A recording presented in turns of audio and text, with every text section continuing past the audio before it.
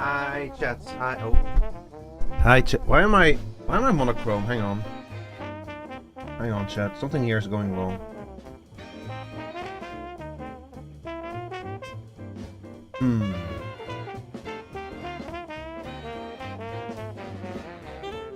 Ah, I get it. Okay, yeah, I forgot to disable.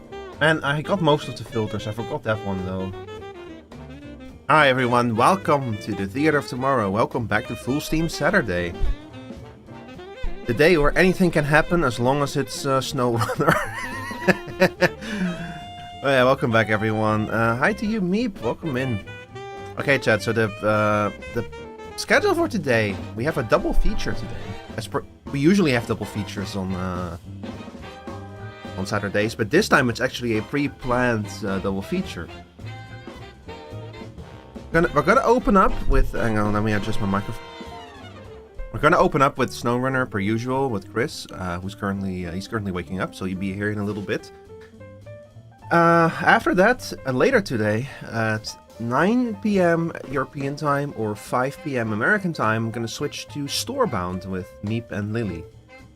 This is a game that I've been kind of interested in. I got a key for it from the publisher, by which I say the publisher sent a marketing email with a link which you could use to request keys. So it's not like they reach out specifically to me. It's more like they kind of had this offer like, hey, streamers, you want a key? And I was like, yeah, sure. And I got 3 keys, so I gave one to Meep and I gave one to Lily. The game itself, I've seen a little bit of it, but I've kind of deliberately avoided watching too much of it. But it's a liminal horror game, but it is one that has a lot of identity of its own from what I've seen. Like the characters look like Muppets and such. You always know you're like you're like playing something good when the characters look like Muppets. No, you don't. That's not any kind of rule at all for a good game. But it looks like a very puzzle-oriented kind of game from the little bits that I've seen. So I'm very curious. I'm also curious how the whole it's supposed to be like an infinite megastore because it's a liminal space. I'm curious how that is going to tie into things. Another tutorial when you start up. Okay. I've not played the tutorial. I wanted to launch the game.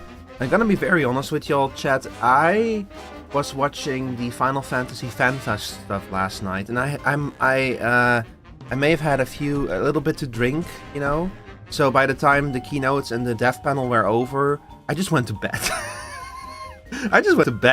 I had a very good night of sleep, though. I slept for hours, forever. I think I had some sleep debt to catch up to.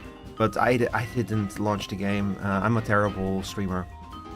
But it'll be fine. That means that y'all get to see me struggle with the game as I put it up on stream later at 9 PM. So yeah, I'm gonna give Chris a little time to get ready because he needs a little more time. So I'm gonna talk with y'all a little bit about what they announced for Final Fantasy XIV yesterday. I'm not gonna go into a lot of story spoilers. And believe me, if you're afraid that you're gonna get spoiled, they announced a new expansion. The direction for it is... It kind of came out of left field. It's kind of Shadowbringers again, except it's like Shadowbringers 2 or something. So, you're not gonna get as horribly spoiled as you might think you are if I show you all this. So, hang on, let me grab the website for y'all. Because, man, the stuff that they've announced was super interesting. So if you do not want to get spoiled at all for Final Fantasy next expansion, I would recommend that you come back when Chris is here in a little bit. Also, hang on, actually, let me set my category to just chatting for a little bit. So when it goes back to Snowrunner, you know it's safe to dip back in, basically. But don't worry, I'm not gonna go too in depth about the story or anything. Meep, you don't care about story spoilers, right? I know that you don't play this game anymore.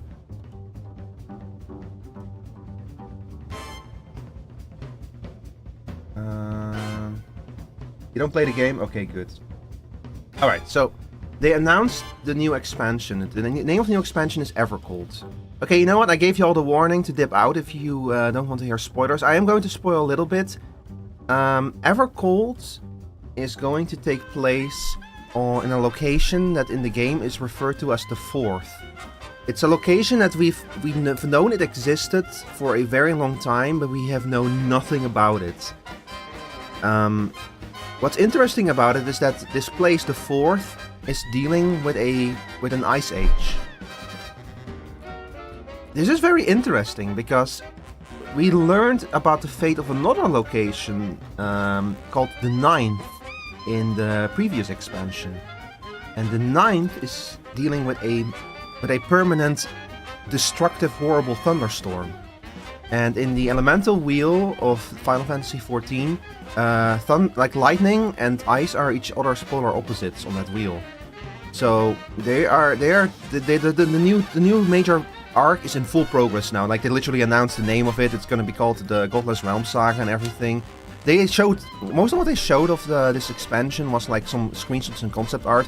They've shown the trailer. I recommend watching the trailer. I'm not going to watch it right now, but I strongly recommend watching the trailer. It's a very cool trailer. I was looking for some screenshots. I don't know if there are any here. They should have a bunch of screenshots and concept art. The overall theme of the expansion is very Nordic. The thing about the Ninth and the Fourth is this world that Final Fantasy XIV takes place in has been shattered, sundered as they call it, into one original and 13 copies of it. And each of these copies have had their own history, gone through their own development. So they are both mirror images of our world, and yet at the same time they are different mirror images. Like, things there work differently.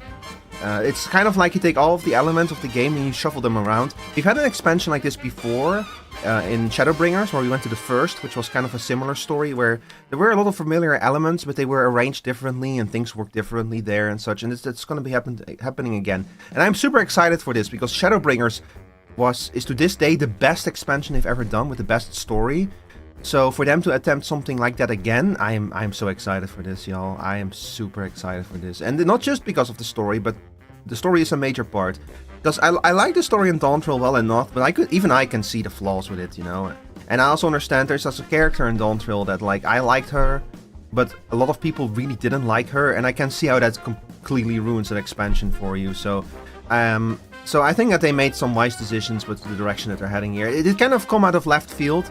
It's probably going to be explained in the 7.5 MSQ why we're going here. Why we're going here now, of all places. But I'm very excited. However, they didn't just announce that stuff. They announced a bunch of... Okay, look, they announced this. We're gonna get an Evangelion-inspired raid. I'm gonna be honest with y'all, this was the least exciting thing that they announced. I have not seen Evangelion. It's just the Woka lady, yeah, Wuklamat. She's the one that people don't like. This is just, for me, it's like, guys, you cannot need money that desperately. Like, Gainax already doesn't exist anymore. How many more tax debts do you need to pay off? Just... I heard from her from my friends, yeah. Yeah, like, people have been, like, harassing the VA and everything, and it's like, guys, it's a fictional character, don't do that. Don't go harass the VA because you hate a fictional character. Personally, I feel like people really overreacted to her. Like, I get, I think the criticism is valid, even though I did like her, but people really overreacted to her. Going to the VA is too far, yeah, but that's the internet for you, you know? If you don't like the character, that means that the VA is personally responsible for it. It's very sad that we live in that kind of era where people go after voice actors because they hate a character just that much. And people really hate Ruklamat, like they really hate her. It goes way beyond just distaste or like whatever. Anyway, I don't want to go too deep into that because that part makes me sad, and I don't want to be sad today because I got a good night of sleep. I'm full of energy. For now. Yeah, so Evangelion, we're getting the new 24-man is going to be inspired by Evangelion. This really harkens back to the raids that Meep, I slept for like 10, 12 hours or something. That's part of the reason why we're starting so late today. I just kept sleeping. Like I said, we were watching this yesterday in the voice chat with the FC, and I've had a few beers. I'll be very honest, I had a few beers. So by the end of the night, when we're done with everything, I was like, I was ready for bed. So I went to bed, and I slept forever. I did wake up a few times during the night, but whatever. Party, Rico, if you want to call it a party.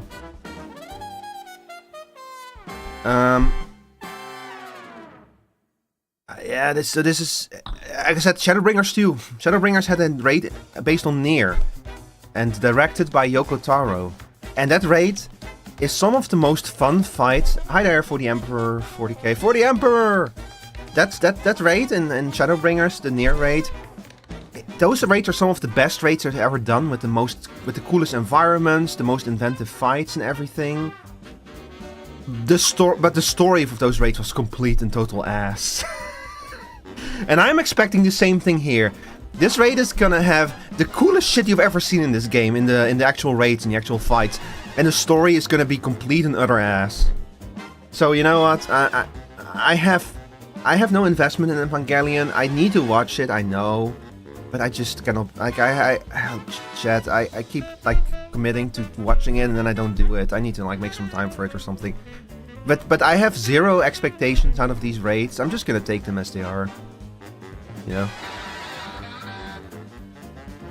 And this new battle system, Reborn and Evolved mode. To properly show this to you, I'm gonna have to go into the recording of the dev panel yesterday, because this to me is one of the most exciting elements.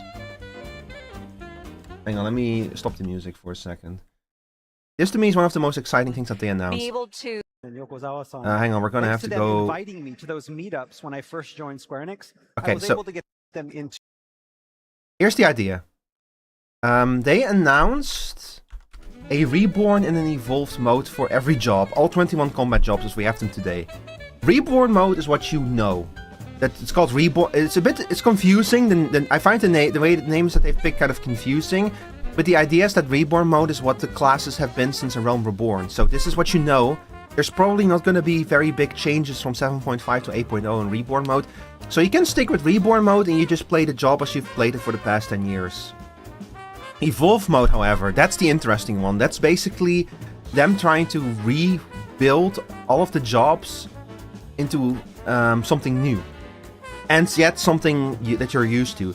The key idea is that they're gonna reduce the number of actions. They want the jobs in Evolve mode to have no more than 16 actions. The Emperor will fall at the hands of no one, for no one will ever touch the Emperor. I'm not late, you're early. It's okay, Chris. I was talking about the announcement yesterday. Two completely different things that were the same. We've split.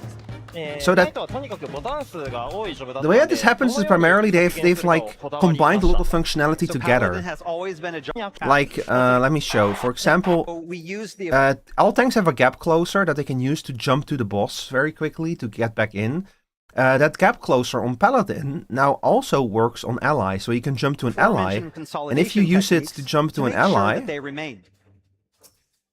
you immediately apply cover to them, which is one of Paladin's best abilities. So this is the kind of stuff that Evolve mode does. They've really gone back to the drawing board and thought about how can we change, shift, combine functionality to kind of make these jobs much more streamlined.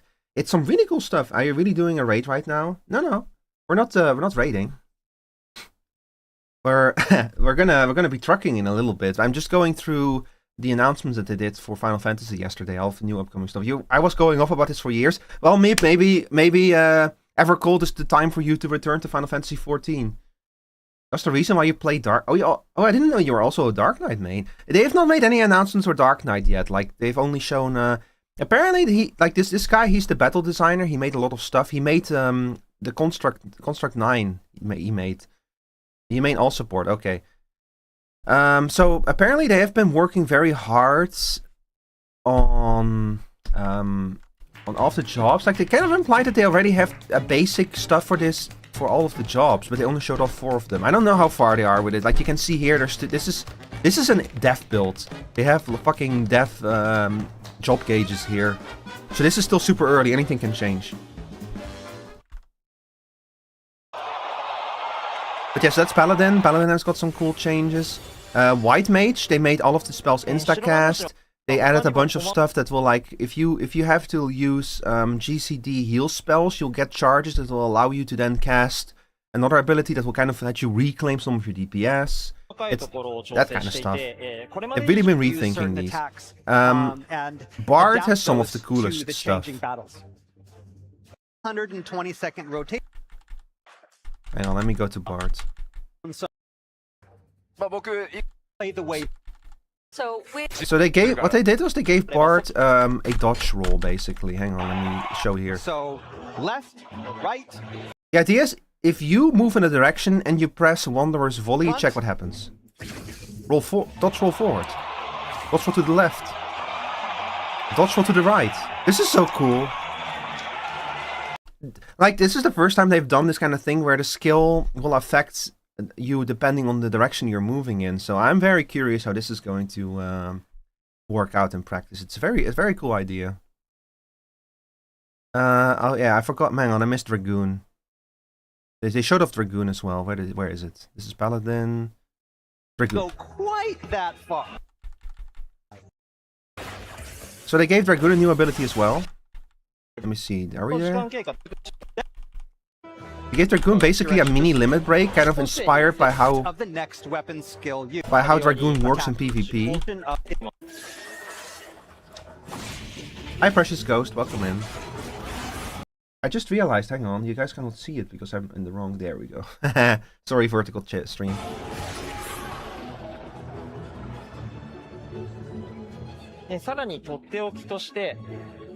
fly high up into the air, Here. landing several moments later to deal massive damage. Dragoon has had this. They've had this kind of stuff in PvP for a while now, but never in PvE. Like the jumps for Dragoon basically just became animations. But this one is actually like a much more traditional Dragoon kind of skill. Like they even talk about like if you use this ability while you're up in the air, you'll take like 90% less damage than you usually do. So yeah, what the fuck are you talking about for the Emperor? Ton of coke to the Soviet Union? Alright, who asked, but okay. And you just kind of see, like, in this presentation you saw a bunch of this stuff come by, where it really feels like with this evolved mode, they've really been thinking about, what can we do that really harkens back to like this classic job identity, you know? And that makes me really excited that they're actually like trying again to make the jobs more individual and more like both streamline them with having less buttons, yet at the same time making those buttons much more useful and interesting, especially with something like Sky High. The fact that this is like has like the little limit break mini symbol and such, it's like a mini limit break, is really cool. So I am super excited for these changes.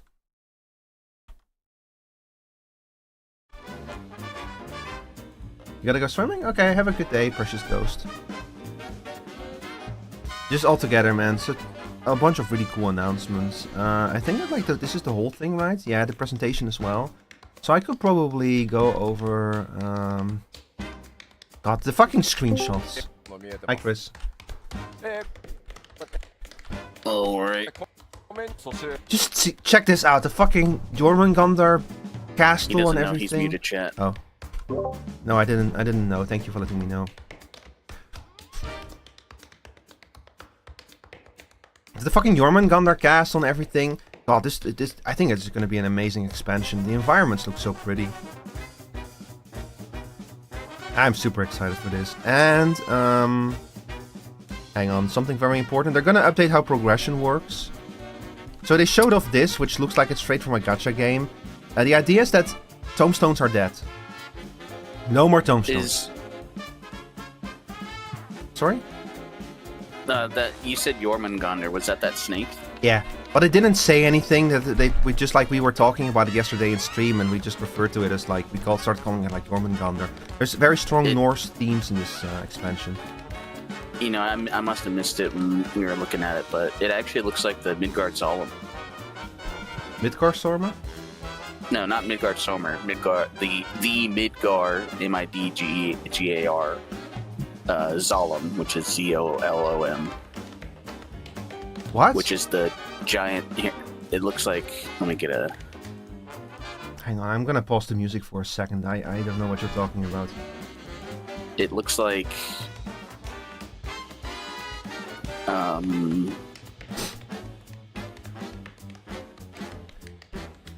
Looks like this. I'll send you a DM.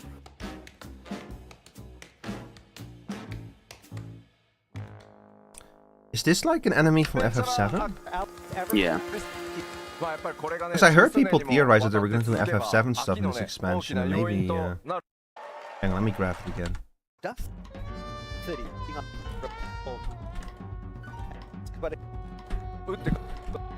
Okay. So the image that Chris just sent me, let me quickly put it in. Again, if I want to like show an image from the web on stream, I need to like download and everything, because OBS cannot show... for some whatever reason, OBS does not like showing images from the web. Okay, here we go. So this is what Chris just showed me. Yeah, I can kind of see it, yeah. So what did you say this thing was called? I guess it's just a Zolom, but it roams out in Final Fantasy VII. It roams the swamp outside Midgar, so it's called the Midgar Zolom. The Midgar Zolom. Yeah. Ah, I see. I mean, I guess that like a bunch of the dragons have Norse names, and I don't think that they ever explain why they do. Like Vitra and Asdaya have Indian names, but that's because they were located in Tavnir, so that makes sense. That's why you have like Nidhogger and you have Racevelger. Those are Nordic names, and and Midgard Stormer himself, and they never really covered why they're called that. I mean, they all have. I don't remember if those are Norse dragons or.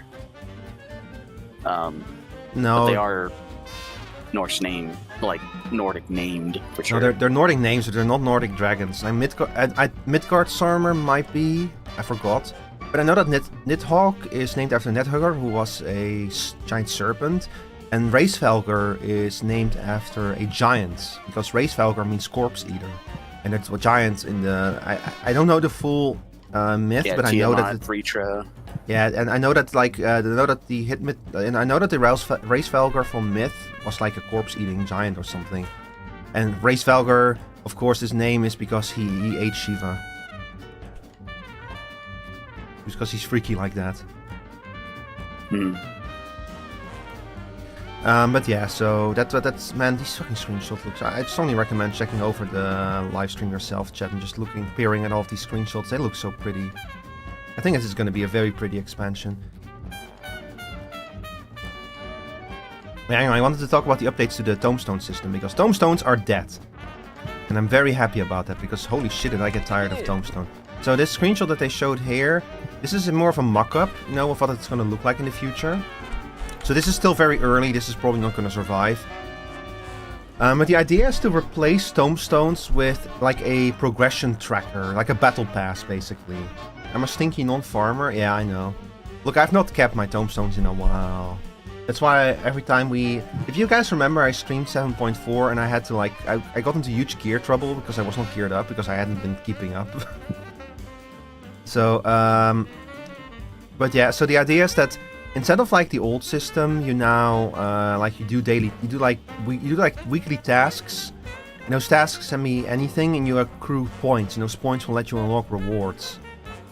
And they've also said, like, you see here the gearing system, the gear stuff. Exactly how we're gonna unlock this stuff, they haven't explained yet. I expect that it's gonna be something similar, but like with savage raids. So, like, the basic idea is that you no longer have to accrue your current. You no longer are stuck with like 2 or 3 or like just a few things, and you have to accrue these damn tombstones. Instead, it's going to be a more general reward track. And they gave this as an example for how you get these rewards. Here. So it's basically kind of think Wondrous Tales, but extended to the whole game and for like the main progression system.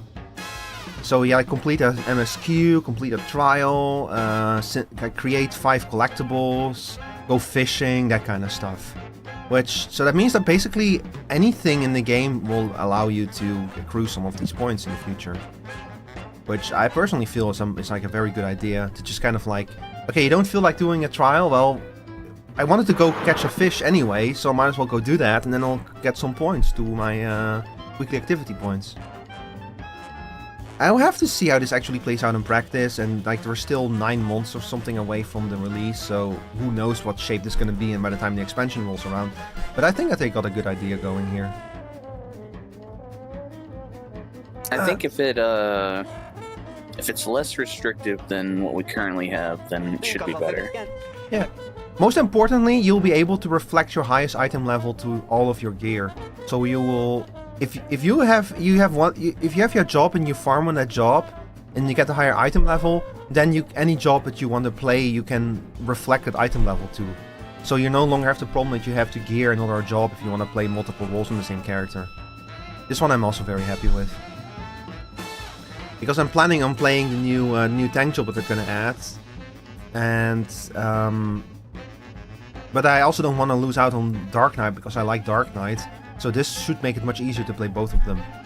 Or like for people to swap to like healer or something. So it's also a good change, Let's see what else. They made some general announcement. They want to improve quests. And especially they want to improve the explorable areas, like the public fields. Personally, I think that they should just port over the field operations stuff to this. You know, like just what we do in field operations now, like Boja or Eureka, just put that in the explorable areas. I think that would work very well in there. So, but they didn't go into elaboration. They saved a whole lot of stuff for later to FanFest. It's gonna be a long wait, man, for more information. I wonder if they're gonna change substats, because when you think about it, with the everybody just like eye level matters more than your substats. Yeah. But if you're just doing like the raid for the gear, like will your substats even matter anymore? Well, substats never had like a huge impact to begin with, but so that's gonna be interesting. Well, yeah, if they're gonna make those more important. Like like if are we still gonna have like spell speed and skill speed, especially with the new? Yeah. As people pointed out that the GCD in evolved mode seems to be only 2 seconds. Yeah. So that's gonna be very interesting. Yeah, how spell speed and skill speed affect that. Yeah. Sorry, but yeah, that's what I was thinking. Nothing matters more than parsing. I mean, that's not. If you parse a great parse, you're still better than 80% of the players of Final Fantasy. Yeah, like when last time I raided, audience was in Eden with my FC. Actually, with Chris here, he was in the part. He was my fellow tank, and one of the members of our group, she was a great parser, but she was able to do the mechanics to clear the content, you know. So it didn't matter that much that she parsed gray, because she actually was able to do the fucking fight. Like you can have a high parse, but clear is a clear, and if you can parse orange, but if you're unable to clear a fight, it's meaningless. Yeah, trouble finding friends because the FC you were in was always a parser. Damn. Yeah, that sucks me. Yeah, I'm sorry. Like what all the raids that I was always the raid leader for the RFC. And my only condition was can people do mechanics? If you could do mechanics, we were in there, and we cleared every fight we ever did. So you still want friends? Meep, I'm your friend, right? 80 plus. This is a fucking gamer over here. Damn, yeah. No, but like Meep has told me some of her raid stories, and yeah, she was a fucking gamer. She went hard into raiding. But yeah, if you want an 80 plus, you gotta be friends with gamers for sure. Yeah, we are a parser group. Yeah, parsing is technically not allowed, but like I get the advantage in the stuff of it, you know. Not that I would ever parse, of course. Like, don't be weird. I would never break the rules of this game. I would never break the TOS. I was the only one who never got it, cause best I can do was 97. Wait, what do you mean? Were you like kicked out because you were only a 97? What are you trying to say?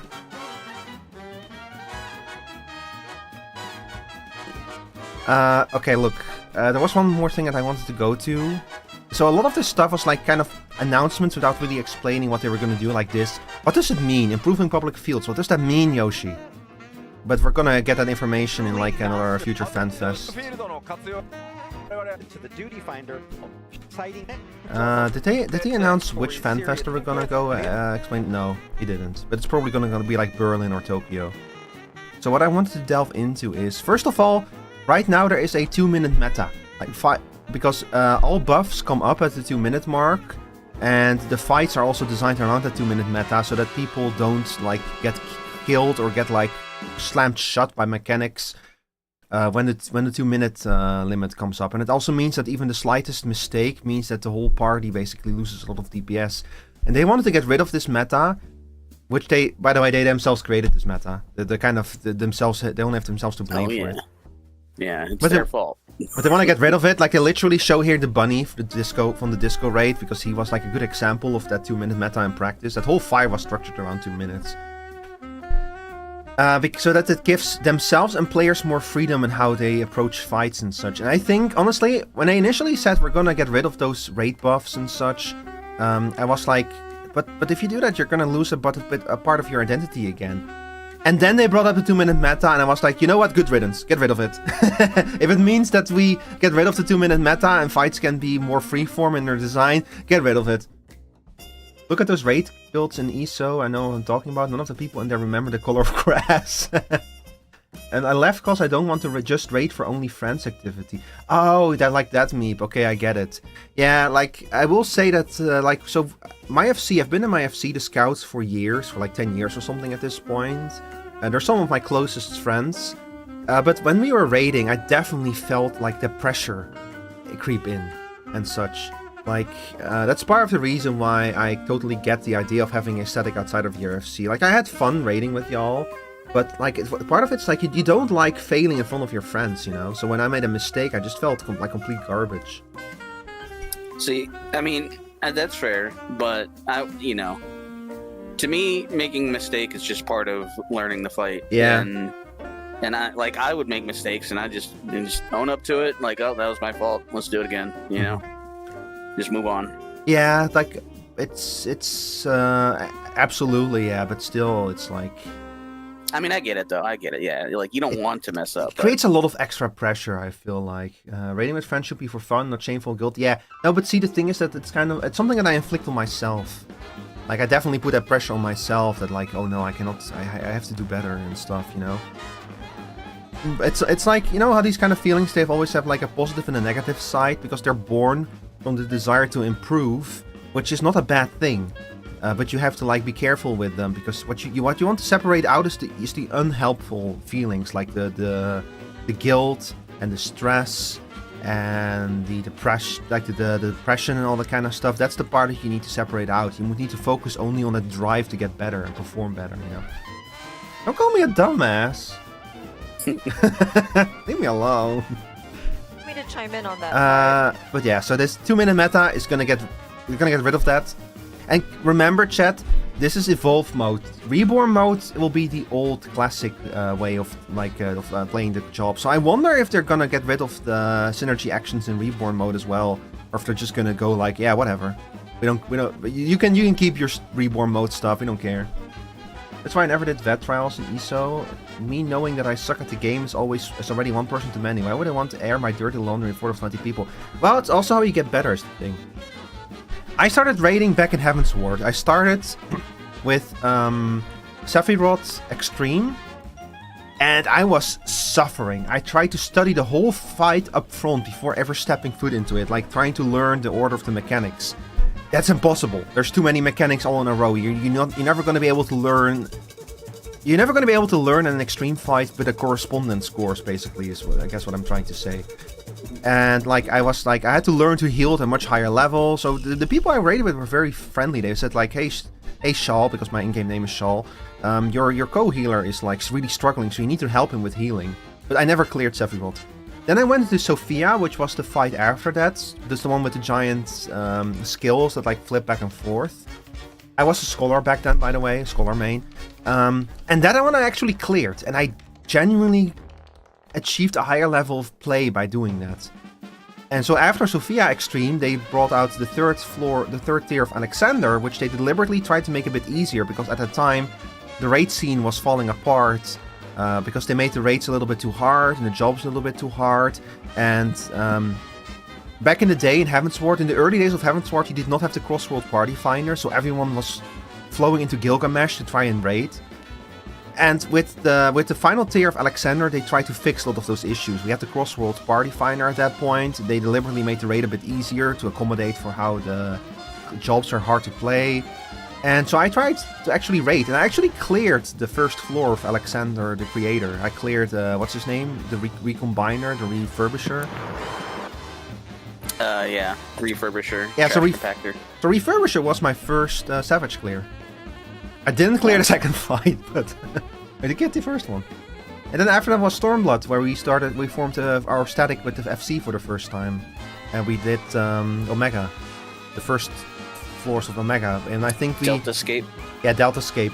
And I think that like I remember us clearing the first and second floor decently fast, and then we got stuck on the third floor for months.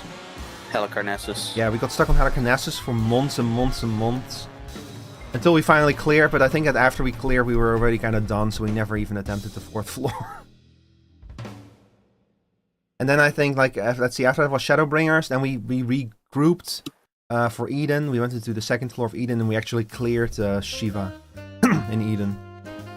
still one of my fondest memories of playing this game is us clearing Shiva. Like the elation, the excitement, the fact that we did it on content. Even though that was like in the middle of the pandemic had just struck, so that patch was like a lot longer than it should have been. Edenverse, man, it was really good. That was a good raid tier. That was a really good raid tier, yeah. Also, why I'm excited for challenge levels coming soon. Hard Overworld, extra reason to quest. I have to admit I don't know much about Elder Scrolls Online, but I know a lot of people really like that game because it's very different from other MMOs. It's kind of a blend between an MMO and a Bethesda game, I think. Going to Savage is hard and it is good even if you got the first. Yeah, see, they're actually gonna add a new difficulty level to raids in Evercold. They're gonna add a difficulty between normal and Savage, which I've always thought that Extreme was the difficulty between those two, but I don't think it's a bad idea necessarily to have like kind of a tier in between that you can use to get used to the higher difficulty and stuff. That's what WoW has done for a very long time. So we'll have to see how that plays out. If it could also be like a more accessible way to get Savage gear. If it like maybe it's going to be that it gets you Savage gear at a slower pace or something. I just hope. Sorry. Well, according to Yoshi P, less than 20% of players ever clear a Savage floor. So if you've cleared any Savage floor, you're better than 80% of players by definition. To this expansion, I am not better than 80% of the players. I've been thinking of like finding like a group and going through the Savage raids now, because I really like the Arcadian. I just never made the time to actually attempt those Savage raids. But yeah, so we'll have to see how that new difficulty level is going to play out. But man, just so many great announcements for this. I'm looking to farm the latest extremes. You wanna farm Hell on Rails? Lily? Also, hi Lily! Lily is... I'm gonna be playing Storebound later with Lily and me. That's gonna be much later, Chris. It's gonna be at like 9 PM my time. Yeah. So I have plenty of time. Okay, I do want to get into trucking though, but one more thing that I want to look at. You're good. Let me see if I can find it. Did you see the keynotes, Lily? And the dev panel? Okay, hang on, let me see if I can find it. Okay, here. This is very important. They are going to hard split the tanks in evolved mode. In evolved mode, there are going to be 2 main tanks and 3 off tanks. And the main tanks are going to be Paladin and a new tank, which is going to be a gun... Look, we know it's going to be a Great Shield or Gun Shield tank. Like that, there's no way it isn't because of how they did like the whole thing where they were like, one of our new jobs is going to be a tank, and then Yoshida took off his jacket and revealed that he had Rita Tin on his shirt. And they did a thing where they dance around and pretend like they don't... the bit that they do every fan fest, basically. They did. So it's going to be some kind of Great Shield tank or Gun Shield tank, which that was on near the top of my wish list, was like a Great Shield or Gun Shield tank, so I'm super excited for that. People are saying that on the jacket is a fairy that say right back at you or something. I saw the announcement on email till they got to the patch note stuff. People are saying that on the jacket is a fairy that say right back at you. On the jacket itself, possibly, yeah, but it was mostly the shirt that I was interested in. As soon as he walked on stage and he had Rita Tin on his shirt, I was like, oh my god. And it even said, guess who's back? I fucking love that bit. Love that they're still doing it. The release is the fairy stickers indicating the ranged physical DPS to be boomerang. That could be, it could be a boomerang fizz ranged. I also like, yesterday we were guessing maybe whip ranged. Like, you know, whip user as a physical range would be kind of interesting, especially if they have like a slightly smaller range than the other fizz ranged. I'm telling you, if range DPS is boomerang, I'm gonna tell you I'm going insane. Hey Lily, if it turns out to be boomerang, I'll give you a card that says you were right. You know? But yeah, but especially because they brought up that they didn't want Beastmaster to have a whip for very obvious reasons, you know, to avoid the whole animal abuse angle. But also, as we were discussing that, we also were like, but maybe that's also because they want a reserve whip for a future job. So, and we already had Beastmasters with like axe and shield in Bozja, so it also wouldn't have made sense anyway. So I could totally see them make the fist range like the new fist ranged whip user. We'll have to see. And anyway, I want to go back to this. So main tank is Paladin and the new tank. Off tank is Warrior, Dark Knight, Gunbreaker. I've seen a lot of tanks be very upset about this. Chat, I'm gonna be honest. If this is what it takes to restore Dark Knight's job identity, I'll gladly take it. Like, I'm still gonna have TBN. And I can still apply TBN to myself. I'll be fine as a main tank, you know? I'll gladly take the off-tank role whenever it's necessary. But I don't think that this is actually gonna, like... I don't think that this is actually going to, like, mean that you can no longer main tank as an off-tank. I'm upset, but I don't know why. I like Gunbreakers as main tanks. See, that's the second thing to remember. This is only in an evolved mode.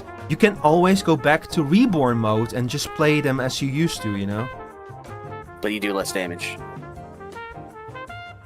Do you less damage? Yeah, that's true. He said evolved mode does more damage. He said, well, he specifically said because of how evolved mode is designed, in practice it will probably end up doing a little bit more damage. That's what he said. It's more damage. It is more damage. It's more damage. It's more damage. No, the Gunbreaker's gonna go for damage. Yeah, so for damage, this is perfect. You go to evolve mode, you get to be off tank. Like, you can just go like, nah, I don't want to be main tank, I want to be off tank. You go evolve mode and you do more damage and stuff. So, but for me, mostly because I've seen them focus so much on like job identity stuff, like giving Dark Knight an actual jump now that actually reduces how much damage you take is fucking incredible. If they do something for Dark Knight like that, you know, like Dark Knight's traditionally was a job that would sacrifice health to get stronger in battle, and you actually do that in PvP. You have a skill in PvP that you can use as much as you want, but every time you use it, you lose a chunk of health, which in PvP, health plays a different role in PvP than it does in PvE, you know? Like in PvE, you're a tank, you're gonna take damage the whole time, no matter what. In PvP, like, as a tank, the enemy's not stupid. They're not just gonna attack you because you're a tank, because you raise enmity. You have to actually have a reason for them to attack you. And you sacrificing health to do more damage to them is both A, you're a menace because you deal damage to them, B, your health is suddenly a lot lower, so that makes you a more interesting target. But now in PvE, if Dark Knight is gonna be the dedicated off tank, I could see them do more with that kind of stuff. I think the reason why this particular change is like people aren't happy with it. It's because Warrior, Dark Knight, and Gunbreaker all want to be the main tank, and Paladin is the only one that at least up until now has traditionally not wanted to have been the main tank. Because so all the players, all the players are that play all the off tanks are mad that their tank is not the main tank. That's why I think it's very and they are also forcing Paladin to be the main tank, which is look, we'll have to see how this which means you have to bring Paladin. We'll have to see how this plays out in practice, is the thing, you know? Like, I bet that in practice, like, it's probably gonna be that thing that you have now. If you bring like 2 barrier healers, it's gonna be a little bit rougher, but it's far from impossible. Like, they're still gonna make it so that any combination of jobs can clear any content. Reborn cells be seething over evolved chats. Hi, Rio. I'm gonna make a meme, reborn cells, next to the evolved chats. Yeah, so like, me personally, I'm not gonna say this is a good or a bad change. It's more that I see why they're doing this, and I'm excited for the options that it opens up, you know? I don't think it opens options. I think it's closing options by... That's like, this is like fair. This is like healers with region healing versus shield healing. If they gave healers first off, it's like that in itself is already kind of like wishy-washy because all of the healers have a shield and all of the healers have a regen. But whenever you divert these classes, then you're saying, okay, well, now if you bring Warrior and Dark Knight, you're gimping the party. If you bring Scholar and Sage, you're making the party worse because they're both shield healers. Like, I think when you do that, like, if you just gave them the option to switch between, like, they have a main tank stance and an off tank stance, you have a regen healer stance and you have a shield healer stance. Like, Yeah. I think that would just be better for all of the support jobs. And then we just get rid of this, like, this is main tank, this is off tank, this is region healer, this is shield healer. Yeah, there's some truth to that as well. Yeah, so that's kind of like, look. The thing is that like we're 9 months away, so we're really gonna have to see how this will play out in the end. Yeah, so I I'm mean, excited it for like how it can like help them, kind of like make the tanks more distinct again. But you are right in that it does also kind of. And on the other hand, their whole idea is to give you more freedom in how you want to play and how you approach your rotations. And if you seal off an entire branch of tanking, depending on your job, that would go against that idea. Mm-hmm. So, like, it might work out that. And the funny thing is especially knowing Final Fantasy XIV, it typically works out that. Actually, we don't need a shield healer. It's actually better to just have double region healer. Or we don't need, you know, it might work out. Oh, we don't need a main tank. It's actually better and more DPS to have 2 off tanks. Like, something stupid like that is going to happen. Just knowing absolutely. But it's also like skilled at taking direct damage, actions to counter enemy attacks. So this is like mainly like you're gonna take at hits, and the hits are gonna be less effective against you. And this one is skilled at lowering damage taken by allies and action to lower enemy damage. So off tank is more about like, so main tank is more about I take the damage and the damage against me is going to be lower, and off tank is about no, you're going to deal less damage to everyone. So maybe main tank, the idea is that an off tank will mean that there's less raid healing, and the main tank there's less healing of the tank. You know? Yeah, you know, like, and it also brings into question stuff like tank swaps, like, so if you tank swap, like. I don't like it. It's very confusing. This is very confusing to me. Like, I think they should have been more clear about what they said about this. They just kind of mention it, and I think with this type of thing specifically, you need to really be like, here's an example of why we're doing this, not just say it and then don't provide any information about it, because now everybody's going to go nuts about it for the next 9 months until they say something. I think maybe that's part of the idea. Is like they're going to pay very close. They already. Like, but there were like 2.5 hours between the keynotes and the dev panel, and Yoshida was already addressing some concerns that people had, so they are gonna be tuned the fuck into social media about these changes for sure. Yeah. But yeah, the tank swaps is exactly one of those things where it's like, okay, how's this gonna work in a tank swap? And again, I think that it's gonna be like Dark Knight is gonna be less good at taking direct damage, but I still feel like Dark Knight is probably gonna be better at like lowering the amount of damage that the boss deals in general, which also affects the Dark Knight. Like something like Dark Missionary, you know, like the big AoE apply a shield to everyone ability the Dark Knight has. Also applies a shield to Dark Knight. And TBN can be put on other people, but also on the Dark Knight themselves. It's when I'm main tanking as Dark Knight, I use TBN on myself. When I'm like off tanking as a Dark Knight, I put it on the current main tank. Yeah. So I bet it's gonna, in practice, gonna play more like that, where main tank is probably gonna be the selfish tanks, and off tanks are gonna be the. But if you do it that way, then you can see off tank be both main and off tank. Then the issue is gonna become, okay, but what does the main tank do when they're not the main tank? Then I could see that become the issue instead. Also, to answer your question, Rio, this was the dev panel that they had yesterday, where they showed off some of the new enhanced evolved mode stuff. So this is what their current idea for how to approach evolve mode, basically. So this is only evolve mode, by the way. This does not apply to reborn mode. But we're still 9 months away from the expansion. Remember that. Oblation, yeah, Oblation as well. It might be. I wonder if they change Dark Knight to be like, if you are main tanking. You can, and you're targeting an enemy, casting, like, while the enemy is targeted, if you cast the Darkest Night or the Blackest Night, I mean, it will target yourself. But if the target has threat on someone else, then it will cast Oblation on them instead. I could see them do something like that, yeah. Or no, the Blackest Night you can cast on other people, right? Sorry? I can't remember. Sorry, what did you say? Can you cast TBN on somebody else? Yeah. I regularly, like when I know a big raid wide is coming, I check the party list, and if I see one of my party members is very low health, I'll usually quickly put TBN on them, and I've saved a lot of lives that way. Yeah, so then maybe it'll be if you're off tank, when you have the boss targeted, it will cast TBN on whoever is the target. Then. Yeah, I could see them do it that way. Yeah, that would be a very clever way to do TBN. Yeah, that's exactly the kind of change that they would add to Evolve mode. Yeah, you can do so for Devotion 2, I'm pretty sure, but that's more your personal heal. To be honest, I've not touched Paladin in a very long time, so I don't know how Modern Paladin plays at all. I've been thinking of like, I'm feeling the itch to play Final Fantasy again, so I'm gonna stream the new patch stuff next week. But after that I might just delve in with some different jobs. I haven't even touched the new field operation yet. I need to dive into that as well.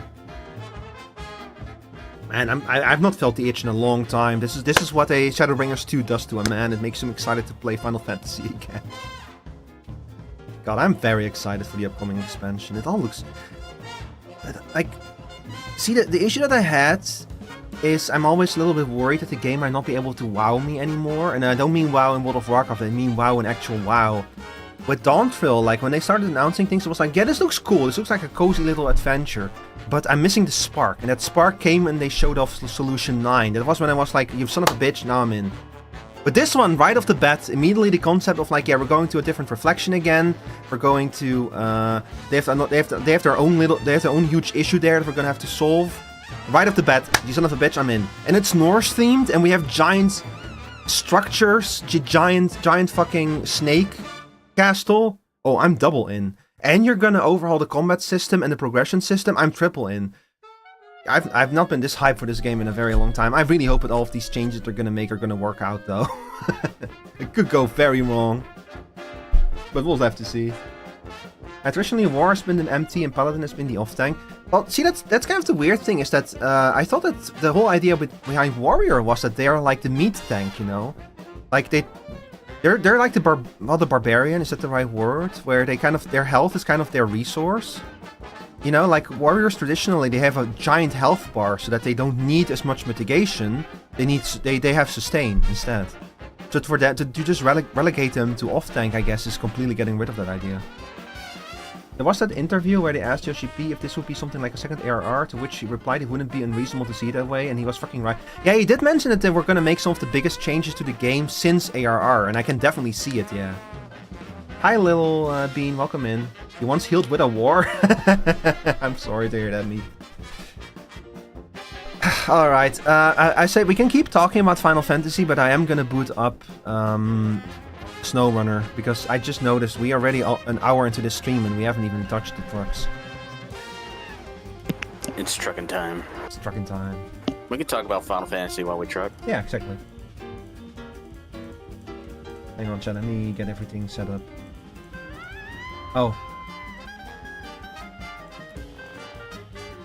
Hang on.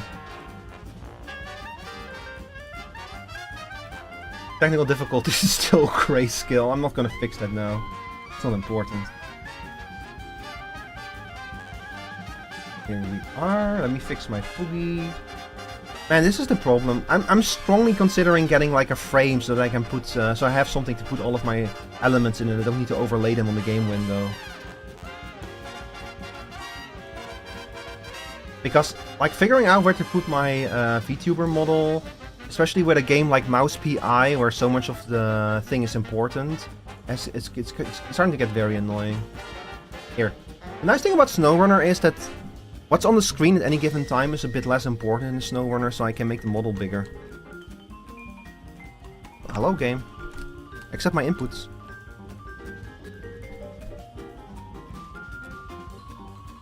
Let's see. Wars all 3 drops, or at least right now it is. Same with Paladin. The technical difficulties is having technical difficulties. I am returning to playing Final Fantasy XIV, actively gonna try to level up my North America character and finish story on my EU account. You have both you have 2 characters? Good luck. I also have a character on the EU servers, but I primarily play on North America. I barely do anything with the EU character. I've been thinking of going back to the entire story or something, but it takes a lot of time to do that.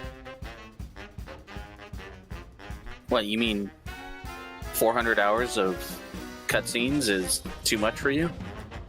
It's not the cutscenes, because you can skip those. It's all of the filler quests that are turning me off. Will you some sort of dirty cutscene skipper? I've served my time. I've watched all of those cutscenes. I've watched the trolley cutscenes. I've earned the right to skip them.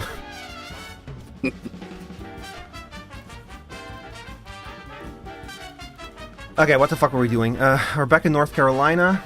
I think we are still trying to fix the power. Yep. Also, hang on, let me make sure that. Yeah, that's better. Your North America account is ahead of your EU account, and story with EU account is ahead with job levels and such. How did you manage that? Snowrunner? Yeah, welcome in, Timbleberry. Or Snowrunning again. We were talking. Oh, I need to update the category of the stream. Yeah, we were talking about Final Fantasy for like an hour because yesterday was the Fan Fest and they made a whole bunch of announcements. Today was the first Fan Fest, I should say. Chat, this is gonna happen 2 more times. Gonna have 2 more Fan Fests, and I'm gonna be talking a lot of stuff about Final Fantasy whenever they happen because I love that game.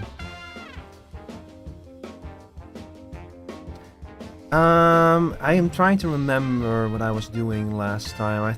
I think I might have been trying to do this one. Yeah, we need to deliver service spare parts to Oviro Hills. Can you accept that contract? This is to clear out the rubble, I think. Yeah, the rubble that I got stuck on last time. Oh, lovely. Oh, also, hi Jacob. Sorry, I was so busy talking about Final Fantasy that I didn't see you. Welcome in, welcome in. Final Fantasy 14, yep, strong. Yeah. Yeah. So, man, I am very curious how all of it's gonna play out. Especially, like I said, a lot of people are very critical now about the separation between main and off tank. So I wouldn't surprise me if they're gonna actually like announce more stuff about that, just to like kind of, you know, help cool down the fires a little bit. It's not real. 45-point Parabellum Bloodhound just got its second trailer. What is 45-point Parabellum Bloodhound?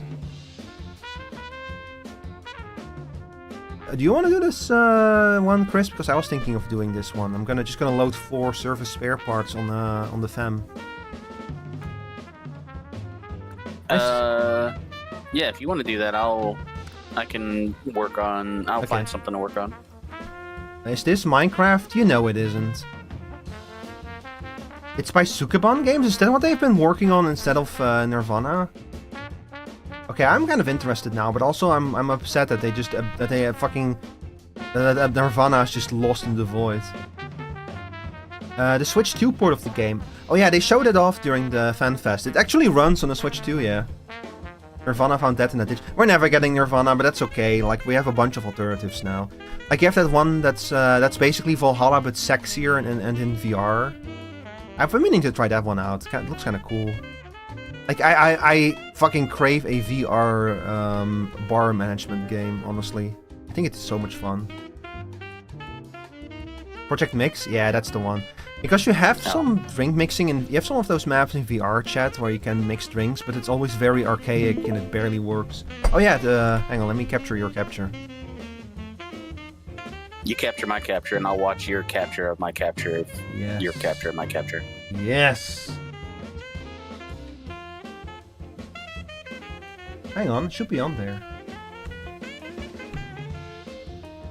Why isn't it on there? I did fuck around with the scenes. Is it like being covered up by something? No. Oh, it's because I'm not watching your stream yet. Oh, I'm stupid. This is why we have the checklist. I need to start making checklists. Honestly. Like... For you, it wouldn't hurt. Shut up. Spoken like a true capture. Yeah, I love capturing things. Whenever I play Team Fortress 2, I play Capture the Flag. That's not true, by the way. I don't play Team Fortress 2. Or rather, whenever I am playing Team Fortress, whenever I want to play Team Fortress 2, I'm like, but I could also be playing Deathlock. I have a very suspicious feeling that when so much shit is happening on Final Fantasy XIV, defense on Switch 2 is gonna go brrrr. Well, your wallet is gonna be brrrr because you're gonna have to pay a separate sub for the Switch 2 version. Which, so they announced how the pricing structure is gonna work. Yoshida did like a whole thing where after he made the announcement, he was like, I don't want to pour cold water on this announcement, but I'm gonna have to talk about how the sub will work. And he said, if you already have a sub to the game on another console, you'll get 50% off on your Switch 2 subscription. So basically, it's only going to be for people who want to play exclusively on Switch 2, or people who buy like a month of Switch 2 so they can play it on the go when they go on holiday. And you could just tell that he was like, look, I tried, okay? I tried, and this is the best I could do. Go complain at Nintendo. You can tell that he was like just fucking leave me the fuck alone, this is Nintendo's fault. I'm kind of amazed at, oh, we are playing Snowrunner, by the way, Sierra Gonzalez. I'm honestly, chat, I'm blown away that he was able to get that deal, because knowing Nintendo, they would force you to buy the fucking Nintendo Online to be able to play it all, and you don't actually need Nintendo Online. So it's already much better than I was expecting, honestly. It still sucks, but it's Nintendo, you know. Nintendo just will permanently live in like their own little tower where they want their own thing and everything. It's kind of a miracle that they didn't demand their own servers either. With Nintendo, you take what you can get. Where's my fem? It's not that you take what you can get with Nintendo. You are forced to eat what they give you. Yeah, you're just gonna have to work. Like if you don't like it, you're not gonna play the games. Yeah, because they're not gonna ban. Then you got Xbox lowering their game sub price. Yeah, which is very funny that Xbox is now lowering the price of Game Pass, because I remember last time after they raised it by like 50% in one go. The website that you used to cancel your Game Pass crashed. I think they absolutely saw their numbers. They were like, hey, we lost half our subscribers by doing that. Maybe that was a bad idea. I have Nintendo right next to me. I'm just watching this on my iPad. Well, if you wanted to play Final Fantasy XIV, you'll be able to do it on your Nintendo Switch soon. Or Switch 2, I mean. Reborn mode in Switch 2 players. See, Rio, the thing is, the Reborn mode has less, it's gonna have less buttons, less skills. But based on what they showed off, Evolve mode. Oh yeah, sorry, I've misunderstood what you said. Yeah, Reborn mode is going to be interesting on Switch 2 with all of those buttons, yeah, but it works on other controllers right now. You know? See, that's why they made Evolve mode do more damage, because they know they wouldn't get older players that play the traditional method to try the new mode if it didn't do more damage. So welcoming Monokuma. Well, I feel like I'm starting to feel like the whole thing with like Reborn mode doing more damage, like especially with how Yoshi put it, it feels not it doesn't really feel like an intentional balanced choice, but more like just the way that it's gonna be. Like you always have that's why, like with every time in the past when they did like skill pruning, you know, when you at level 50 in A Realm Reborn or Heavensward, you did on average less damage than you do at level 50 now. And a part of that is that like they stripped some skills out, so you have less skills at level 50, but you still have to do the same amount of DPS. So the way that the balancing works out is you do more DPS with less buttons. So you do the same amount of DPS with less buttons, which by definition makes it easier to hit that DPS, like the skill floor is much higher. I think that's the main reason why like older content becomes much easier, because like you do the same amount of damage with less skills, so every skill is going to be more powerful. And I think it's going to be something similar with Evolved mode, where by the sheer nature of having less buttons, but doing the same amount of DPS, it's going to be easier to hit like higher DPS levels. But who knows? Again, no, that's true, because that means like all the potency is increased of each skill. So on average, even though you have less skills, the potency of attacks are stronger, which means that when you crit, you're critting for a lot more extra damage than you would on a crit of a skill that does less potency. Yeah, and I think that's what he meant. That's going to be how it's going to work in practice. That's the main reason why you will do more DPS on evolved mode is because of that little mechanic, that little quirk of how the math works. But I'm really looking forward to evolved mode. They also announced that the new jobs are only going to have evolved mode. They're not going to have reborn mode at all. Which also makes me suspect that this is probably going to be a transitionary period. It would not surprise me. They're just going to get rid of reborn mode. Like, this expansion is going to be really. This expansion is going to be for tweaking evolve mode, you know, like that we'll be able to do like experiments with evolve mode, make like big sweeping changes, and if something goes wrong, then people can just fall back to reborn mode for a little bit. Well, it's like, my job is broken now. I'm gonna like go back to reborn mode for a bit, and then I fully expect that, but once we're like 3 years from now, when we get to the fan fests for 9.0, that they're gonna say like, yeah, we're dropping reborn mode. Evolve mode is the standard going forward. Any class from 8 onward will only have evolve mode, yes, and that's why I fully suspect that that's going to become the standard going forward. Which, if the game starts to lean more into proper action style gameplay, I'm all for it.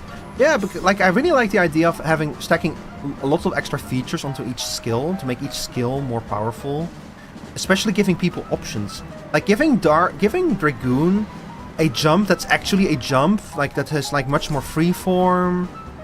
That lets them dodge a lot of damage, especially. That's such an interesting combination of features. It fits Dragoon as an identity, you know, because that's how Dragoons worked in older Final Fantasies. You could just jump over the damage. True elusive jump. Yeah, a true elusive jump. Yeah, exactly.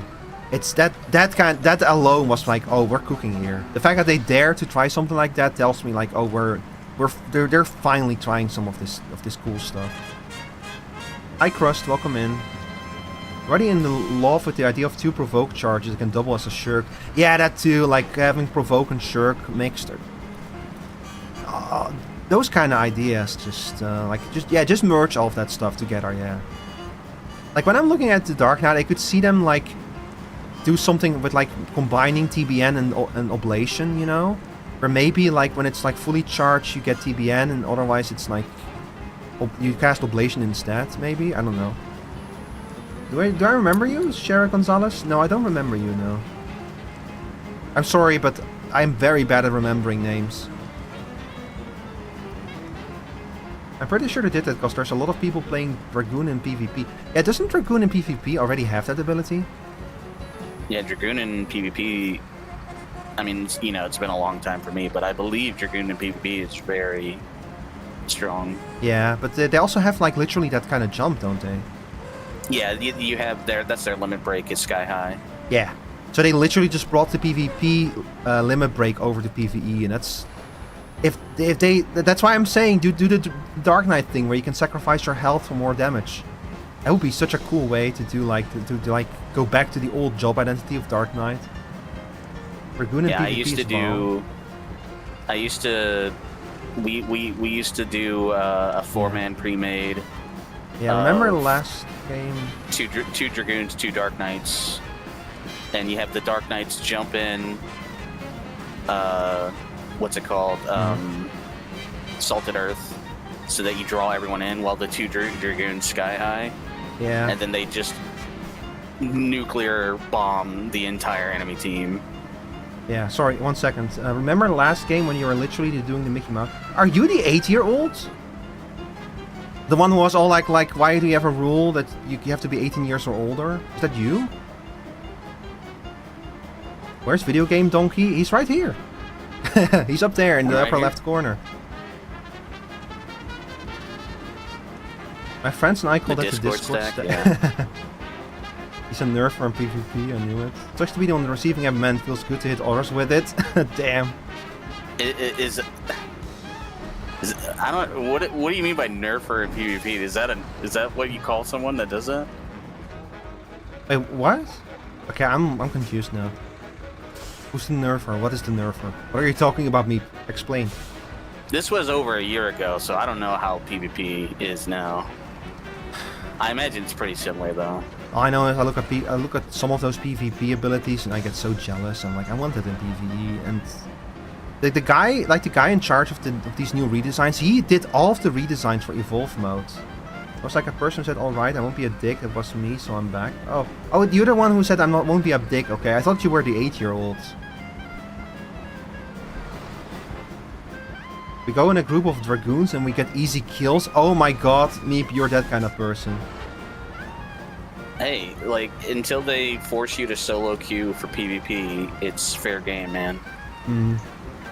And if they force you to solo queue PvP, I would never want to play. I usually just... Where am I going? Oh god, I missed my turn. I usually just play Dark Who cares? Knights. It's 3 teams anyway. It all doesn't make any sense, so who cares? Yeah, that doesn't make... There's nothing you really can do to, like, change things either. It doesn't matter. Even if you do that, the other 2 teams can just decide that they don't want you to win, and then you lose, so... But Sarah, are you the 8-year-old or not?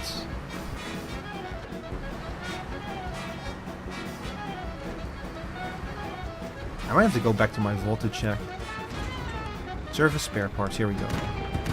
4 of them.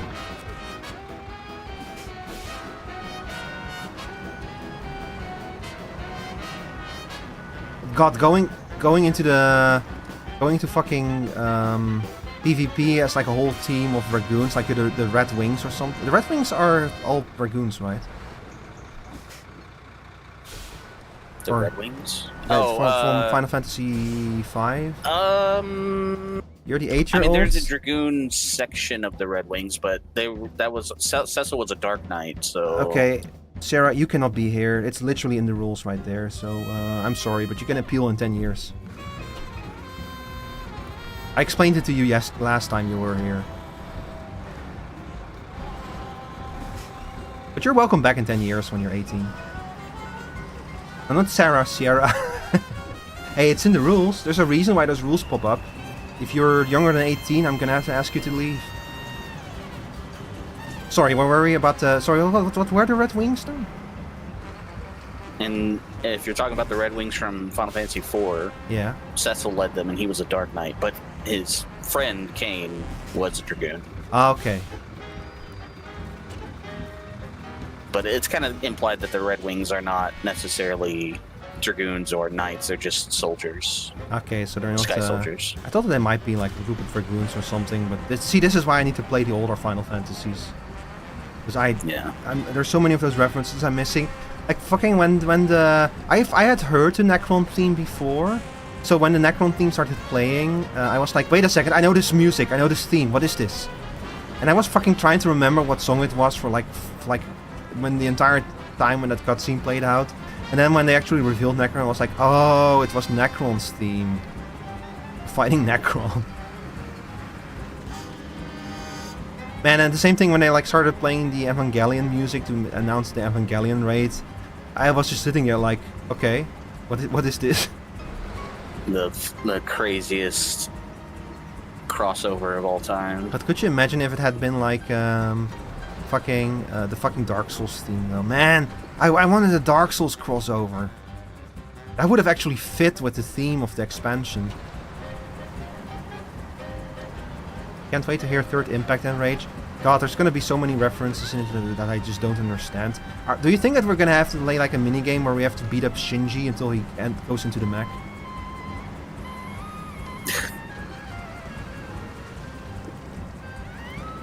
Do I play PvP in Rico in Final Fantasy XIV? Not often, sometimes.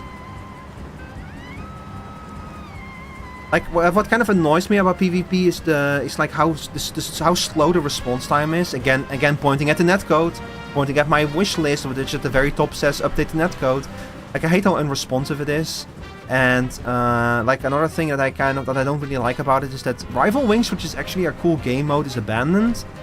And the standard game mode with the 3 teams is such a chaos that there's nothing you can do to improve things, you know?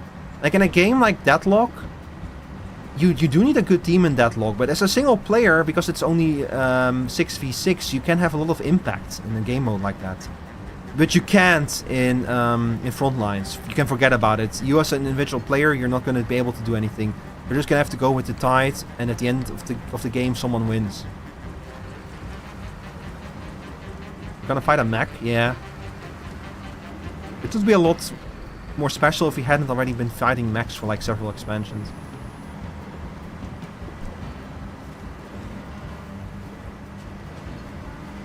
But yeah, I think it's going to be the same thing as the Nier raids, you know, like the raids themselves are going to be fucking awesome, full of cool things, and then the actual story is going to make no sense.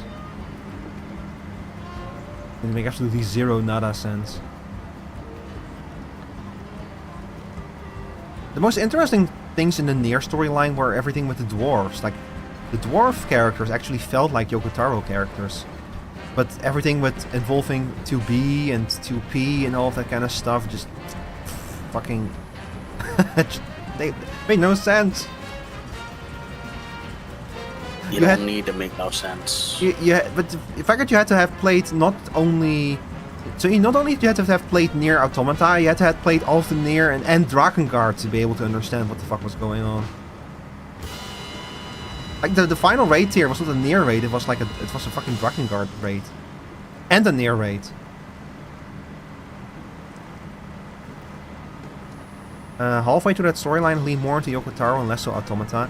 Yeah.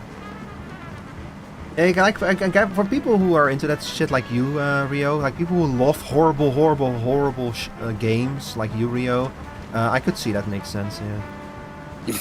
I don't think Nier is a horrible game. I mean Drakengard. Oh, Drakengard. Now listen, I have 3 friends who love Drakengard, okay? I have 3 friends. And all 3 of them will, every time they bring up Drakengard, they'll be like, yeah, the game is absolute garbage. And that's why I love it. That's part of, because the whole point is that it's a terrible game. Yeah, Lily, you're one of them.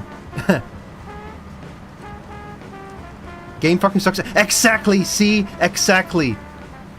Rio, do you not think that Drakengard fucking sucks ass? Because that's what I meant to truly love. Exactly, that's the thing. So everyone I know who loves Drakengard is like, they're the most, like if you, it's like with other games. Man, this game fucking sucks. No, you just don't get it. Drakengard fans. This game fucking sucks. Yeah, Lamau, it's awesome. You know, like the fucking Giga Chat meme. Yeah. Because it's the whole point of the game is that it sucks ass, because it's like a work of art, it's trying to say something. And the thing is that like making your gameplay horrible on purpose for the purpose of art is terrible game design, but it is very effective as a way of like expressing something. So that's the thing about Drakengard, like nobody is even pretending it's a good game, because it isn't. But what the message is trying to get across is it definitely managed to do so. Don't recommend that whole series in good faith unless the person talking to has zero regard for the sanity. Oh look, real again. I have 3 friends who love those games. I'll just watch one of them play them. Which I feel like that's the best way to experience Drakengard, is to watch someone who loves that game play it, because they can explain to you how much it sucks. And they can tell to you why it's sucking is so important to the message it's trying to tell, you know? That's a much more interesting way of experiencing Drakengard than actually playing it.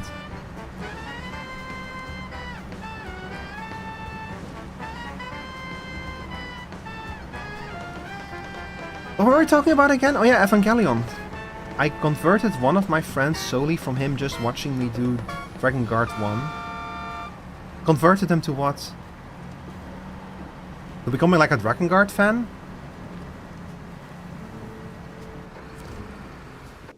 Man, I wish I could get into Nier Automata, but I just can't. Playing it, suffering. You just watch the cutscenes. Yeah, maybe I should just do that. I've tried several times to get into Nier Automata, and I don't know, it just doesn't click. It's weird because I love Astral Chain. I really love Astral Chain, but I just cannot get into Nier Automata. That's probably a me problem. Let's see, how do I get through here in a way that will minimize my suffering? Is there a gas station? Yeah, there's one over there. So we will probably cross the river here. Go to the gas station. Refuel, or go to the garage maybe. Yeah, that might be better. Yeah, we'll cross the river here. Oh, yeah, I definitely need to do it that way. I wish Astral Chain wasn't soul contracted to the Switch. Yeah. Especially now with now that Platinum has begun to fall apart. I don't think we're ever going to see a sequel to it. Which is a damn shame. But Astral Chain has like so much unrealized potential. Like the story of the first game was kind of mid, to be honest. But it had some potential, especially in the characters. Like the characters were what made that story, not the actual story itself. And the gameplay was fun. The whole concept of the astral plane and the creatures from it were cool. The game kind of like ended. The game did that thing where it kind of ends without answering all the questions to leave room for a sequel. So I really want a sequel to it, but it's probably never gonna happen. They should just fucking release it on other platforms. Like, make a PC port, and I'll fucking. I won't shut up about the PC port if you make one, okay? I'll go into people's houses at night and hide in their walls and tell them, play Astral Chain, play Astral Chain, play Astral Chain. I'll do it. If that means that it increases the chances of getting a sequel to it. But it's soulbound. Nintendo has an Astral Chain attached to Astral Chain. It's never getting free.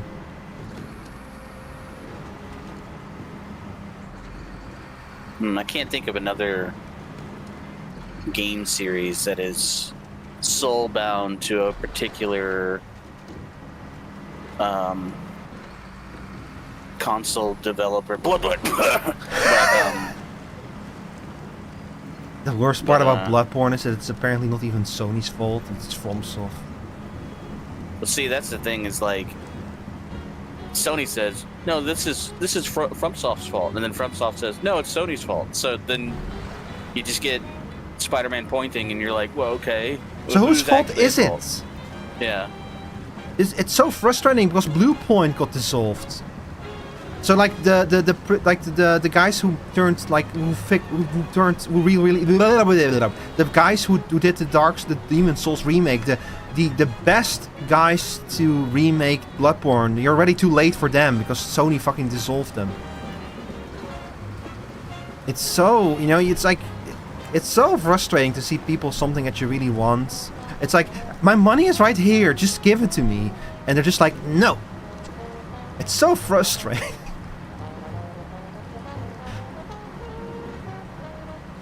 Like, Sony, I have €100 bill here.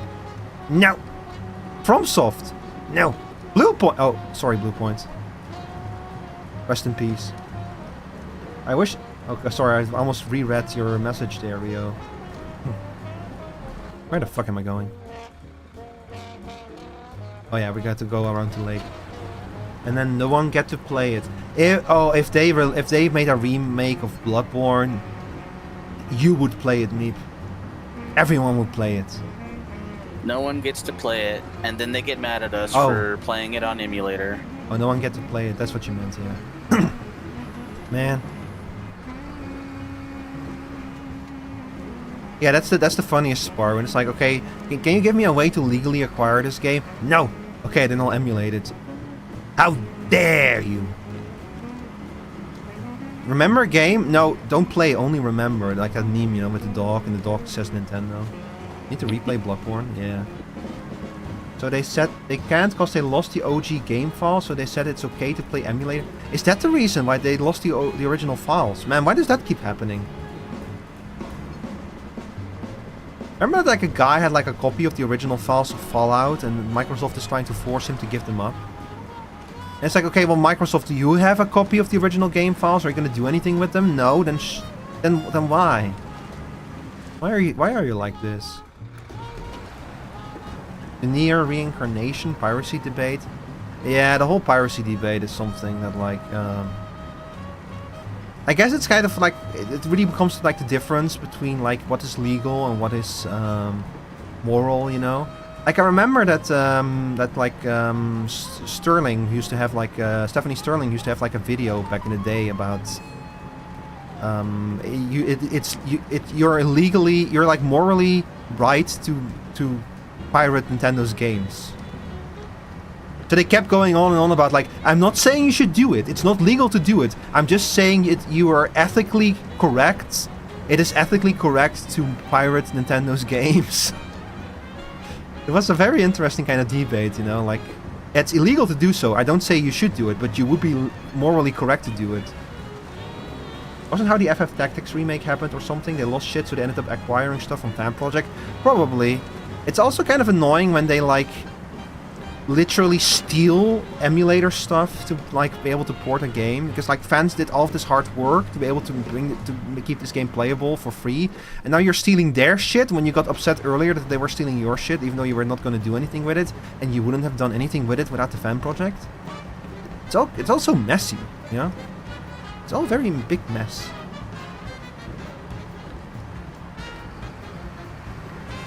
And I don't mean Lionel Messi.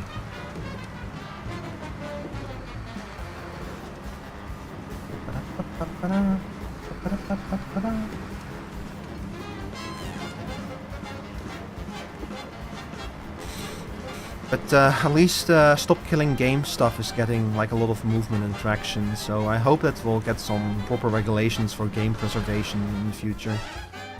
I heard something, yeah, I heard there was like a good change for that recently. Uh-huh. I don't remember what it was, but... Yeah, like I said, YouTube recommended the video to me that I think that the person who behind that movement actually was in like the European Parliament or something talking about it. Like he's especially making the move in Europe because here in Europe it's probably going to be easier to get that kind of regulation going. Because a lot of games in Europe actually get like funding and protection from like art organizations and such, you know. And if you get that kind of legislation passed in Europe, there's a good chance that it's gonna have to like because companies are not just gonna like not make or release a game because they cannot comply with European regulation. Like it hopefully means that they'll change their how they act towards the game across the globe. Is what you would hope anyway. Okay, hang on. I'm gonna have to leave this truck here for a second and drive out a fuel truck. Because I need to refuel.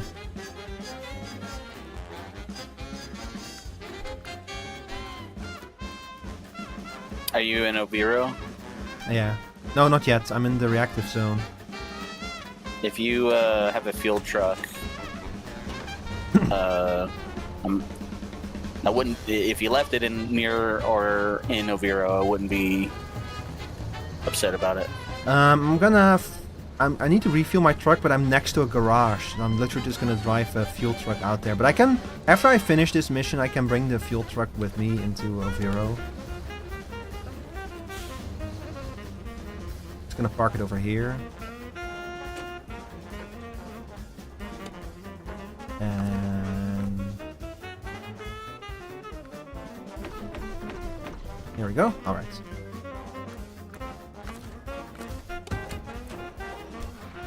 Do you need fuel? I don't need it right now, but I'm about to do the Great Journey. Oh, I was like, why is my truck not moving? But I somehow managed to shift it into neutral. Hi, Cammy. Welcome in.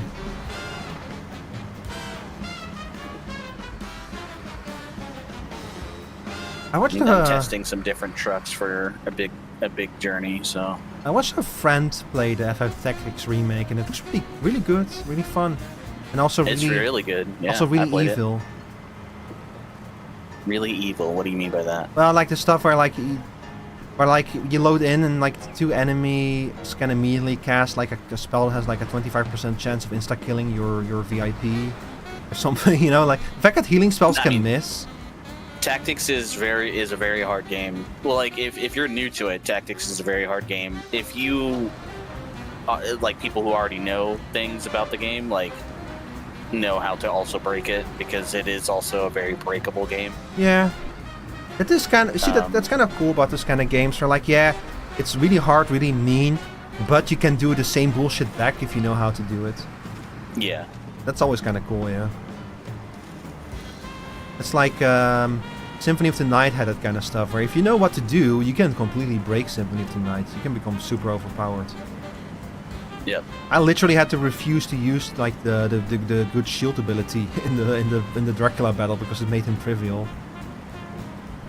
I wanted to beat Did they him. actually acquire stuff from the fan projects? I didn't know that. That's interesting. I hope they did it properly, like with proper attribution and such. Yeah.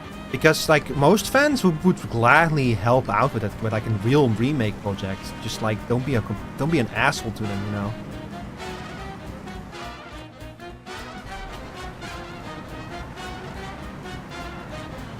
I also kind of like how you can see that a lot of the stuff that they add to Final Fantasy XIV is inspired by popular mods. Like now the fact that they're gonna add that's something that we didn't address, that we didn't cover in the just chatting section chat, but they're gonna add something called action skins, where you can reskin job actions as different actions.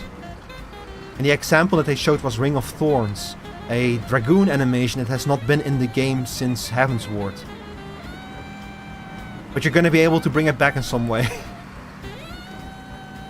That I think is gonna be very interesting because people have made mods for Final Fantasy XIV that could replace all the animations of a job to basically make it a completely different job with animations, like stuff like chronomancy or like holy or white mage or something, you know, or like what someone mentioned. I think was it you, Chris, who brought up the Devil May Cry reskin for Dark Knight? No, that's probably Reggie. Okay, that was no, I don't think Reggie was not in the voice call with us. Oh, It might have been Khan or Flynn. Yeah, it must have been Flynn then. Yeah, that's the kind of stuff that he loves.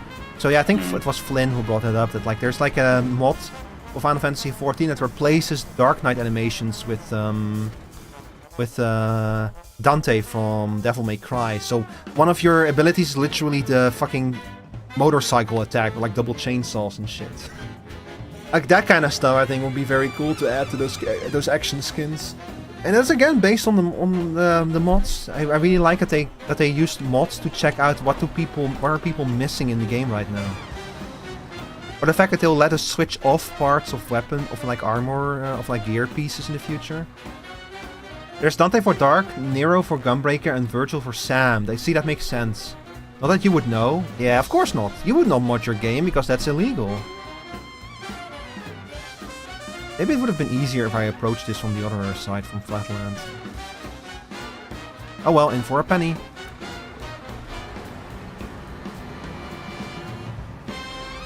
I need to check out those mods. Not that I would mod my game, of course, because that would be a violation of the TOS. But I do want to check out the animations, you know.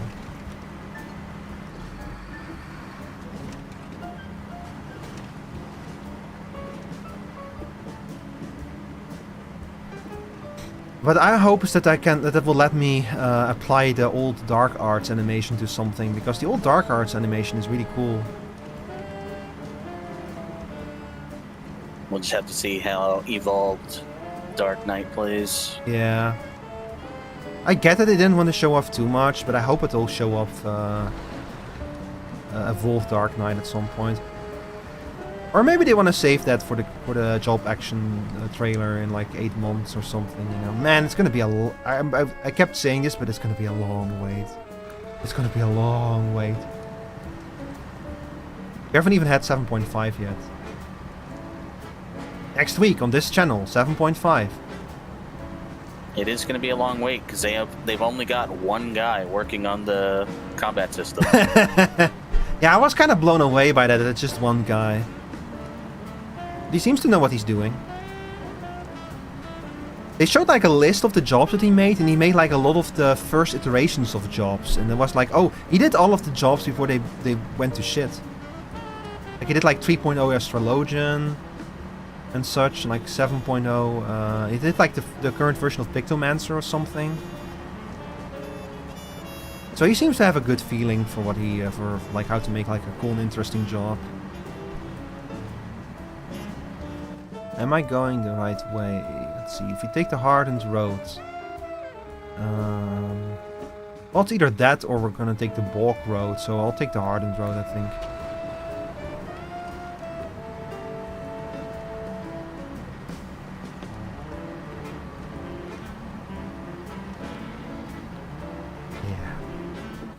Yeah, it's kind of a shame that I cannot approach this from the top.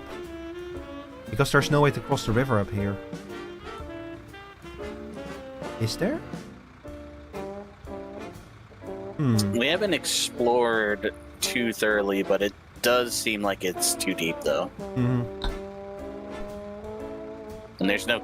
Even if you could cross, there's, like, not a clean way to get up. No, I don't think that this is gonna work yet. I think this one you have to take the bridges. Well, see, there is two ways to get across the river. The problem is that it's like they're both down here. So you either... I guess that the most sense would make to go all the way around here, then up here, and then over these bridges, because that's gonna make it much easier to get here, probably. The main thing why I want to do this is I hope that by fixing the railway it will open up some other options. Like usually that kind of stuff like escalates and opens up other tasks. Because I'm really looking for a task that will let me repair all of those open bridges. Uh-oh.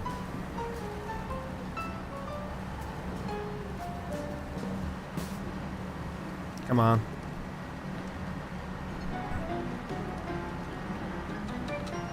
Come on. But it wouldn't surprise me if these bridges are just gonna remain broken forever. Well, it does seem like there are certain missions that stealth fix things. You just have to find them. Yeah. We've done like we've done the 3 main objectives of this map, Chad. Like we fixed the... the reactor's operational, the cooling is operational, and the local science stations are operational. So now we're just kind of like doing other tasks. Like we're slowly hooking up power to every corner of this map so that the factories can like work without having to introduce generators there. And I'm trying to just kind of look which tasks I need to complete to fix local infrastructure to make the rest easier. Yeah, I've been tearing my hair out about trying to find a truck that can do what I want it to do, and I'm just gonna have to carry a trailer. There's no way of getting around it. I hate carrying a trailer because the trailer flips over, then you gotta get a crane and all that crap, but... I think I'm gonna move your hat up to the corner because I've just realized that all this time you've been covering up your fuel gauge. Okay. So chat is not able to see how much fuel you have left. It's better, I think. Oh, and... Oh god, the vertical stream cannot see you at all. Hang on, chat. Yeah, that's better.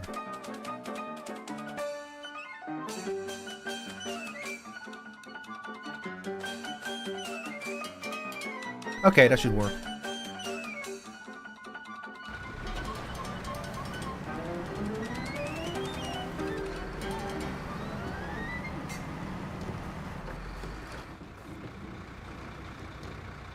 I just realized I made a mistake in my tracking. My eyes are tracking the different direction from my head.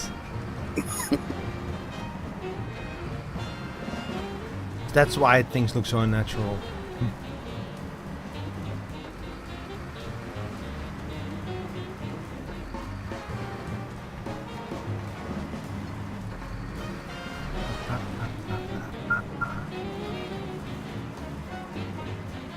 Oh yeah, chat. Those of you all in the audience who play Final Fantasy XIV, what would you like to see them do for your favorite jobs in Evolve mode? What is your wish list?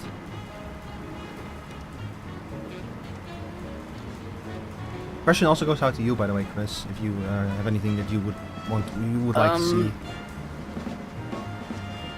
I mean, Dragoon was already showed off, so, and it pretty much is doing what I would want it to do. I wanted it to be more about jumps and more cool functionality that way. But I guess what I'm curious about is how they might do some of the jobs like Dancer, I guess. Even though I don't even play Dancer, but the reason... Just say damage. Yeah, you know what? Actually, fuck it. I just want everything to do 9 billion damage. I want I don't my care. job to be the strongest. Yeah, the stronger focus on jumps is very cool, yeah. But no, the reason I say Dancer though is because Dancer's all about buffing someone else. I mean, also, you know, it has some other things too, but it's party support, and they're getting rid of the synergy of jobs. So I want to know what that is going to mean. You know, how are they going to rebalance Dancer when it's all about giving buffs to the party, and they're particularly someone. Yeah, one specific party member. That's gonna be very interesting. Yeah, how they're gonna work with jobs whose whole identity is like applying those buffs. Like they showed off Bard, which is also a party buffer, and their buffs are now limited to like regen and movement speed and such. So they're doing that kind of stuff more now. Yeah, if that means that all the party buffs are just going to be like heals and shields and enemy debuffs, then that will certainly be interesting. Yeah, it would be it would be kind of a shame to lose other synergy abilities. On the other hand, again, if it means we can let go of the 2 minute of the 2 minute meta, it's a sacrifice that we're gonna have to make. I do get that idea, like not having to sync up your buffs, not having to sync up damage buffs anymore for more damage, because that's kind of the downside of everything that increases your damage, is that ultimately it's always just for more damage. It's just more damage.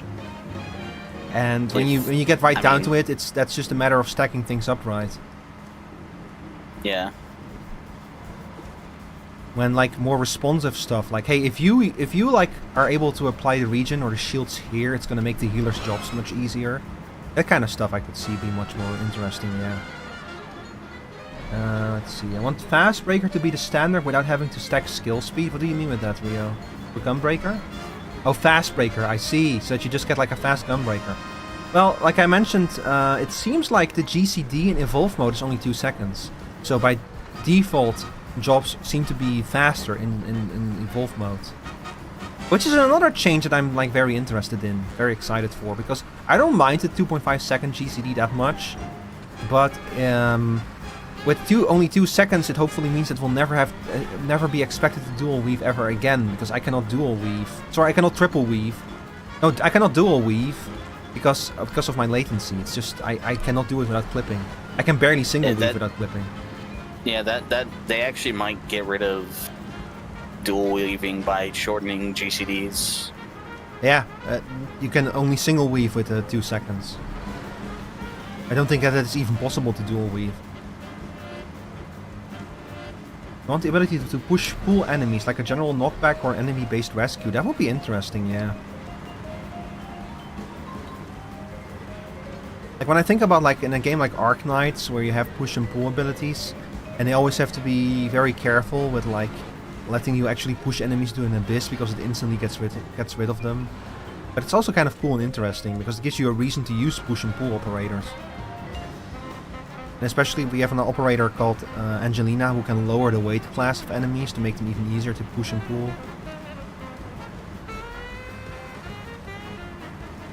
More interesting side effects would be cool, and they can do it with Evolve mode. Also means that they can like have bosses that roam around a bit more and are less like glued to the like what do you call it again? Like when you have like a little piece of rope that you use to catch someone. A lasso? No, not a lasso. Like a trap on the ground. Oh, a snare? Snare, yeah. Like so we can stop having bosses that are snared to the center of the stage.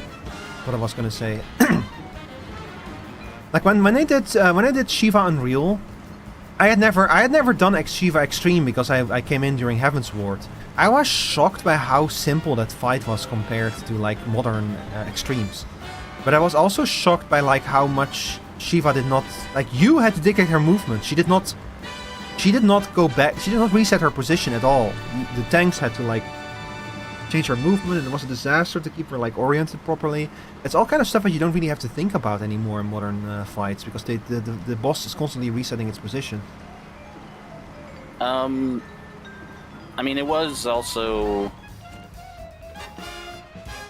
like people did not learn the game as efficiently as we do now because we have 10 times the player base as we had back then. That is also true, yeah. Samurai should do all the damage ever for all time forever. Yeah, I already do that. God, it was it was really bad back in Stormblood. You know, back when tanks still had tank stances, and the trick with tanks was like trying to be in your tank stance as little as possible because it reduced your DPS. So I was raiding like my friend Chalkus. He was a samurai. He's still a samurai to this day, but back then he was like he picked up samurai for the first time and everything.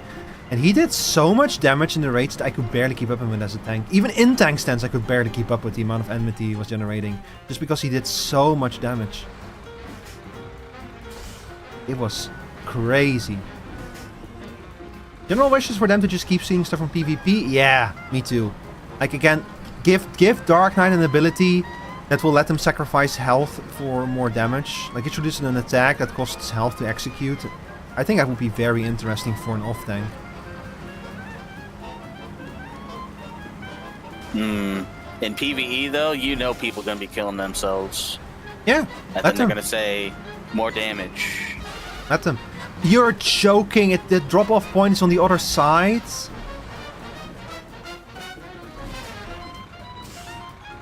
Oh, I don't feel so good. Oh, I get fucking flashbacks.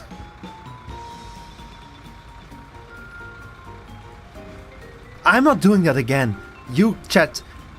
You remember what happened last week? How did you do that? Yeah. I cannot believe that this is happening again. I'm not doing that. I'm going around the long way. I can't believe the same exact thing happened in the same exact place. This time for the other direction. I didn't know that the drop-off point is only on one side. Usually they're on both sides of the roadblock. What the hell? Oh, I'm definitely gonna have to bring in a fuel tank now. I'm not gonna have enough fuel to do both of these. I think Red Mage and Pictomancer getting their sort of stances they have in PvP could be cool. How do Red Mage and Pictomancer work in PvP? I've not touched PvP in a while, chat, so I don't know how Pictomancer plays. This guy doesn't even PvP. This guy stinks. He's a poser. He doesn't play all the content in the game religiously. Does this guy even like does this gay guy even like Final Fantasy 14? Is this guy even gay? I'm half gay if you think about it.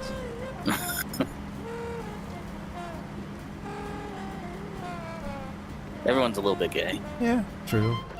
Honestly, my suspicion is that everyone is somewhere on the bisexual spectrum, just in different places. I mean, technically, when you consider like, you know, like straight and gay, like the 0 and the 100 of the bisexual spectrum. Me fucking applying bisexual to everyone. You can all have bisexual lighting. Pictomancer, I might actually be getting confused with Black Mage now that I think about it. Black Mage, you switch between a lower damage instacast stance to a high damage cast bar stance. That's just Black Mage in general though. That's like literally how Black Mage works in PvP.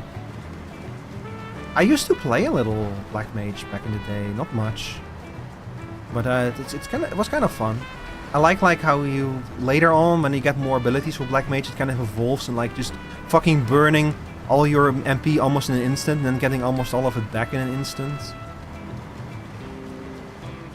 Like the Black Mage rotation changes a lot over the course of the leveling. Back in the day anyway. And like Shadowbringers when I last played it. Man, my old beloved, I rarely play Scholar nowadays, but I do, when I play a healer I like playing White Mage, because White Mage is still just very cool. Can I make this?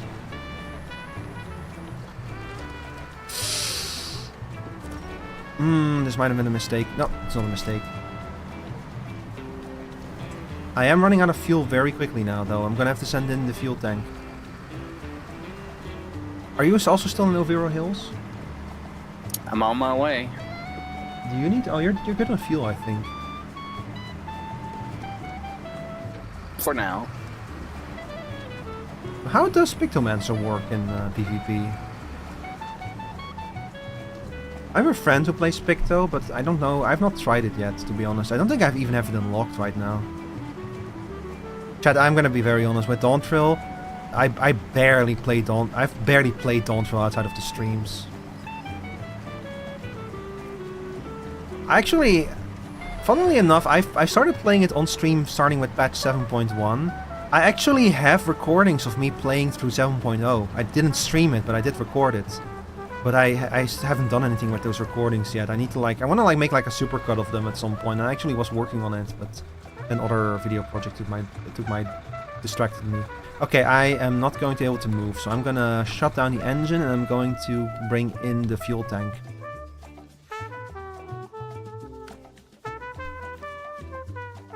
The funny thing is that when I was playing Dawntrail, and you get to basically kind of the ending of the first half of the game, and I was kind of surprised by it, but it was always also okay, you know what? This whole time we've been hearing these kind of general themes and concepts.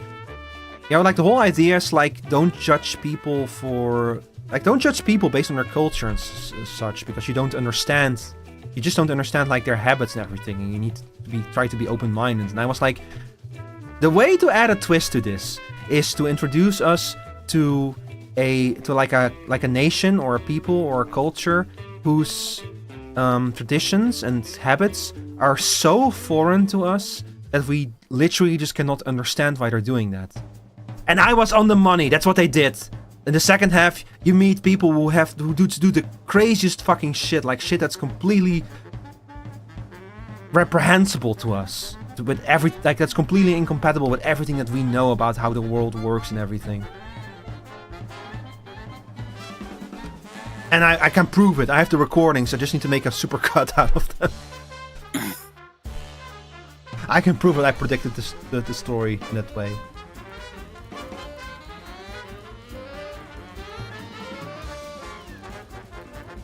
Oh yeah, the fuel tank is parked outside.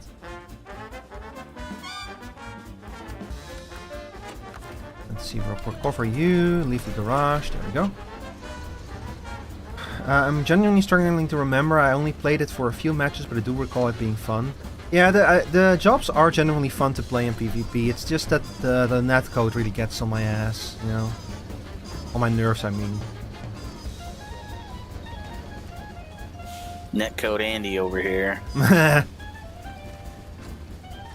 That's the one that I got so many items on my wish list crossed off last night. The one that's missing is a netcode upgrade. Logging on now to go see what Pictomancer does? Heck yeah. Nah, I don't want to get your hopes up, but it is possible that with what's it called? What's the new fighting mode called? Enhanced mode. Enhanced? Is it really called an enhanced? Sorry, evolve mode. Evolve mode. It is possible with evolve mode that due to the nature of the redesign of the skills, they could be more responsive. It's possible, yeah. I really hope that they'll be more responsive. When you saw them using those abilities with those were development servers, so they I don't even know if those servers were back in Japan or something. They might have been. If those servers actually were in Japan when they were showing off all that stuff, then it's going to be interesting.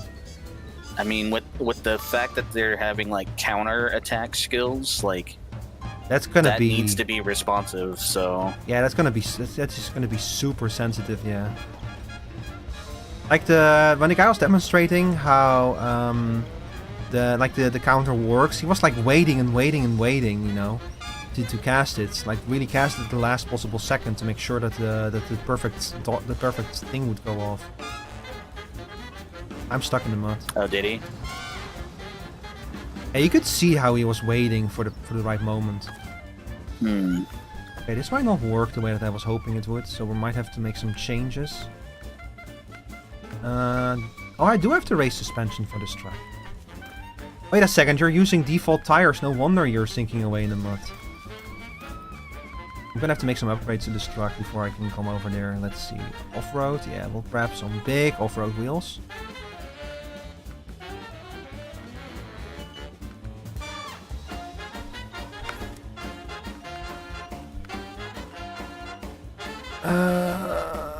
Yeah, sure. Slap a stronger winch on there as well. AWD. Cannot believe that you don't have that yet. Yeah, just give them the full shebang. Why not?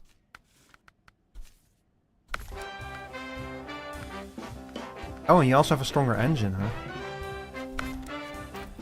Man, I completely forgot to upgrade this truck altogether. We'll give them some fog lights. The most basic of truck sins, driving with default tires. Yeah. Let's see. Nice. Cabin protector? I don't think the cabin protector is compatible with what I have on the rear. I'll slap some cool rims on there, the rim with no brim. Hi Forrest. How are you today? Hang on, let me give you a shout out. Oh, you joined in the middle of an app break.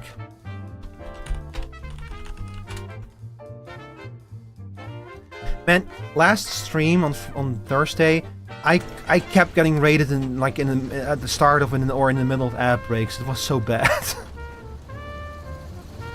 But the fucking app break curse. Oh yeah, this truck already handles much better now. This one is kind of Streamer low. curse. But yeah, it was the fucking streamer curse, yeah. I kept having to profusely apologize. But you know how Twitch is, like when you get raided in the middle of an ad break, it's not like Twitch will like hold off on the ad break or pause it or not show ads to people. No, Twitch is like, oh boy. They're like, oh boy, more people to show to advertise to. Yeah. It's like, oh boy, more money to be made. And it's like, no Twitch, they're already gone. You're not making more money. Oh boy. You got it half right. Pictomancer has the stance, not Black Mage. Black Mage has unique actions you can do depending on whether you're in a fire or ice phase or on top of instacast or hardcast. I need to let that sentence sink in for a little bit, Rio. While I dig to the mod again. Okay, we're good. No, we're not good. Yes, we're good. This is very top-heavy. I feel like this truck is not very good at top-heavy stuff, especially now that I've raced it. Unique actions you can do depending on whether you're on fire or ice phase on top of instacast or hardcast. Okay. Try to pack a PC up right now. Try not to break the foam the case came with. Oh boy. Yeah, I know that pain. I have saved my piece, the case. I've saved the boxes and the foam that my PC cases came in as well, just in case I ever need to move them. You're very poor at explaining things. It would be very cool and fun and playtime. Do not mention the word playtime, where people can hear you, Rio. People are gonna ask me to play Poppy Playtime again.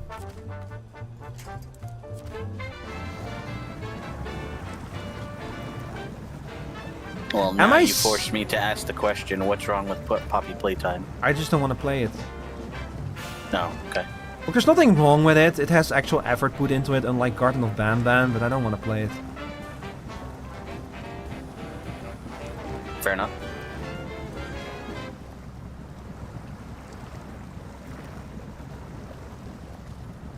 If I had to give it a criticism, it's from what I looked, it all looked like functional, but not like it's really doing anything new or interesting. No, you don't. I mean, I accepted your first answer. You don't. Yeah, no, it's not towards you. Just more for just me, kind of thinking about it. Oh, okay. Like it's mascot horror. I also played like Barry, even though that's technically mascot horror. But hey, it was also an incremental game, you know. Barry. I can't believe we have a new genre of horror. Yeah, the one with the marketable mascot that you can sell plushies of. Yeah. I also had, I actually quite like Barry because the incremental gameplay is pretty good. It doesn't last very long, like you get a few hours out of it. But the horror aspects of it are really more, I don't know. The whole horror angle of it was kind of interesting as a backdrop, I guess. It added a little bit of flavor and texture to it, you know, but like the idle, it's really, if you want a cool idle game and you don't mind the fact that there's like some horror to it as well, then I would strongly recommend Barry. I know Sarah quite liked it. There's something, it's like idle games, you have to be very, very careful, right? Because on one hand, for some reason, it's just so addicting to just play an idle game. Yeah. But then also, if you play the idle game too much, you kind of like lose track of reality. Time vanishes. Like, why am I letting this game run just so I can watch a number go up? Yeah. I do like a good idle game. Also, hi show. How do you say plushie in Dutch? Knuffel. Which is the same word as hug, by the way. So we call plushie and hug have the same name in Dutch. They're both called knuffel.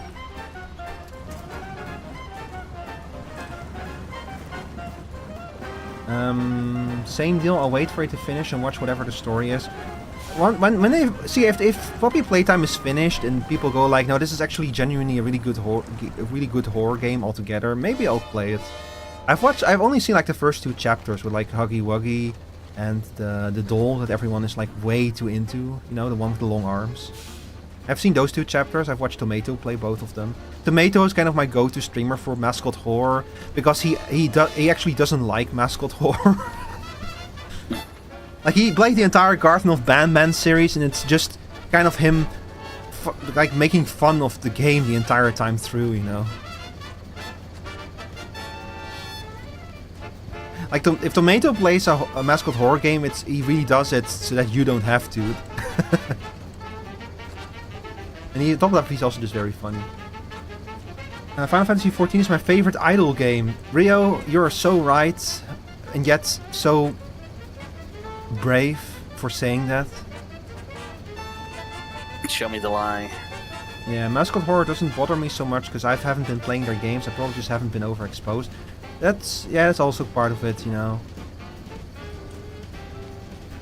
Look, see, the thing about mascot horror is that I don't particularly hate mascot horror. I'm just like a little bit wary of it. It's like, oh god, there we go again, you know.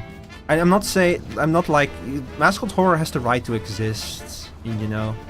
Like, people can keep making mascot horror games. I'm just like a little bit like, oh boy. Oh boy. Well, it does, you know, it is easy to see when something, you know, follows a trend and then someone's like, we're making a game because this is a trendy market. See, the thing about it is that, like I said, at least Poppy Playtime has effort put into it. Garden of Banban is pure, we're doing this. Garden of Banban feels so cynical to me. It's pure, we're doing this because it's popular. And now it's like, oh, these games, we did it. Garden of Banban is popular. How can we milk this shit? How can we milk the fuck out of this shit for... They keep making more Banban games, and all of them, they're not even horror anymore. They're just like telling some story about a bunch of these creatures stuck in this underground lab that for some reason is the size of a country.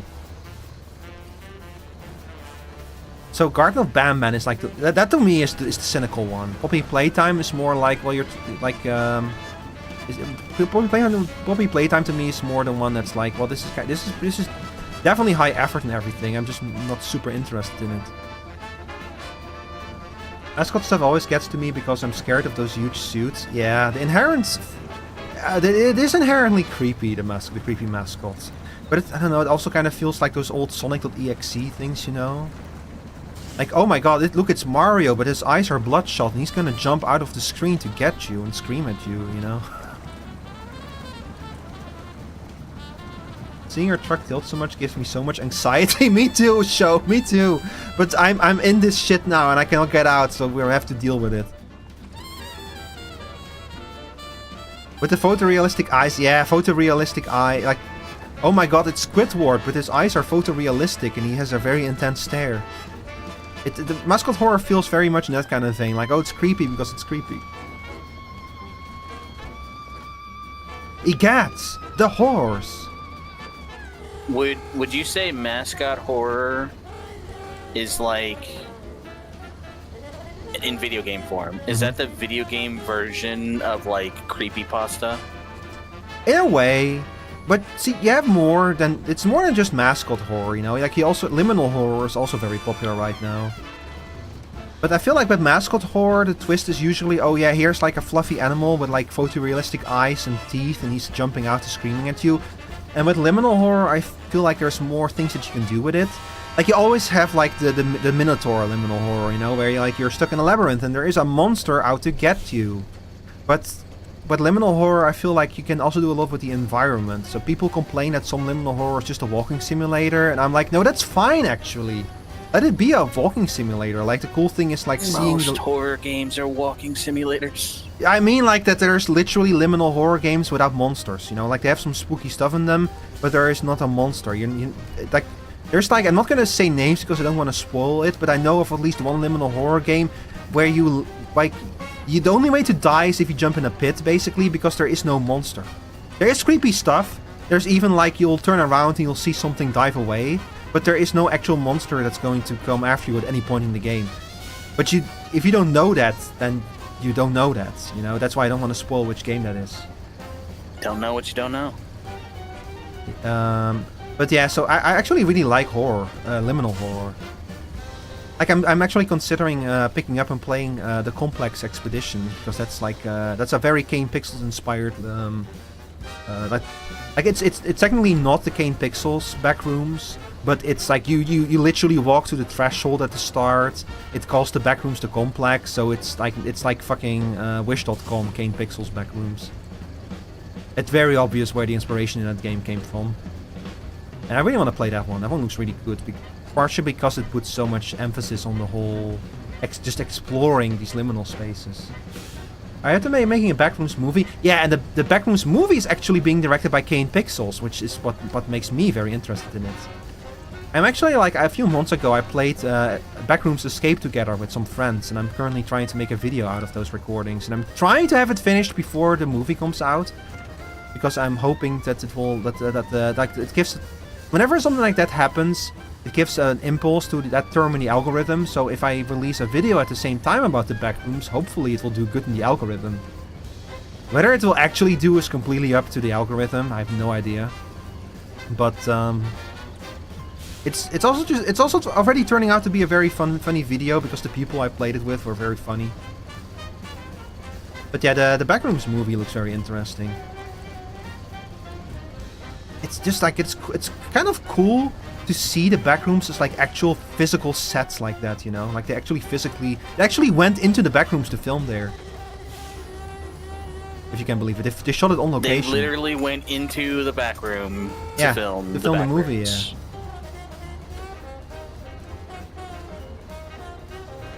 Like, imagine that. Like, they were gonna build sets, but Kane Pixels was like, no, I want this to be as realistic as possible, so we're gonna shoot it on location. It's just like Lord of the Rings. They literally went to Lord of the Rings to film. Yeah, they filmed those movies in Lord of the Rings, yeah. Yeah. It's crazy. Yeah, but the trailer looks really good, yeah. Most importantly, what I like about the trailer is it does not... It barely shows you anything. It doesn't show a monster. It shows a few parts of people like panicking and going like lift me up, but you don't see what they're afraid of. The only liminal space game I played was in VR chat. It was cool exploring the space with friends.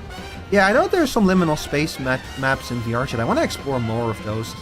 Like, see, the thing is, I realize I really like liminal horror, so I want to do more of it. I want to play more, explore more. That, like I said, play the Complex Expedition. A1 trailer show off too much? Yeah, and they've been really avoiding it in the trailer. Man, A24, if A24 makes a movie, they're usually kind of classy. A24 is like the more classy version of Blumhouse.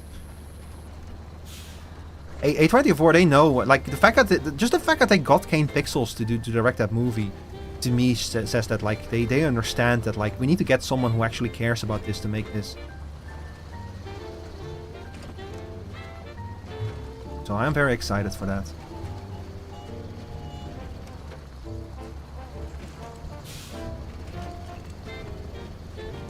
The movie is going to be like a mixture of like traditional movie and found footage, which is very interesting. What load am I carrying right now? This is a fuel tank, because my truck. I have another truck out here, which is almost out of fuel, and I need to refuel it.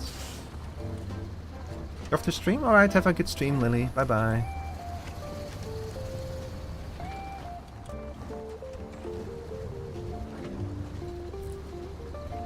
See you soon. Speaking of liminal horror, And 3 hours from now, I'm gonna play a liminal horror game with Lily. It's gonna be fun. I'm gonna play Storebound. Storebound? Yeah. Yeah, that's like Storebound is like it's like a liminal horror game. You're like stuck in like a mega store,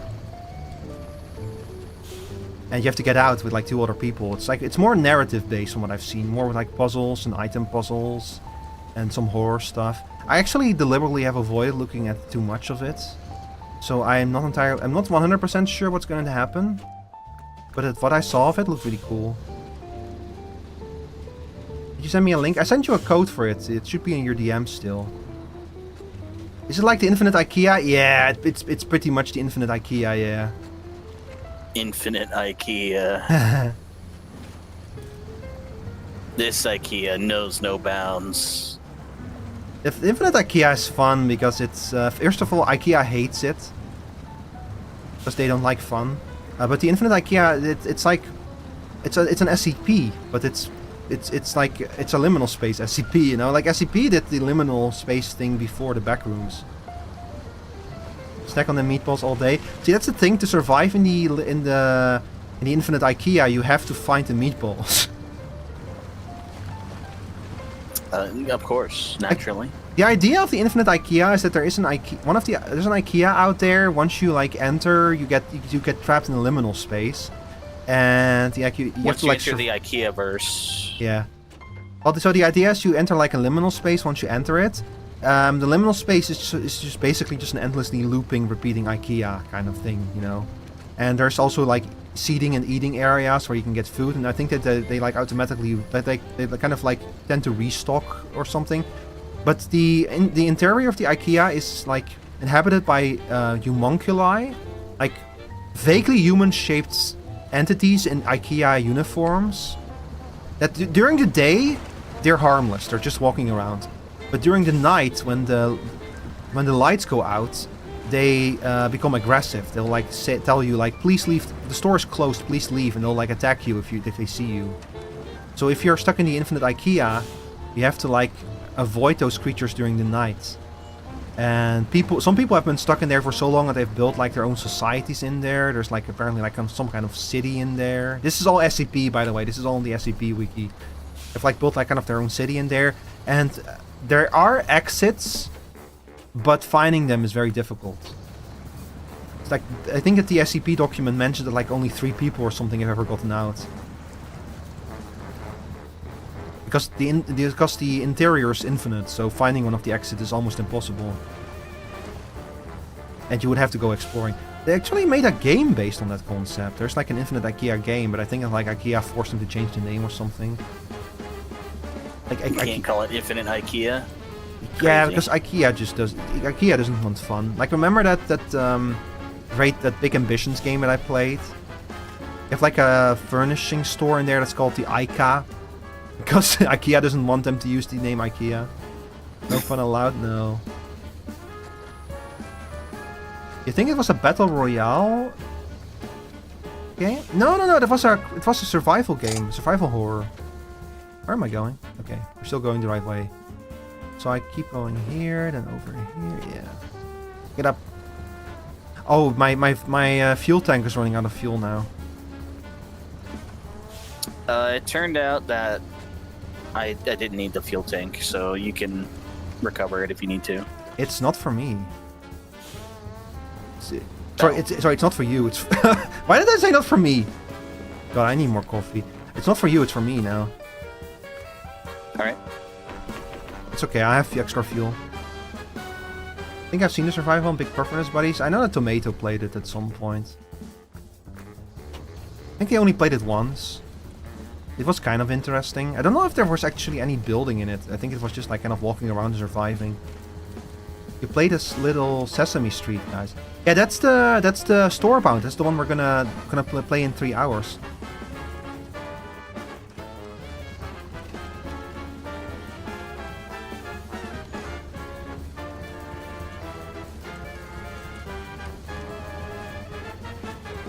I'm very looking forward to Storebound. I think it's going to be a cool game. I think it's like the first 4 chapters are now. I thought you said Starbound. No. No, man, Starbound. Oh god. I really liked Starbound, but it has nothing to Terraria. That's the starships. And it's kind of cool with mods, but... Didn't we like... Back when Starbound first released in Early Access, didn't we play it with the Scouts? Scouts played it, yeah. Yeah, I thought I remembered that, yeah. And like we played it like a little bit, I think. I remember us all sitting in like a cave and dying to cold.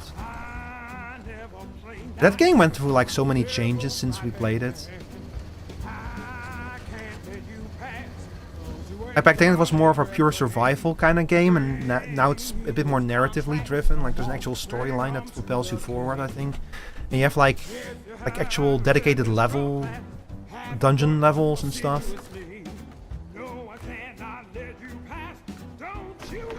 Alright, we're refueled. Shut down the engine, change to the FAM, here we go.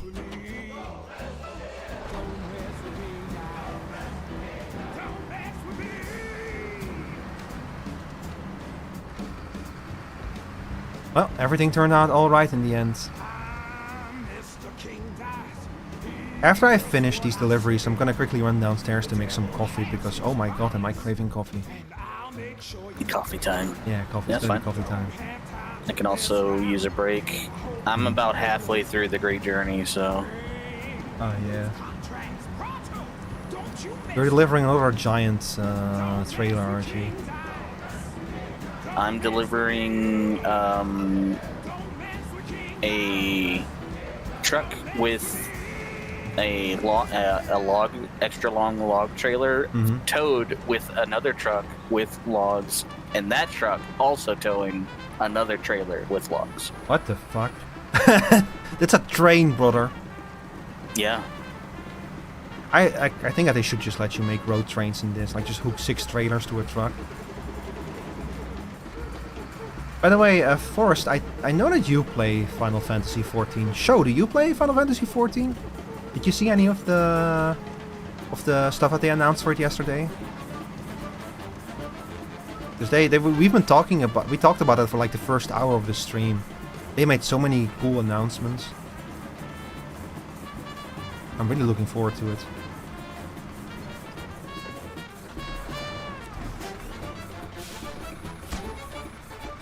You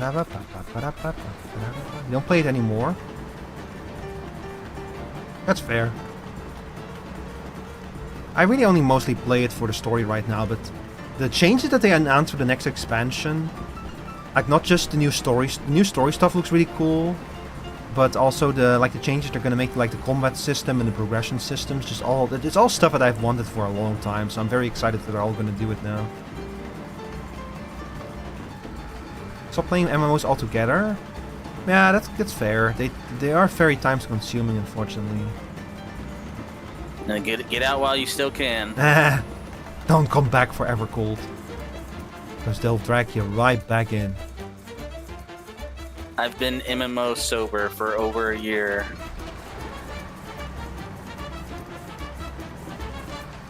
Honestly, I rarely play Final Fantasy XIV nowadays. Like when a new major patch comes out, I'll like play the MSQ and the raids and such on stream, and then after that I usually barely touch it.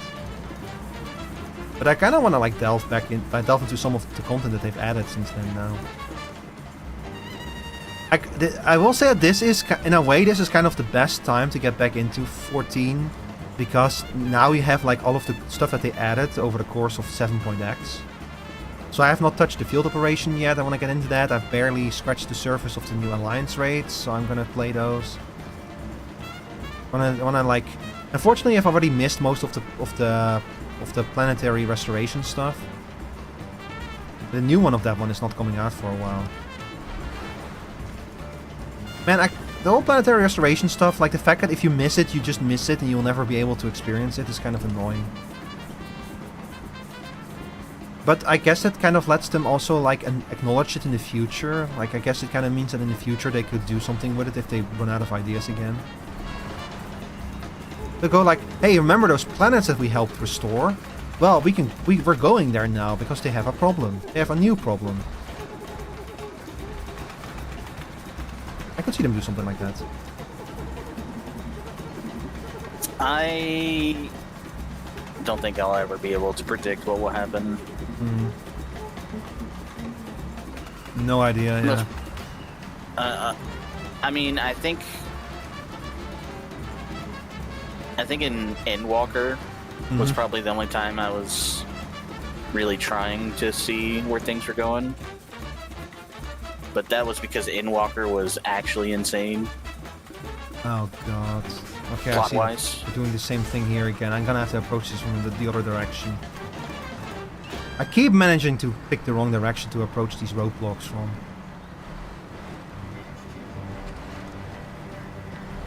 Yeah, Endwalker was genuinely just fucking bonkers insane with the way that the plot like developed.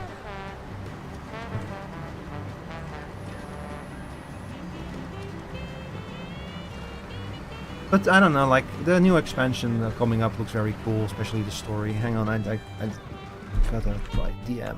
I probably need to respond to. Oh no, I didn't. Okay. I mean, the trailers for the expansions are always like really good at making you get interested. That is true.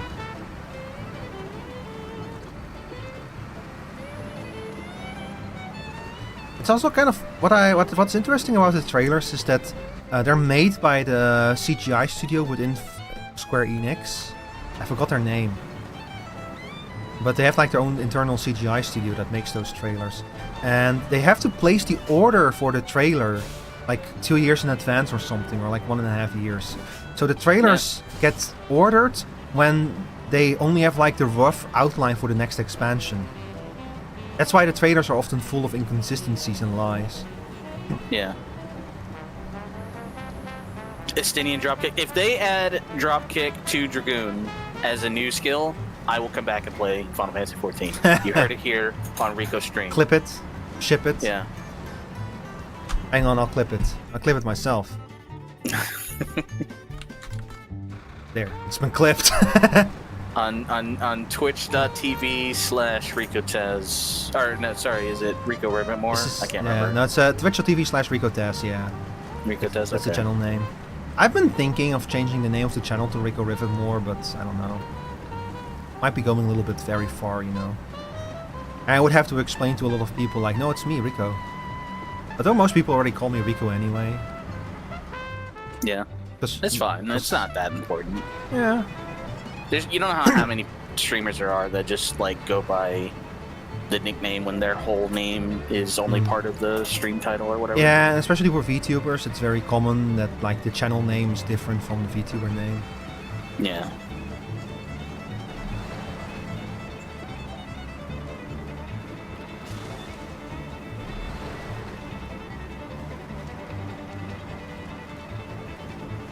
Ooh, okay, we made it. As long as we can make it over there and deliver the goods without anything disastrously going wrong, we'll be fine. Stop wiggling back and forth, you stupid truck. I think this part's gonna be the hardest part for me, is this little mud section. Okay, thank God. The warehouse is now available. Which warehouse? The railroad warehouse? Was that one not available yet? Probably. Hang on. Railroad warehouse. Storage zone. 1 vehicle parts, 1 solar panels, 5 rail sections, 1 service spare parts, 1 wooden planks, 1 concrete blocks. And I think that these are just freely available here now, I think, yeah. These are not like limited in supply. So we can just get so many things now from this railway station, including the solar panels that I had to move like from much further away to the reactive zone in the past, I think. Nice. Wow. Okay, that's definitely gonna help out here. There's like, I think there's like 5 or 6 contracts that still need solar panels. Yeah, and a rail section too. Are we gonna have to do more rail repairs? Maybe. Oh, yep, in the reactive zone. That's probably gonna be my next focus. Let me see. Yeah, so we need to bring a Rail section to the damaged track over here. And then we need to bring medium planks over there. And the rail section takes up 5 spaces, so it will not fit in the fem. The medium... I can... 5? Yeah. I think the only thing that can carry 5 is the extended trailer. Yeah, which kind of surprised me, because I thought that rail sections only took up 4 spaces, so let me double check that. Like I remember rail sections being like extra wide components, so they will still not fit into like most. They will not fit in the fem anyway. But yeah, 5 spaces. What the fuck?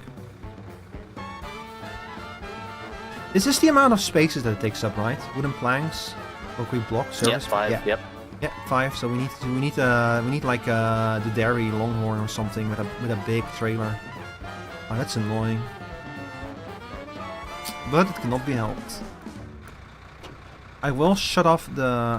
I'll leave the fam here for now. Okay, chat, I'm gonna go grab some coffee real quick. We'll take a quick break. And when I'm back, we'll do that one. We'll have to move a trailer here somewhere. I'm gonna have to figure out where to even get a big trailer from. It's probably gonna be the Dairy Longhorn. I'll be right back. Alright, if you're gonna take a break, I'm also gonna get up for a quick sec, so I'll be right back too.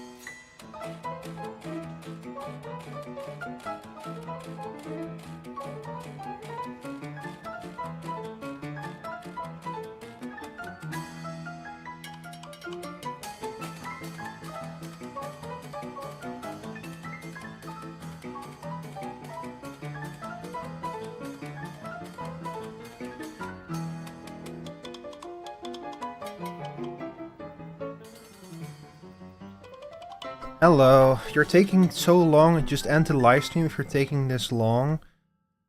You know what I'm gonna do? If you find this taking too long, why don't you come back tomorrow?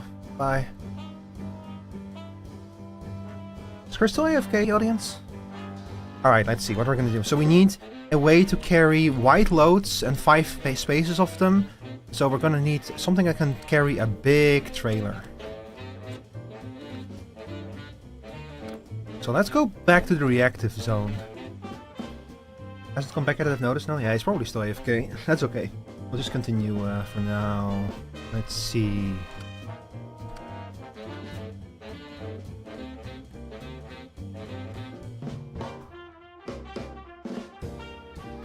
See, I would bring the Western Star, because the nice thing about the Western Star is that it can carry white loads in a way that a lot of trucks can't. The problem is the Western Star can only carry 4 spaces of cargo, so it cannot actually fit these things. It's very annoying because there's multiple types of rails. There's a type that only takes up 4 spaces, and Western Star would be able to carry that one. But of course, this is the wrong type of rail. Look at that impatient guy. Yeah, he's been here before. He's welcome back tomorrow. It's just like, man. It's just like, man. You know, sometimes I need to take a break. I want to make some coffee. I want to drink something. You know. Give a guy a chance to use the bathroom is what I mean. You know.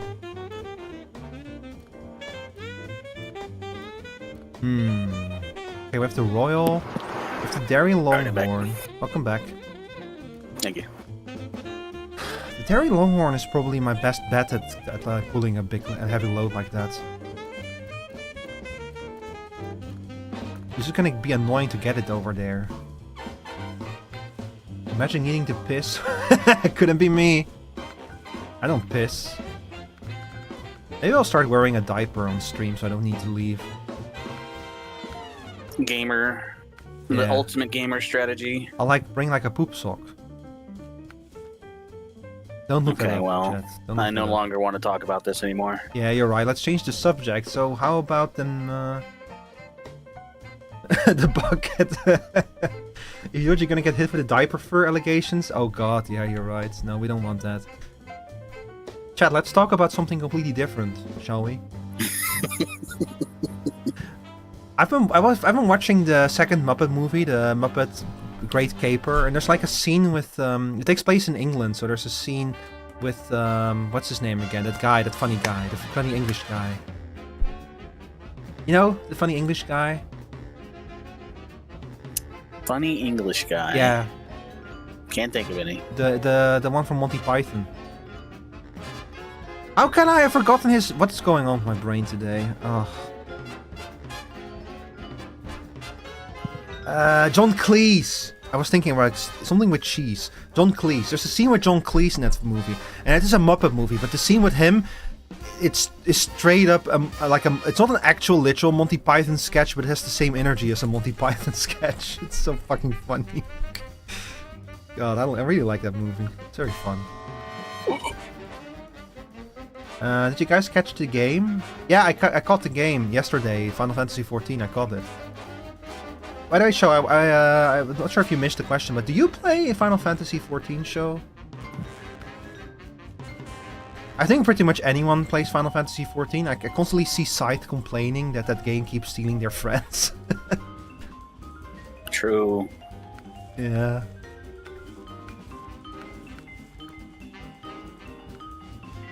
Now they're expanding the free trial to include Shadowbringers. Shadowbringers. Which is fucking what bonkers. A deal. Yeah, that's fucking bonkers that they're actually doing that. I can't believe they're actually going that far. Played it a long time ago, but never got too far into it. That's for the best. Some people would consider that for the best. I'm not one of them. I mean, I do think the story of the game is very, very good, and if it was a standalone game, it almost is kind of a standalone game just for that. But yeah, you can play the whole game. So you can play, especially the free trial part. Can play without any other. Can play solo pretty much, I think. I also don't want to get too invested in something that's subscription based later on. That is very fair. Yeah. Like. I'm fully expect that in 2 years or something they'll add Endwalker to the free trial. And at that point, when you can play the entire first major story arc for free, then I would say, like, yeah, you just play it, you know, just like you can do everything for free now, the whole first part of the whole first volume of the story. But up to Shadowbringers, man, Shadowbringers is interesting because not only is it the best expansion that they've ever done, mostly for the story, but Shadowbringers is the part where they actually start answering some questions. Like, the later parts of Shadowbringers are just full of like, big, important revelations. And it has an amazing finale. Put all your time into Warframe instead. That's also very fair. Warframe also has an interesting developing story. Yeah, if you already got... That's the thing is, like, you know, so many games, like, require so much... time and attention from you. I am so tempted to buy this thing, the other Dairy Longhorn. I have the 3194, and there is a Dairy Longhorn. Hang on, where was it? A boar? No. Yeah, the Dairy Longhorn 4520. That I'm so tempted to buy this one. It looks so big and so heavy and so cool. IBM. I had sacrificed a lot to be able to experience Shadowbringers and Endwalker for the first time again. Well, I have good news for you, Rio. The next expansion is probably gonna be Shadowbringers 2. From the looks of it. How are you doing today, BM?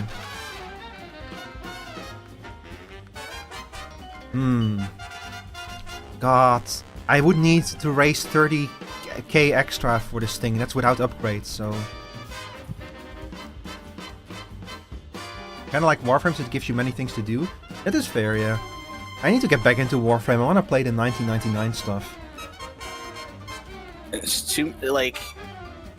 Man, and just the more I think about it, the more I think about, like, how many games are just... They never end. Yeah, they never do. No, to be down to guide you, I'm your gal. I might take you up on that at some point, show. Not anytime soon though, but everything else that we got coming up. Like I've been planning a collab with Rio. We got next week. We have Final Fantasy patches to catch up on. But I might Rio and Rico stream. Dang. Yeah, it's the 1C to everything else collab. I'm still workshopping the name. Like I might make a logo that's like Rio and then Rico and then. You know, like the C missing in one of them. Do you have a mini-map in this game, or do you have to open up the big map? Unfortunately, you don't have a mini-map. It's the one thing that I really wish that they had.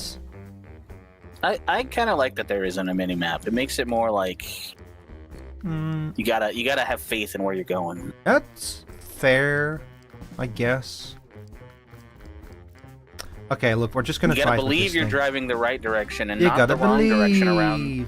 around the train track, so then you fall over on the rocks and your friend has to come pick up Shut all up. your cargo and deliver it for you. Shut up! Man.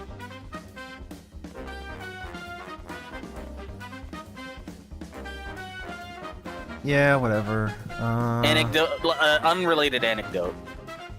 What? Oh.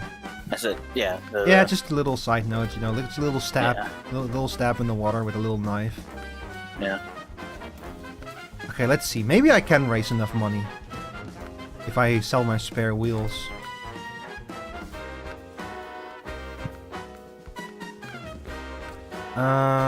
Selling the saddle low is not gonna do anything good. And I really want that bigger... maybe if I like fall back on a cheaper engine? No. I can do it. I can raise enough money for it. But I'm gonna have to like basically make the Dairy Longhorn 3194 useless if I do it.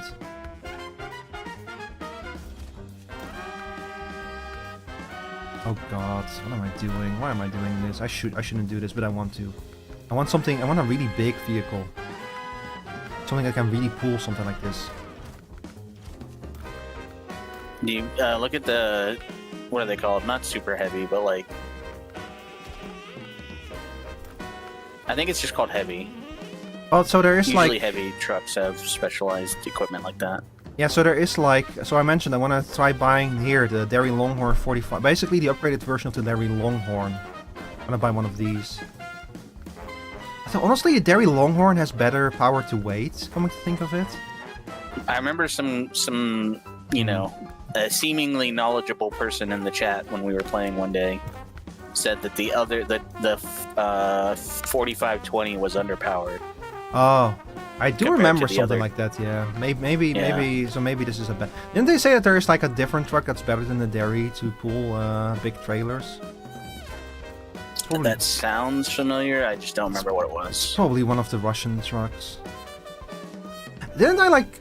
I bought like the Azov for like this kind of stuff. I think there is a really big Azov that is pretty powerful. Where is my Azov? But it only has a high saddle.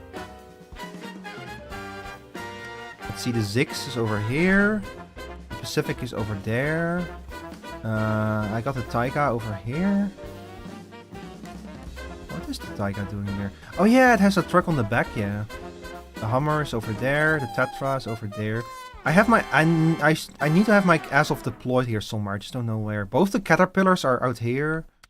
The Royal is over here. These might be your vehicles, though.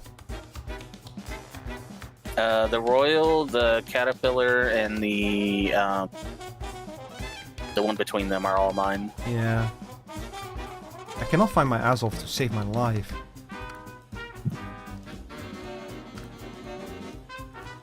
Is it in the garage? No.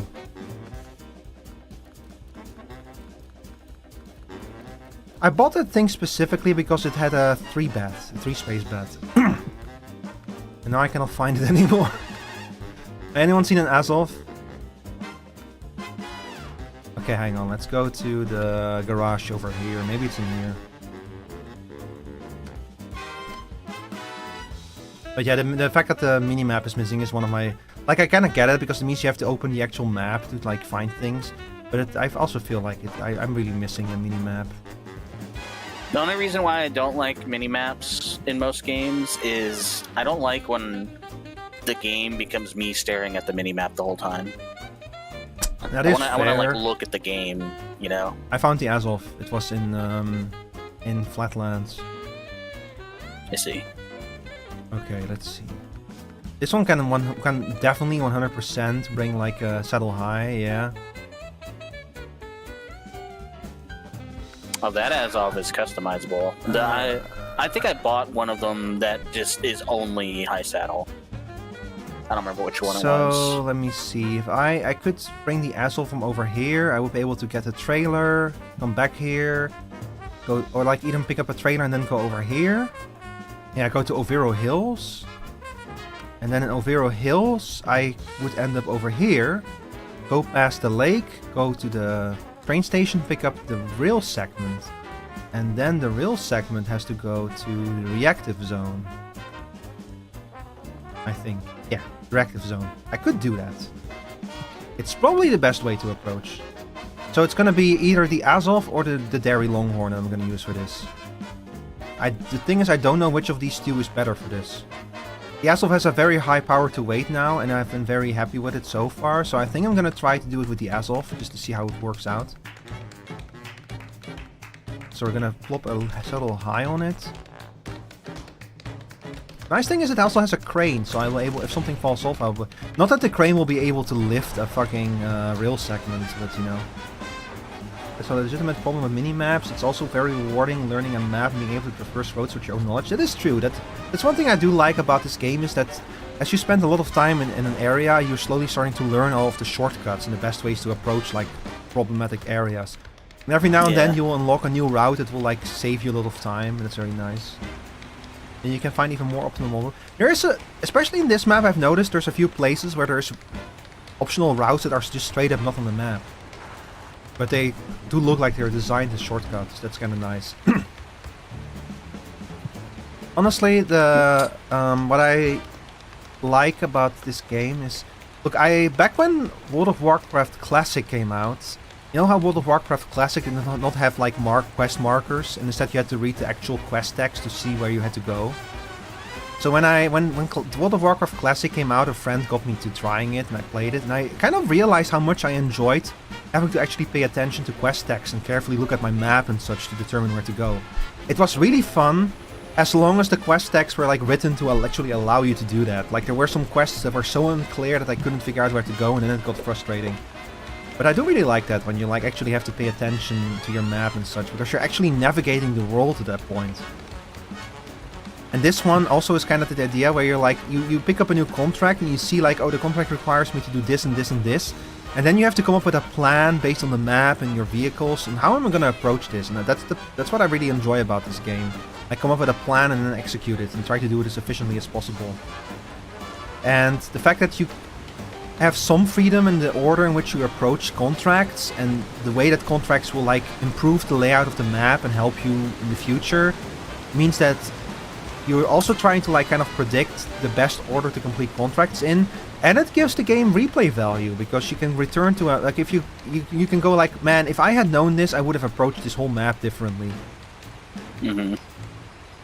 It's fun when something is mentioned in a quest and you're like, oh, I know that place. Yeah. And Final Fantasy XIV actually has a few quests that deliberately don't have quest markers because the whole point is that you have to like explore, but they don't do those a lot, unfortunately. How do you like my log train?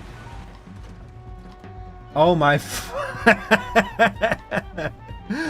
Oh my god, that's amazing. You really have a train, yeah. How many logs? That's 4 medium logs? 4 medium log trailer. Holy well, God. it's one truck towing a 2 medium log trailer, towing another truck, towing logs, towing a trailer with more logs. Yeah, so 2 trucks, 2 trailers, 4 medium logs. Holy shit! Yeah. That's the most I've ever seen being moved at once. It's fucking amazing. The super heavy load. Yeah, the road train. This is an Australian road train. Okay, hang on. Let me turn around. I really like the Azov. It has a really cool design. Turning all that wood. Yeah. Yeah. You know, this is. When we're in the morning right now, so it's morning wood. I knew you were gonna say something related. I was looking for a good one. Hi, Flashfire. Okay, we have the stepdad semi-trailer. I misread that as stepdad. But this one will not let us fit rails on there, I think, because I'm pretty sure that the 5th spot is on top. We're probably gonna have to bring the white flatbed. Yeah, we're gonna have to bring the white flatbed. Oh my god. That thing is annoying. Oh, the 3-axle is a lot better, though. Alright, time to refuel. I'm gonna leave the trailers here and just take Heavy the truck in. fuel tanker? Wow. And the double logging semi-trailer. Oh, that's the one you brought, the double logging semi-trailer. Yep. You can just bring a straight up flatbed, but that one is a saddle low. Or a flatbed semi-trailer loaded with parts. Or you bring the super heavy, but I've tried the super heavy and it's a nightmare. I don't know if like you need like a fucking insanely powerful truck to pull a super heavy semi-trailer. I think there is a specific truck that is just designed to pull the super heavy. Which one is that? I don't know. That's just a theory. Yeah, there probably is. Look, I'm just gonna bring the rail segment. So we're gonna bring the 3-axle semi. This one is a really good trailer. Because of it's 3-axle, so it has a lot of freedom of movement, so you can get away with a lot of dumb shit with it. Oh god. Refueled that. Let's refuel the HX. They didn't need that fence anyway, don't worry. And if only there was a way to put extra fuel tanks on this truck. But I do still have a fuel tank somewhere out on Overo Hill, so I should be able to refuel it. But this truck is so long now.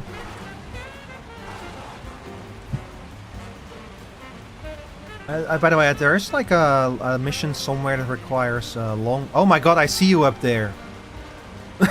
Or I see one of your trucks anyway. I'm refueling right now, so my trailers are sitting on the side of the road. I can bring in a... I can bring... Oh yeah, there's a fuel station there, but I can also bring in a fuel truck if you need one. Right now I'm alright. I park the trailers while I refuel. Yeah, that makes sense. So I don't have to bring them in here. It's okay. Thank God you left open a lane. I'm actually able to pass you. I would have just parked in the middle of the road. I would have just been like, fuck that. And I'm walking here. I think I would make a great delivery driver because I love parking in the middle of the road. Yeah.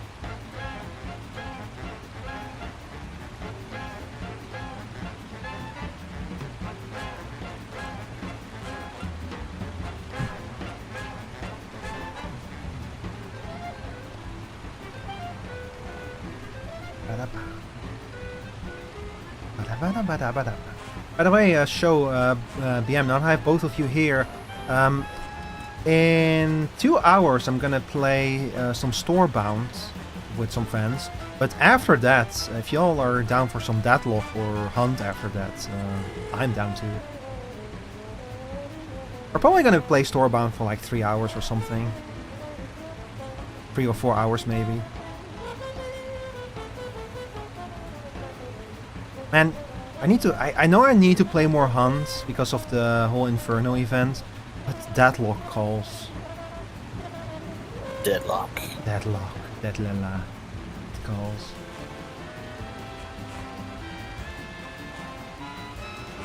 I'm really spoiled with choice. Oh shit, that's my caterpillar up ahead. When you've spent a lot of time in a map, it's really fun because you keep seeing your own vehicles all over the place. You're like, oh yeah, I was doing some stupid shit there. I think I've actually tipped over here with something. And I had to bring in the caterpillar to fix it. I wonder if this was a good choice though. Because it's a cool truck, a good truck, a powerful truck, but it's also very low. Hi there, Voice of the Void, welcome in. The Voice of the Void? Yeah, it's the Voice of the Void. They made a whole game about them. Yeah. I actually watched a friend play that game again yesterday. It's really funny because they got like one of the events where someone knocks on your door. They immediately dove under the desk. Even though they've played that game a lot, so they're kind of familiar with its bullshit. But there's just something about it. I cannot play that game without getting horribly paranoid about everything, so I totally get it. Need to play it one day? Yeah. Wait, you're Voice of the Void and you haven't played Voices of the Void? Yeah, get on that shit. Great game.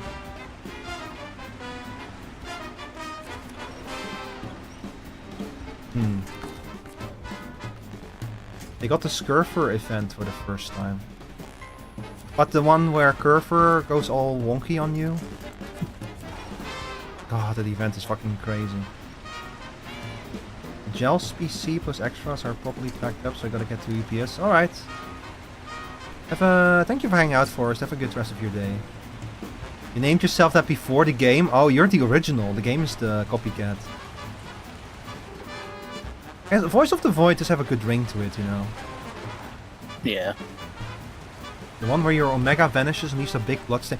Oh, that one, not the creepy one, not the evil one. Yeah. I was promptly DM'd and asked for help. Yeah.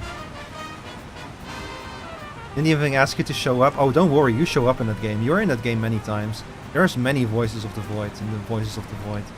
Some of them are very loud. There's like one random event that I call the blue jump scare that like fucking almost gave me a heart attack.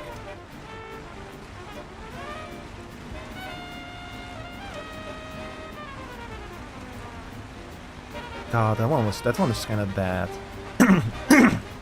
The game usually goes for like much more subtle scares than jump scares, but that one is just straight up a jump scare. Very annoying that something like that even exists.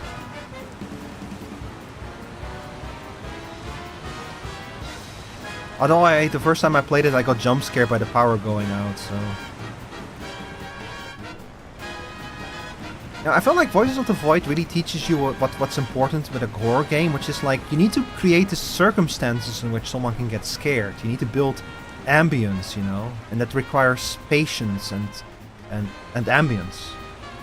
There's like this horror game that's about trying to survive in a forest. Like you should not make too much noise in that forest is kind of the idea, you know?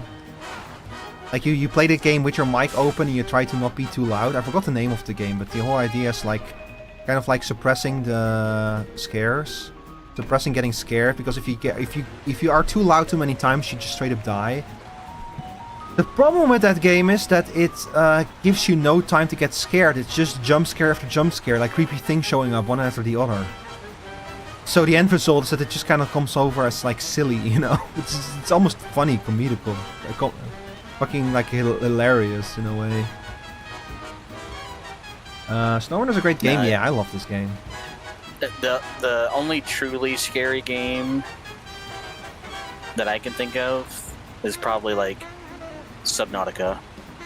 And it's not even really meant to be a scary game, but it just is scary. Oh, it's scary because of because the ocean is inherently a frightening environment. Ocean's fucking creepy as shit, man. It's like everyone has built has had some level of built-in thalassophobia because it goes against our primal fears and instincts. And then you have like actual thalassophobia, which is even worse.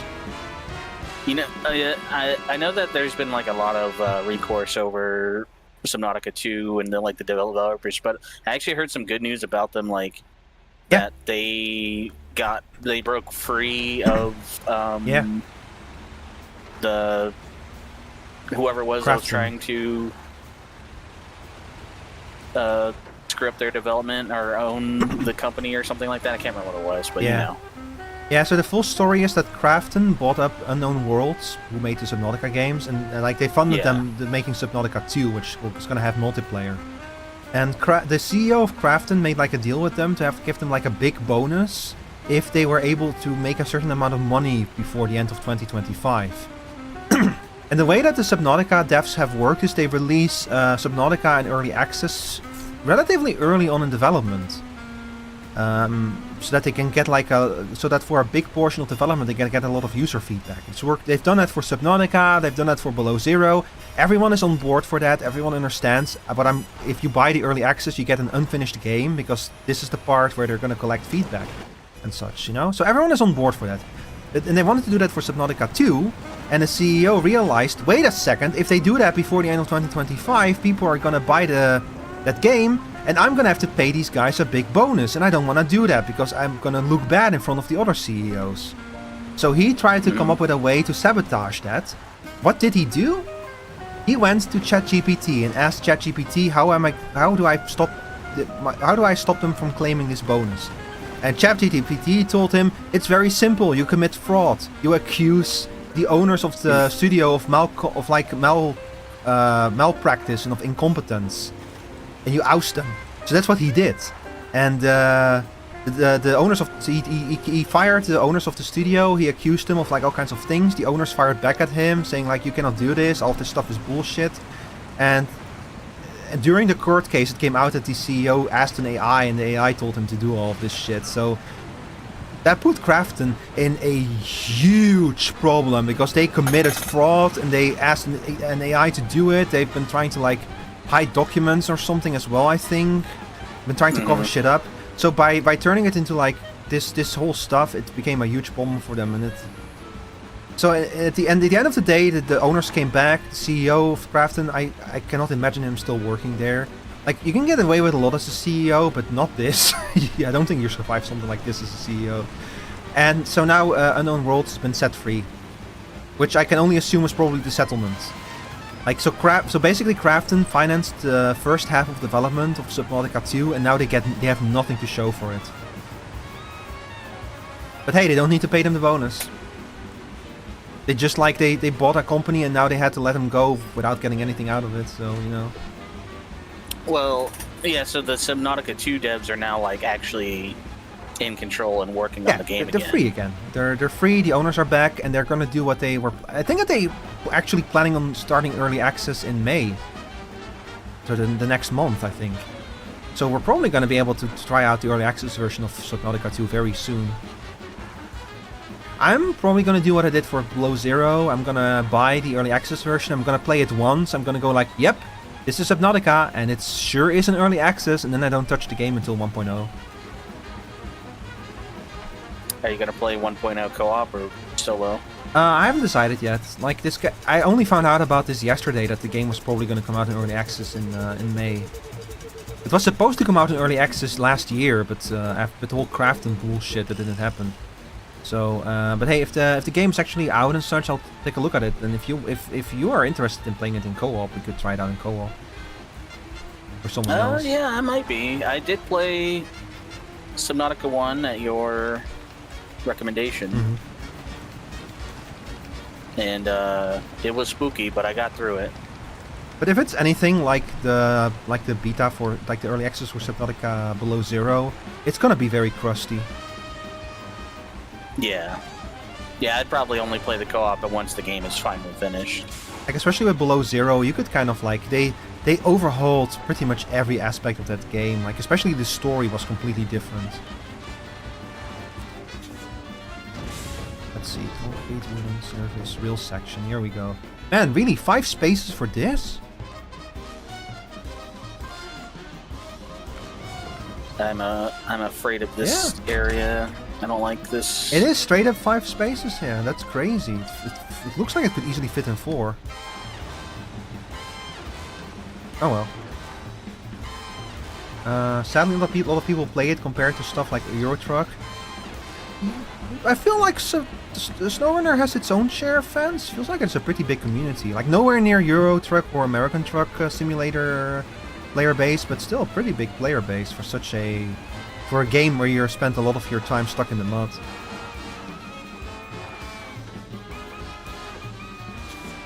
But I personally prefer this game to American Truck Simulator because navigating the landscape is so much more interesting in this one.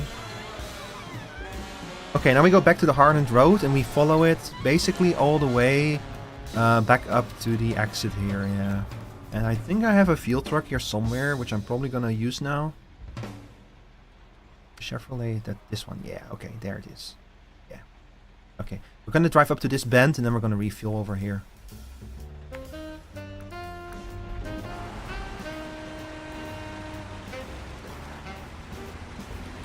Hang on, what was I saying about Subnautica 2? That the early access is probably going to be crusty, yeah? Oh yeah, the story. Because the original story of Subnautica Below Zero is that you are, you're like a researcher back on the planet. I forgot the name of it. And it's like kind of like your sister is like in a space station. You have to do missions and send materials up to her. You even get like a call from the CEO of Altera at some point, which is very funny. And then the story in the final product is like, no, your sister used to work on the planet, but she passed away under mysterious circumstances, and you actually work for like another company, and you're going down to the planet to find out what happened to her. So right off the bat, a completely different angle. It is a very cool story, very good framing device for it. 4546b, yeah, that's the name of the planet. Yeah, there's another big change in the story that I don't want to talk about in case you still want to play Subnautica Below Zero. I can strongly recommend it if you like Subnautica. I don't know if I'll play Below Zero. Not that I, like, you know, it's just like a... I know it's a DLC, and... Oh, it's a standalone. It's just like a little different, yeah. But, I think I'd like Yahtzee describe it as Subnautica more, please. Yeah. I did really like the vehicle you get in it, the sea truck. It's like a modular sub that you can like attach more modules to get more functionality out of it. Some people criticized it, but I really liked it. It's a pretty cool game. But then, do you care if I like say a little bit more about the story? No, this is like stuff that happens early on.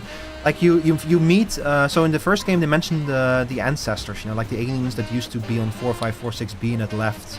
They got that set up like the platform, and their alien technology is all over the place. And you actually meet one of them in Below Zero. Like he uploaded himself to a computer. Like the idea is that they're called the architects. And the architects have kind of like blended the line between like biological and virtual creature. Like they're all can exist in both virtual and physical form. So he's uploaded to a computer there, and he's been kind of stuck on the planet for a long time. So he uploads himself to your brain once you find him, and so that from that point onward he kind of hangs out with you. In the original version, he was very aggressive and very condescending to you. He was like, I'm big mighty alien and you are a puny human and I'm gonna destroy you. But in the new version of the story, he is much more kind of like, he's like much more like kind of curious and just kind of out of the picture, you know. So they got rid of the whole like this big angry alien angle, and they just made him a bit more like of a tragic figure, because he, like the architects, they have like a hive mind, and he's been disconnected from the hive mind for a very long time. So not only is he not used to being on his own, he's been on his own for a very long time. And he also does not understand humans, of course, so you get like a lot of those fish out of water things where you have to like explain human concepts to him. But it's a nice little story.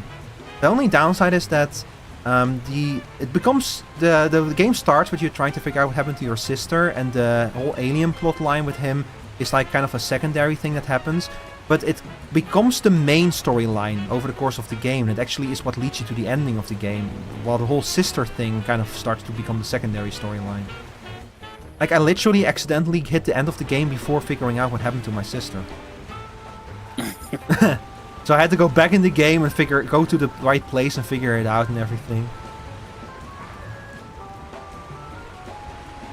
So I feel like they could have probably, like, they could have literally just added a flag at the end to go, for you to go, like, wait, hold on, before we do this, I really want to find out what happened to my sister, and that they didn't do that.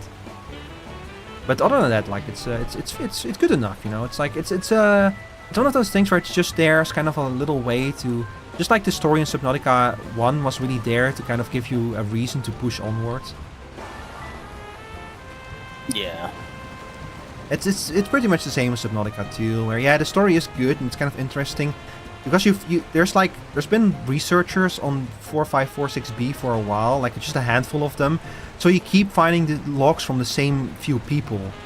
You have like this guy who's like, he's kind of like the, I'm just here, I just want to do my job kind of guy, you know. Like, he did not sign up for like creepy crawlers and creatures and such, and he has, on one hand he has to deal with all of the monsters. And on the other hand, he has to deal with like the expectations from corporate. So he's like, all of his logs are like, yeah, I had to dump my cargo again because of a monster.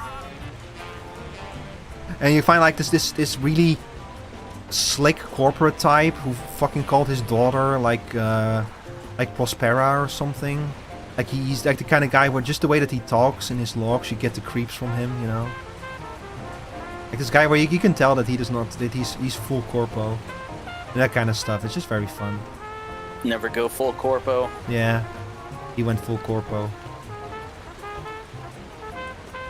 Like the guy who was only obsessed with like the guy who would listen to a podcast called The Grind Set, basically. When's your get to work stream? What? Isn't that what the Grind Set's from? Get to work? Yeah. I don't know if I want to play Get to Work. I watched Forrest play that game and it looked painful. Yeah, it is that's the point. It's a very good one of those games, you know, but it's still one of those games. I don't know, maybe I'll do it. Maybe I'll make it like a sub-goal or something. You don't have to beat it, you just gotta play it and suffer for a bit. Oh, nobody actually beats that game. No, I've seen people beat it. Yeah, but, you know, they don't touch grass. They actually are on the grind set, you know. Probably true. You need to actually be on the grind set to play that game. To finish that game, I mean. Where am I going? Oh yeah, I'm going the right way still. I'm in the zone. I'm in the trucking zone now. The trucking zone. The trucking zone. I'm on the truck set. Trucking grind set.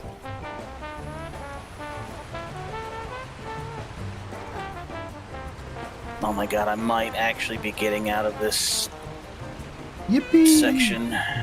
Yippee! I can't believe it. If we get up this hill, I can't believe it, dude, because this... I will say this Azov is actually genuinely a really good vehicle to do, like, for the use the 3-axis trailer with. Because the thing itself is very flat and very mobile because it's twin steer. So it actually works out really well relative to the only problem is it's a very low vehicle, so like this kind of stuff, when you get like in a big dip, then it starts like struggling. But most other circumstances it actually works really well. Get out, come on, get out. You can do it. Stop trying to eat the mud.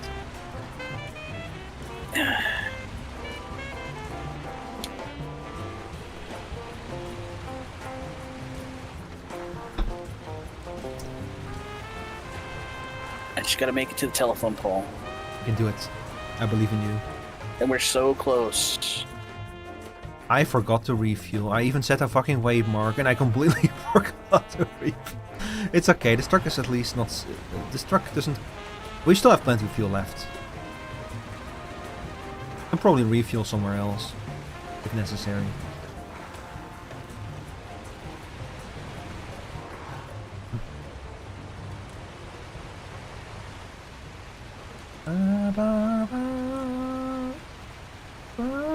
Well, it took all of my fuel, but I got through it. Nice. Oh, you still have some fuel left. Ooh. God, those damn road signs, every time I crash through one, it makes me nervous. Because if one of those things gets stuck in the wheels, it can destroy the truck. Yep. It has happened to me many times. It's very annoying. I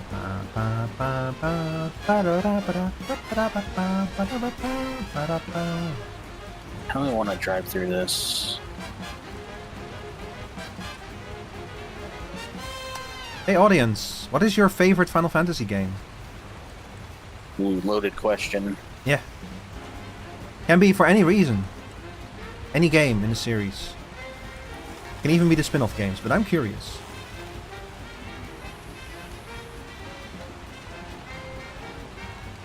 And now I will not ban you if you don't say Final Fantasy 14, I'll just judge you. The ones you've played Final Fantasy 15. Yeah, for all the crap that 15 got when it came out, I feel like by this point it has like really settled into, for a lot of people's favorite. I watched a friend play parts of it, and it looked pretty cool. It's a very interesting angle for a Final Fantasy game. They must have started production on Final Fantasy 17 already. I wonder what direction they're going to go with that one. Well, 15 was originally supposed to be 13 verses, and then they spent so much time working on it that, you know, Square Enix said, you're going to have to call this a main Final Fantasy at this point. Mm-hmm. True. Stranger of Paradise. I've heard that one mentioned too, yeah. But people really like that one. The combat in that one looks kind of fun. And the way that it does the job system is also very interesting. Your favorite Final Fantasy is Kingdom Hearts 2. I'll accept it. God, Kingdom Hearts. I cannot tell if I actually should play Kingdom Hearts or not because there's so many games. I can easily look up like a recommended play order. It's more that it's so many games and they're all very big.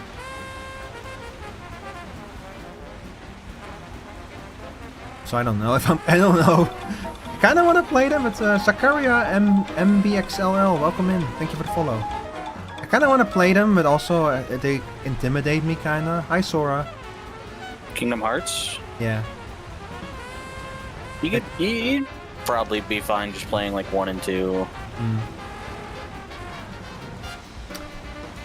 Yeah, I've like. They aren't really that long or difficult or anything. I've tried to watch like Donkey made like Video Game Donkey, the copycat of our Video Game Donkey over here. He made like a video on the lore, and it sounded like a load of bullshit. And every single comment was like, no, everything he says here is completely accurate. It's completely canon.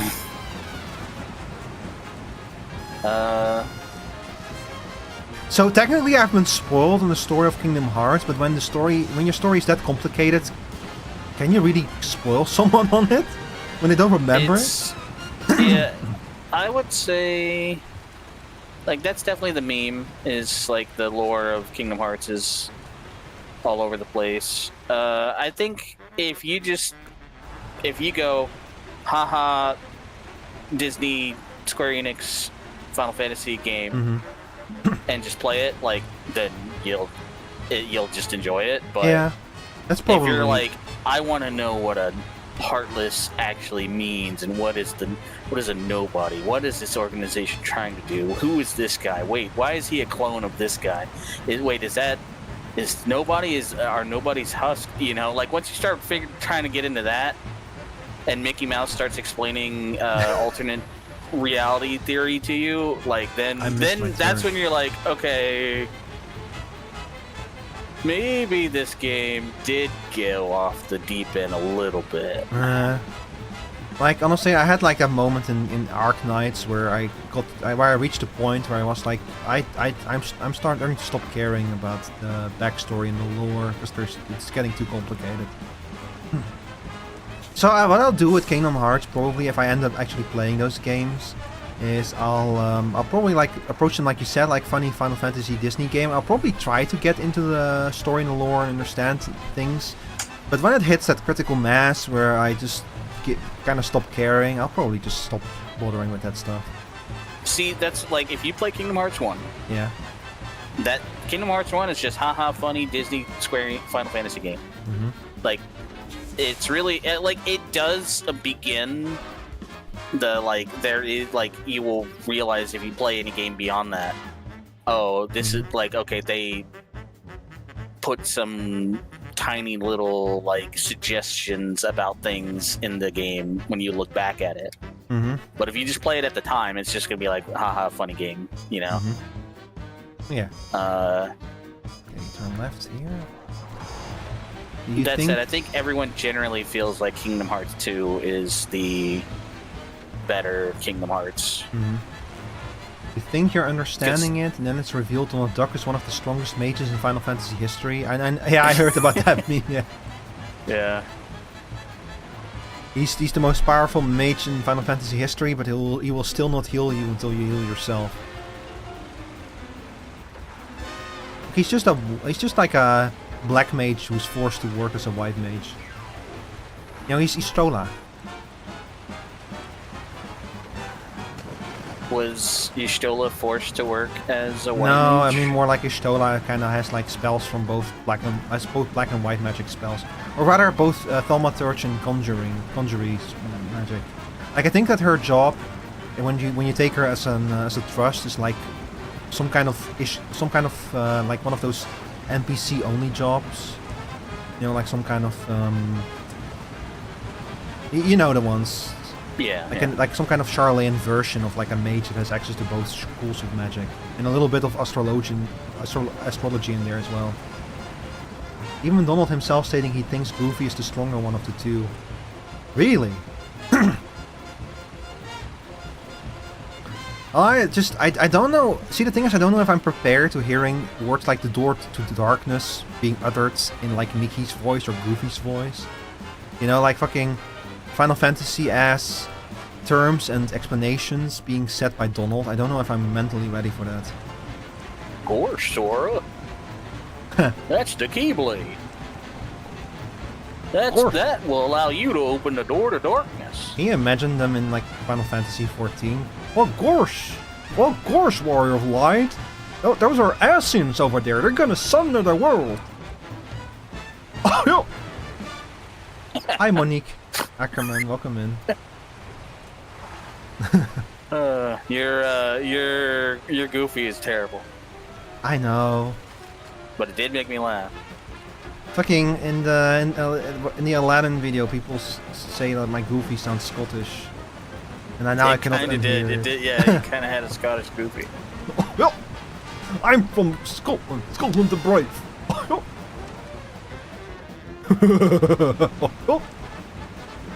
Yeah, my Goofy impression is terrible. That's funny though. Occultic rituals I would perform to get Yoshi P to add a Keyblader class. Hey, they're adding fist range. Maybe it's Keyblades. Maybe they just throw the Keyblades, you know? What if the new tank is Keyblader? Yeah. What map is this? This is North Carolina.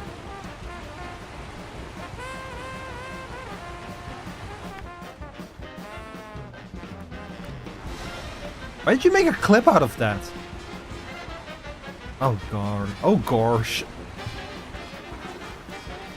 I have made a mistake that cannot be undone. I don't know why this mud doesn't move when every other mud I drove through so far I was moving from. Goofy voice is something special. That can mean a lot of things. I'm a little bit worried. You've been on Wisconsin for 2 weeks and you're still working on that map. We have not even set foot in Wisconsin. I am excited to get there though, because there's a bunch of upgrades there that I want for certain vehicles. We've been stuck in North Carolina for 4 months. Yeah, it's been a while, but we only play like once per week. Yeah. I'm starting to think how like so at 9 p.m. is the store-bound collab. I'm thinking I might just like interrupt stream for a little bit, just to eat dinner and such before store-bound. I'm gonna have to go get another truck to tow these trucks through this, which sucks. Hang on, maybe I have something nearby. Because I made the whole whole journey on my own. This is the one section that suddenly the mud is too thick. Hang on. Which map are you in? Byline Bay. Oh, you're over there. Hey, my Pacific is there. You can borrow it. You're gonna have to disconnect the generator though. But the Pacific might be able to help you. And I might have another vehicle there as well. No, I don't. But the Pacific. Well, if the Pacific can drive through this mud, then we'll see what we can do. But it doesn't have very much fuel. Let me... Oh, that is true, yeah. You can steal some fuel from the generator. Yeah, that's what I'm about to do. The Pacific has, like, I think, like, the second best mud tires in the entire game or something. Alright, delivery mate. Now, what am I gonna do with this fucking trailer here in the middle of nowhere? Let's see, I can bring it up here maybe, or like keep following the road to go to Pineline Bay and then... Oh, there's a trader store there. Okay, I can sell it there. Yeah, let's do that.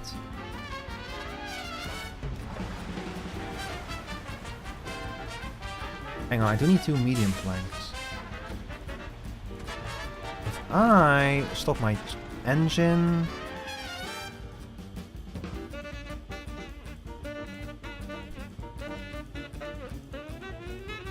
I kind of want to leave the truck here just in case I need it to transport something else that's very big and heavy. Because I feel like there's probably... After we do Derailed 2, we're probably opening up this train station with some ability. So maybe they want me to move something big from over here. So... let me see. Where are we going to get... medium planks from? Over here. Okay. So I can probably just recover the FAM or bring in the twin steer and deliver those over there. Yeah, I'm gonna recover the FAM. It's in Overo Hills right now.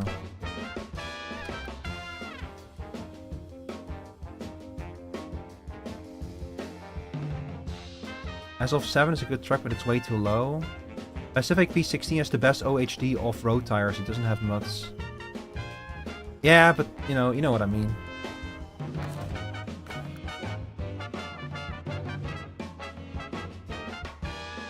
Anyway, that's what I read, that it has like some of the best mud tires. Because it only has like one set of tires, you cannot actually swap them out with anything else.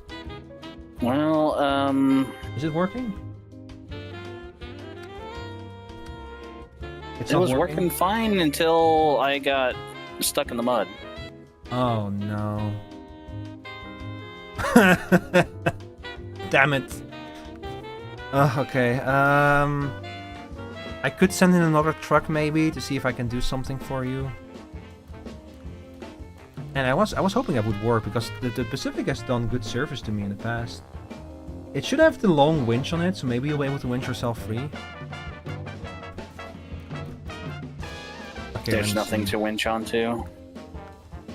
I can go to Pineline Bay again. Let's see, the Tetra is over there. The Caterpillar, let's see, those are your Caterpillars. The Hummer, the Taiga is not gonna help. The Taiga, maybe. Like, I don't understand. It was moving just a second ago, and then I get to this spot, and it stopped moving. Huh. And it is fully fueled, yeah.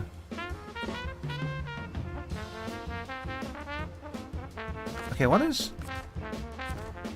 Why do I still have the truck on the back? I thought that I had finished delivering this. Come on, just get out of this one clump.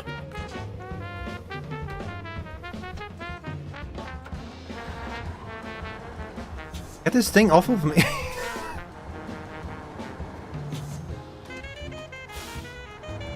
Get this thing off of me. Oh god, okay, I know for a fact that I finished this mission, so... I'm gonna remove the cargo. We cannot remove the cargo, oh no. It's fine, it will fall off on its own eventually. There we go. I need another truck. Oh, there's no easy way for me to get over there from over here, unfortunately. Dude, why did they put this stupid, like... I'm like almost at the end too. This is one of those sections where I was hoping I would be able to fix. Like that's why the Pacific was over there. I was kind of hoping that I would be able to fix these bridges before I continued with the Pacific, or at least fix the roadblock. The SUV is mine? Really? I was not able to go into it. I'm just gonna get a fucking giant truck to tow every truck out of here. No, it does not show up in the trucks and trailers list. Weird. It's called the... Yeah, it's the rock grinder. Did I not finish the rock grinder mission yet then? Did I throw this off? No? No, did I fuck it up? Did I fuck it up? Did I fuck up the mission? Hang on.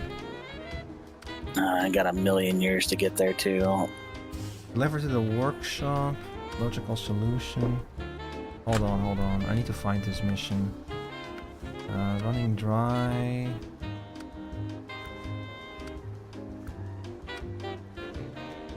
Oh, yeah. Okay, so I get the rock grinder after I finish this part of the mission. Yeah, that's why I was bringing the Hummer. I just never finished this because I got distracted by something.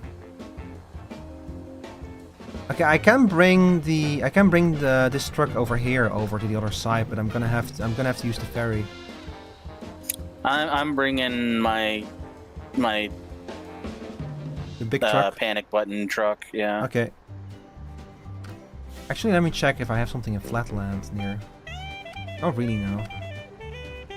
I could deploy the Zix from Flatland and send it over if you need it. Sorry, the Mastodon. Nah, I'm alright. I mean, the Mastodon is the next answer, because if this doesn't pull it out, then... Okay. Then it has to be the Mastodon, but this should be fine. Okay, let me see. I think I was in Flatland with... Yeah, I'm gonna... No, not Flatland. I'm gonna go to Overo Hills. I'm gonna deploy... No, actually, we're gonna go to Reactive Zone, and we're gonna deploy the FEM.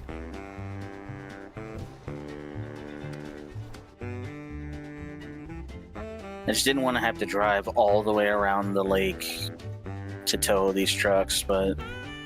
I've been thinking of picking up the Pacific P12 at some point, because I like this P16 so much, and the P12 is much more multifunctional. At some point. I think this is the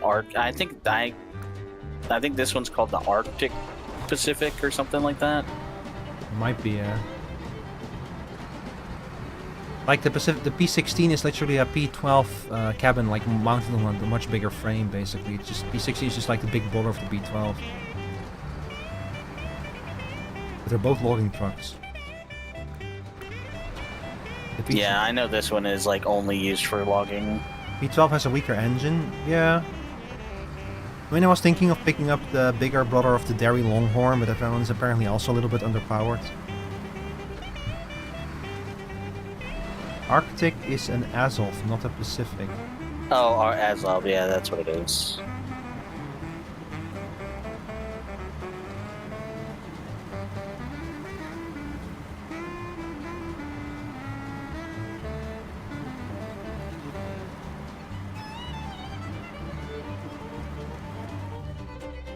Am I still going the right direction? Yeah, I'm gonna actually have to take a turn to the left here.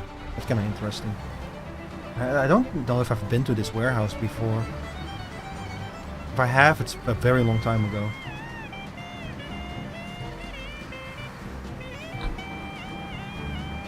Go just take the turn right here. Whee!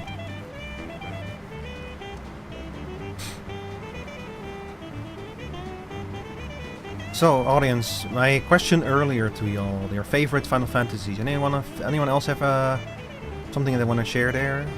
What's your favorite? I guess it's Final 14? Yeah, that's mainly because I have barely played any other Final Fantasy games.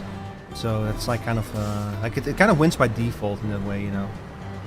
I've played every mainline Final Fantasy except for 16. I really want to play 16. I just haven't gotten around to it yet. And I've played a fair amount of the spin-off Final Fantasies as well, like Tactics and... Can I not... Tactics is probably my personal favorite. Yeah, that makes sense. Why does the FEM look like it has the stability as the Arctic Azov? I don't know. You're the expert on this game here. Why does it look like that? It's just very high, very tall, very raised. Has big wheels on it. It is a bit unstable, yeah, but honestly, it's a very mobile vehicle as well. It's taking most of these bumps and mud pits like a champ. It just, when it does tip over, oh boy. Wait, did my tracking die? Oh god, my phone is empty. Oh no. I just looked over and I saw my model staring off into space. I forgot to charge my phone. I thought you were just daydreaming. Yeah, I'm just daydreaming. It's okay. Chat, Rico will be with you shortly, soon. Let's see. Cargo management. Planks. Oh no! Oh, this is the one where I accidentally dumped some medium planks on the loading platform. Oh, you need a crane. Yeah, and now that's coming back to bite me. I'm gonna have to send in a crane to fix this. Hang on.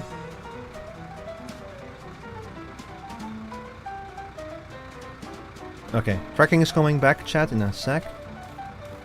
There we are. Okay, tracking should be restored now.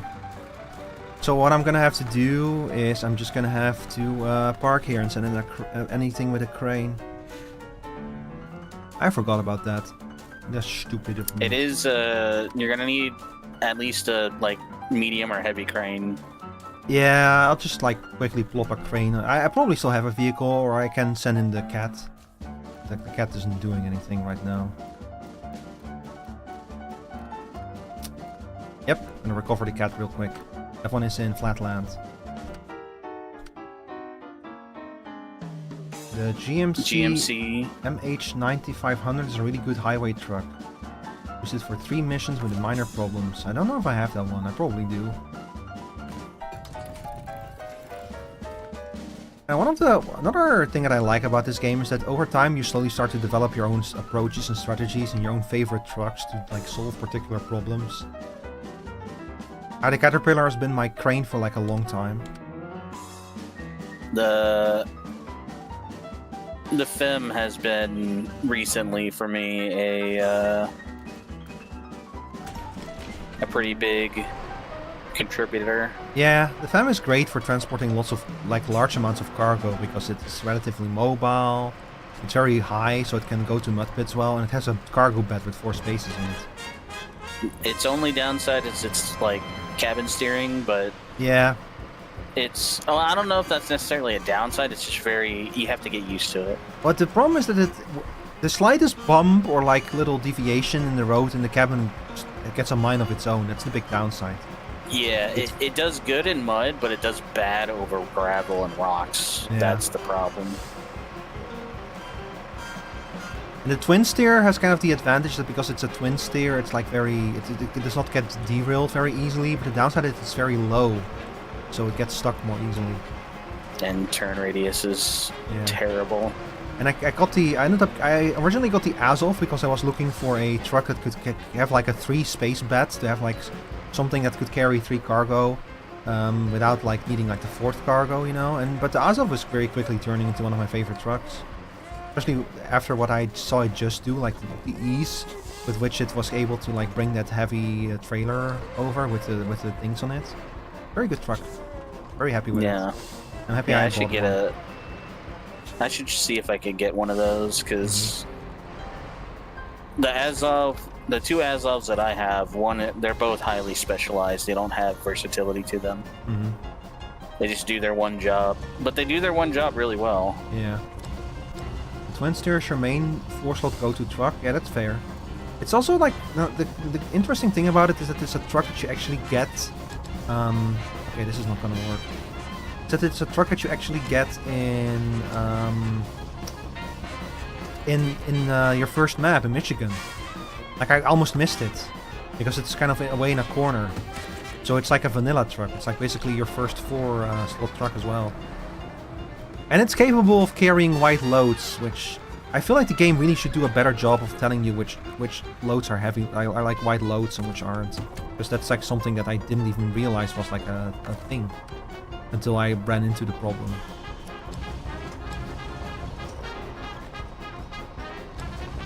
Like really, why is there no UI indication that when the cargo is like a wide load? So weird. Beats me. So weird. Oh, this is just... Okay, so I'm gonna have to do this a different one.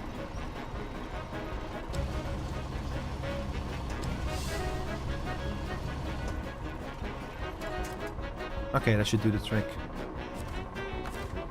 Let's see, restore crane, stop engine, put on the handbrake, change truck to the FEM, unpack and unpack. Okay, here we go. Alright, we're good to go.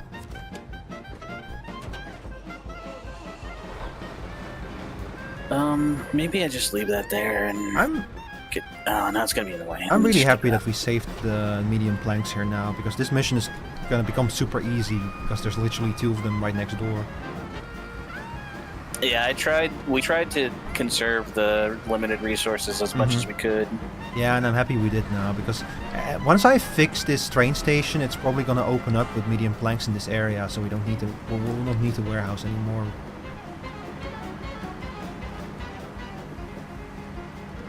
I had this feeling that it was going to be a good idea to try to conserve the limited supply items as much as possible. I do hope that once I fix the train line, it's going to open up a bunch of options to fix other places.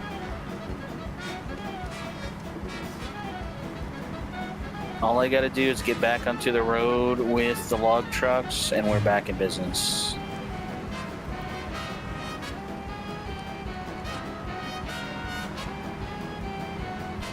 What did surprise me about there's like the Don map that I've referred to in the past. It's the one where you get like 2 Tetra trucks. And initially when I saw that, like your goal there is to fix an old Tetra factory, like fix this train line to it, fix the facilities, basically make it ready for operating again. And I thought that the original reason to do it is that you get, like at the end you get like the first Tetra truck that rolls off the production line or something. But that turned out to not be the case, which I think is kind of a missed opportunity. And imagine how cool that would have been if you had to fix the factory and then you would get the first truck that they produce or something. But it didn't work out that way. It was still kind of fun to do though, but although I don't think that from fixing the train line you got a whole lot in the end. Like it did restore some connections here and there, but it also had the annoying thing where there's like the second map is a pain to move around in.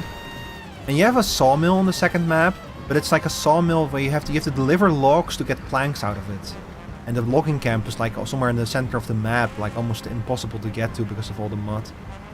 So I was like just constantly moving logs from the logging camp to the sawmill. I tried to move some long logs with the Pacific, and God, that map is a pain to navigate with the Pacific. Wait, where am I going? I'm going the wrong way.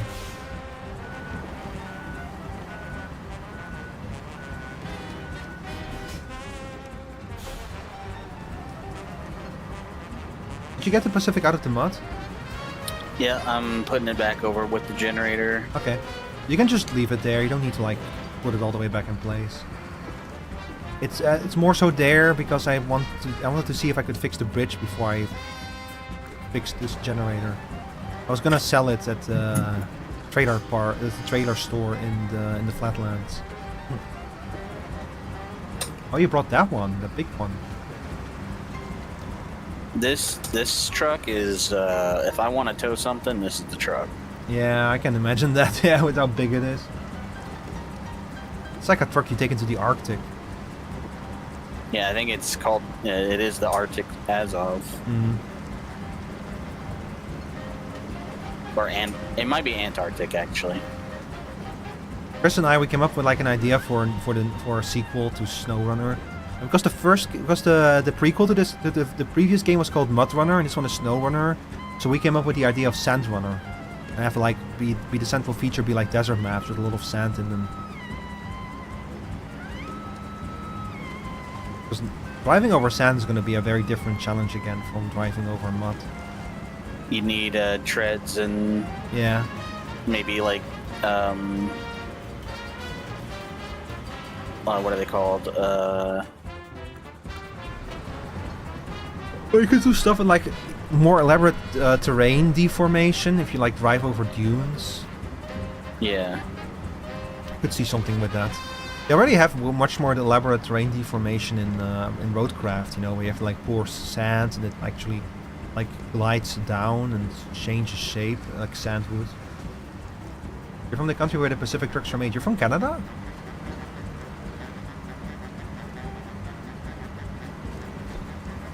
I know that the Pacifics are like Canadian logging trucks. Yeah, you're from Canada, yeah. Yeah, it makes sense. It would make sense that Canada would create big, strong logging trucks.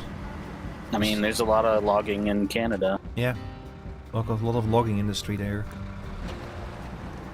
So it makes sense that the best logging trucks would come from there.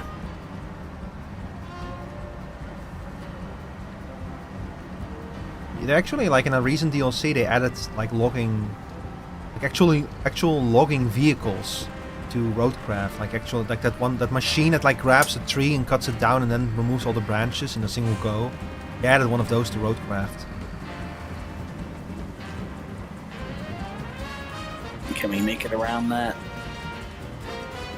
Think we're clear, just barely. Okay.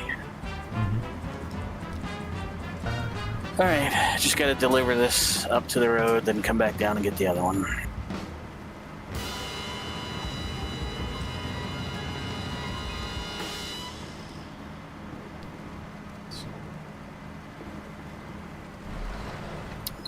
Yeah, I wish there was a way to know how deep mud is. Yeah. Because there really isn't any indication when you drive through a section, like, how much... Like, you can see, like, okay, there's, like, flooded bits and there's water pools, but you can't tell how deep it is until you drive through it. Yeah, they do. Like, you can do it with scouts in roadcraft. They have, like, a scanner that will tell you the shape of the landscape around you, and it's super useful to find, like, deep spots. This game, it's a shame this game doesn't have something like that. There's actual pictures of the Pacific P-16 carrying huge logs with no struggle. Oh, I have carried huge logs as the Pacific P-16 in Dawn, and I struggled. But that's more because Dawn is like all these tiny little windy Russian mountain roads. And the Pacific is not built for tiny, windy Russian mountain roads, I can tell you.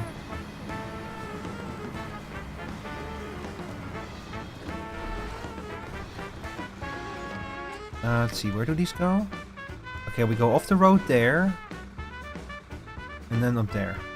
Okay, this time I can deliver them on both sides, thank God.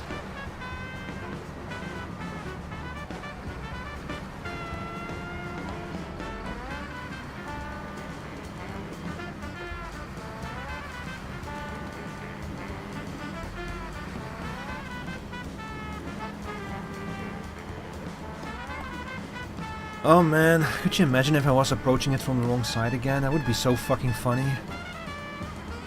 Hilarious. Yeah.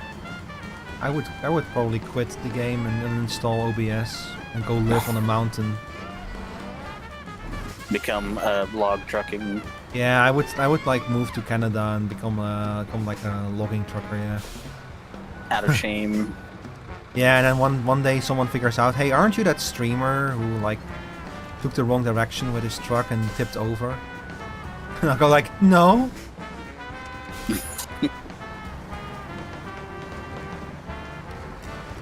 Is there like a Canadian... Who are you and how did you find me? Yeah, is there a Canadian lumberjack VTuber? There has to be. Almost certainly. Like, there definitely is one, yeah. You have every VTuber.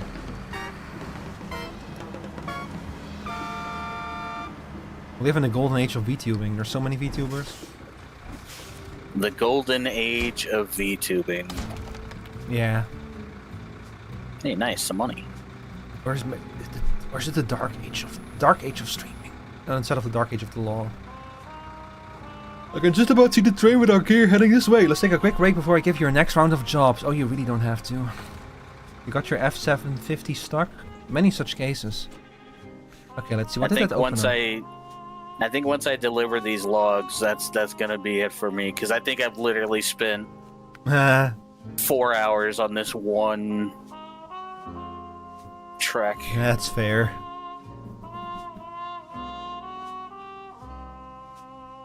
How long do you think it's gonna take you? Probably half hour or so, I guess. There. Okay, let's see. What did that open up for me though? Like, so I've completed 2 of those railway things. Derailed 1 and 2. Backlog. Complete all boarded up. All boarded up? Huh? Service spare parts, metal beams. Oh my god, they have a fucking wish list and a half here. Everybody gets a log. Electricity in the air. And there really is just a really deep mud pit right here. It's only right here.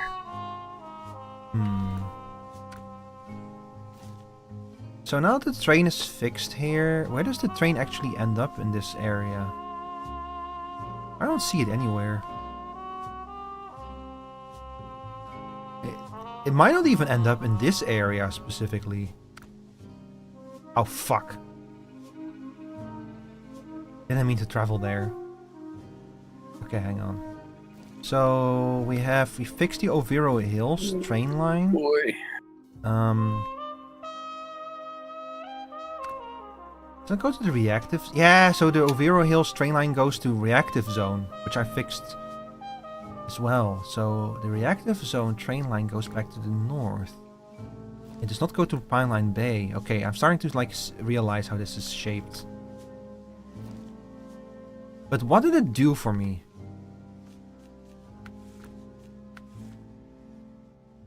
I don't know. Maybe it was all just a load of bullshit and didn't actually unlock anything. Water monitoring.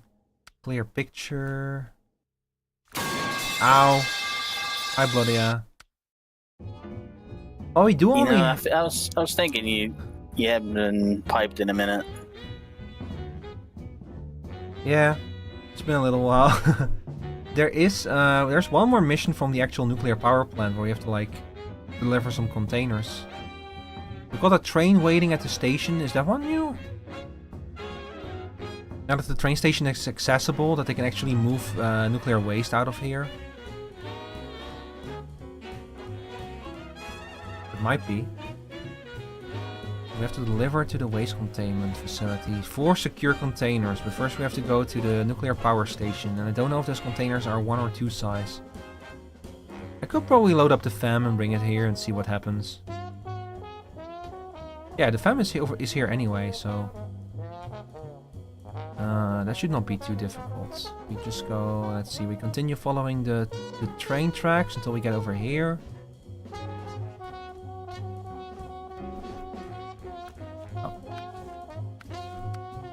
Okay. Oh god.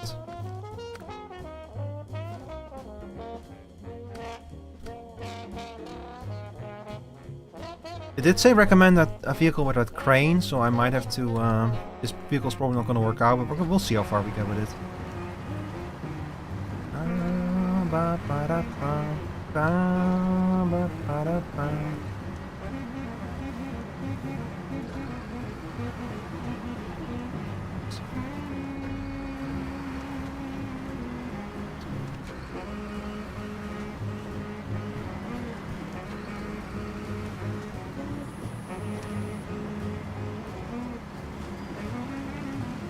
Okay.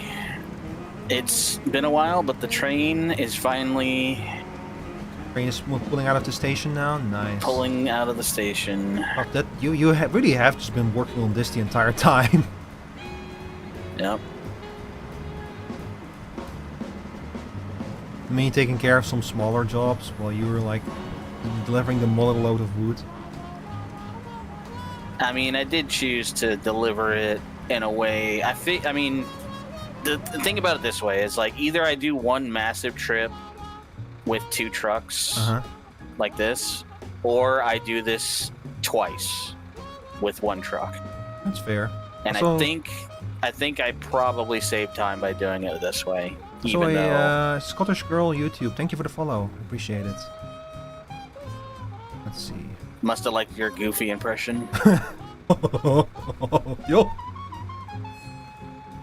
Everyone makes fun of my goofy impression, but I personally think it's not that bad. Okay. Thank you for the support, Chris. Thank you. Yeah. I support you. And you're Scottish goofy. You know, if you lie, your nose grows. True.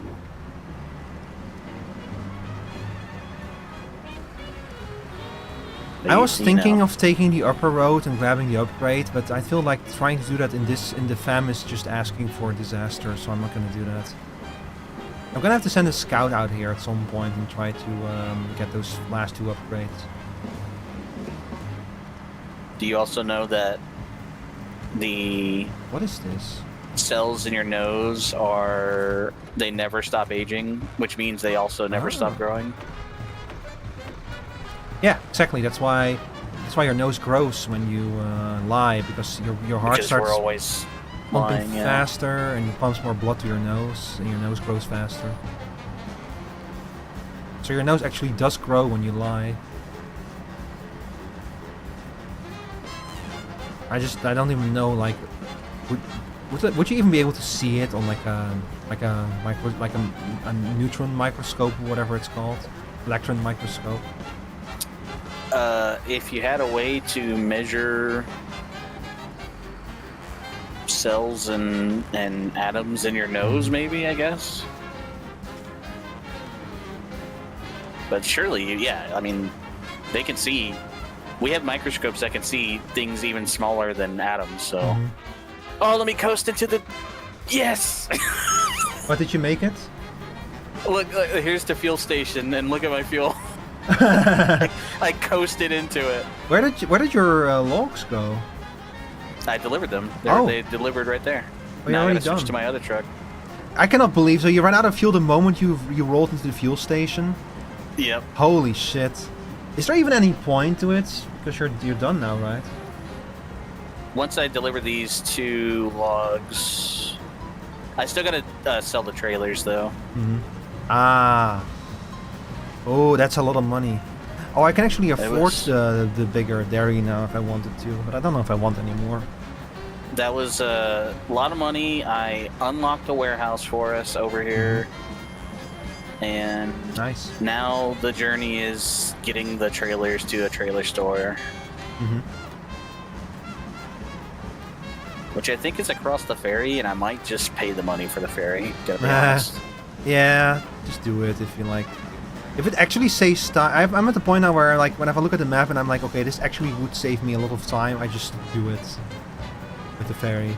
It's like, it's more about like trying to avoid unnecessary ferry uses for me at this point. But other than But that, now I've pretty much given up.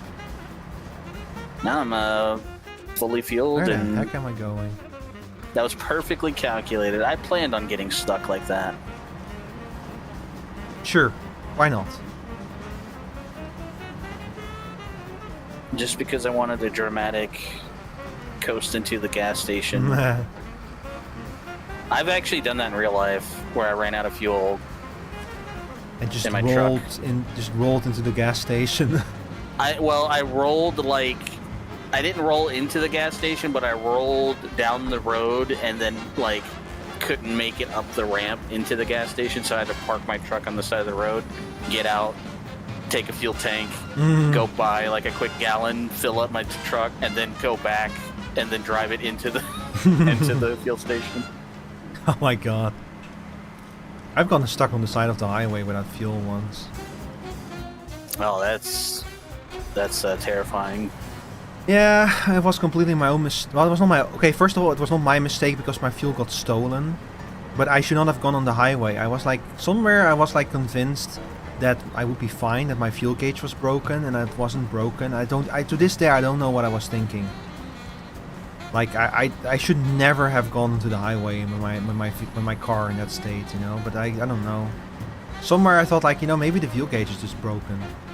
And then, of course, after I ran out of fuel, I got stuck on the highway, of course, I realized that my fuel was stolen and my fuel line was slashed.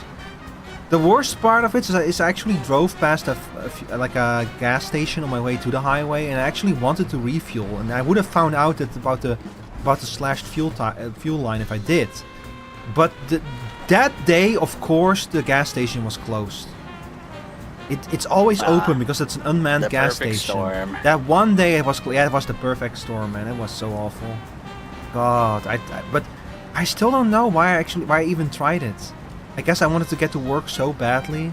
I had like really bad imposter syndrome in those days, so I couldn't even think about missing a day of work. Imposter syndrome. Yeah. I'm not familiar with what that means. I'm gonna assume that you're doing a bit, and no, I'm being genuine. You genuinely don't know what imposter syndrome means? Okay, it's like when you feel like I don't deserve this. You know, like why am I here? Oh, okay.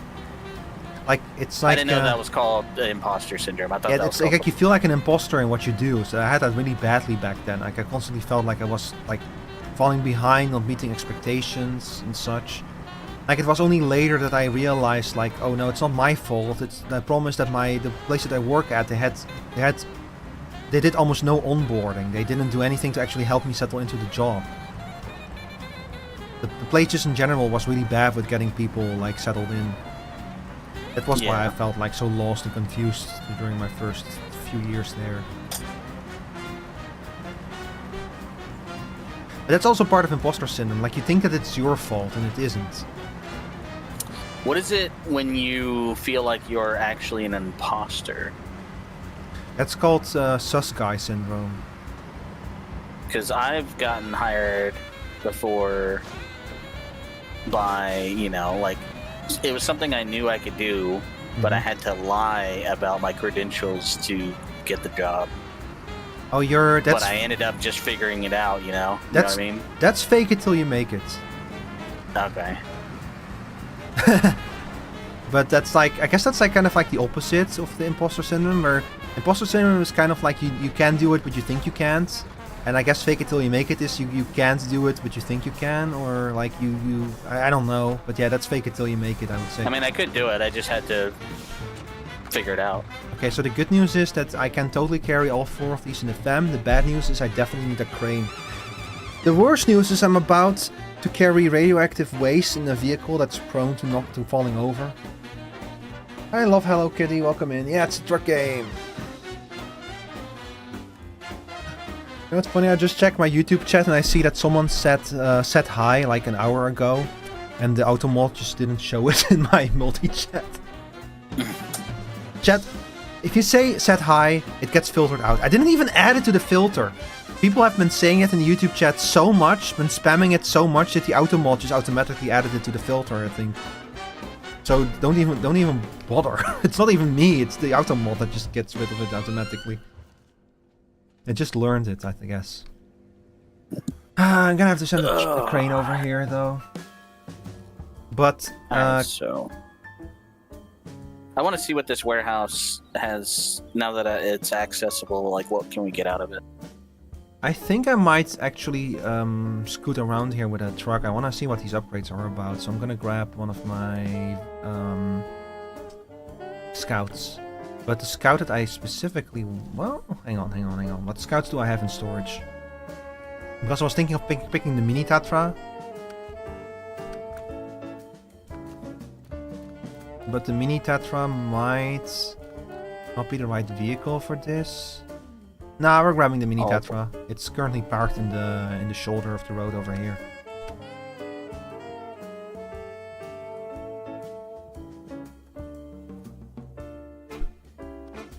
Yeah, recover that shit. I love the Mini Tatra. It's such a funny little truck. And also a very good truck. Okay, we'll deploy your ass over here. God, there's a bunch of... Nuclear waste secure container? Yeah. Is that what you're doing? Yeah, I was doing that, but since I suspect it will probably not play long enough for me to finish that mission, so I'm gonna probably pick that one up next time. Yeah, because I'm looking at every mission and they're all like long missions. This is like, these have become a 1 or 2 missions a stream kind of missions. Yeah, we've now hit that point with this one where we're doing where you have like the really big missions left and the like little tasks spread all over the place.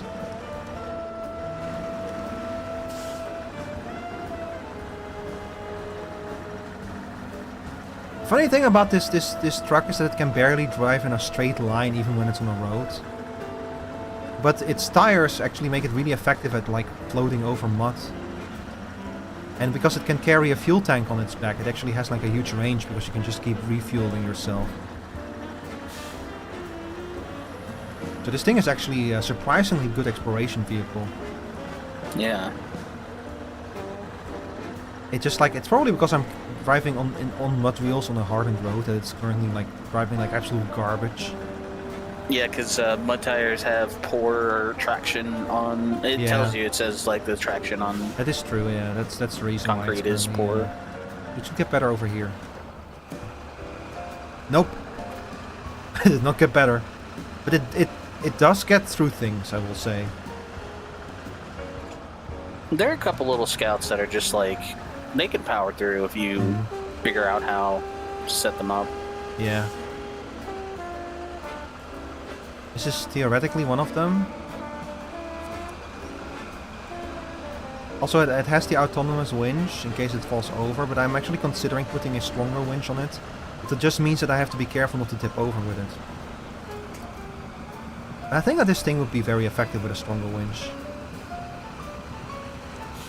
Oh my god, look at the fucking smog it is producing behind it. This is a Russian truck, so this is basically Smoke City. I'm still here, I'm just focused on the stupid railway mission. Oh, that's fine, don't worry about it.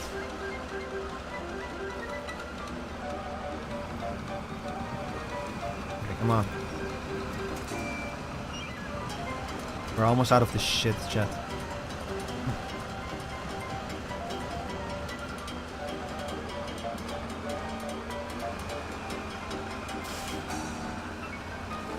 Oh, God. What are you heading over to? Like I said, I'm basically just I'm gonna like start moving this truck in the direction of these upgrades until you're ready to wrap up. And I'm just gonna like park it where it is. Okay. I've delivered the logs. I've sold my trailers, and my trucks will just, you know. Okay, are you ready to wrap up? Absorbed into the ether. Yeah, I'm good. Okay, then we'll wrap up the Snowrunner section of the stream. But yeah, that was fun. I always love playing this game. Yeah, it's always fun. If I had more time, I'd do another mission, but that's I already fine. know that I'm gonna get halfway through and then be stuck somewhere. Yeah, and I have a collab in an hour, so I have a hard deadline to work with today. Yeah. So that's fine. Alright, let's see how much money we made. Waiting for Chris to finish loading, just to make sure that nothing goes wrong. 50k, it looks like. Yeah, nice 50k. Nice, very nice. Okay. Alright, so chat, here's what we're gonna do. Our next segment starts in an hour from now. But I need to eat dinner, I need to do a few things, so I'm actually gonna wrap up stream for now, and I'll just go live again in an hour from now. So, yeah, thank you all for watching. Hang on, no, we're not gonna do it like that. Thank you all for watching. I really appreciate it as always. Chris, thank you for the trucking. Chat, I'm not gonna raid anyone. Because I'll be back in 1 hour from now, but I'm gonna take this time. Because I need to split up the VODs anyway, because there's a chance I go over 12 hours today, and I've talked about this before. YouTube does not like it when a stream goes over 12 hours. It cuts off at 11 hours and 55 minutes for some godforsaken reason. So YouTube chat, hates time. I'll be back in 1 hour from now with Storebound. It's gonna be fun. Hope to see you all then. So y'all take care and see you in 1 hour.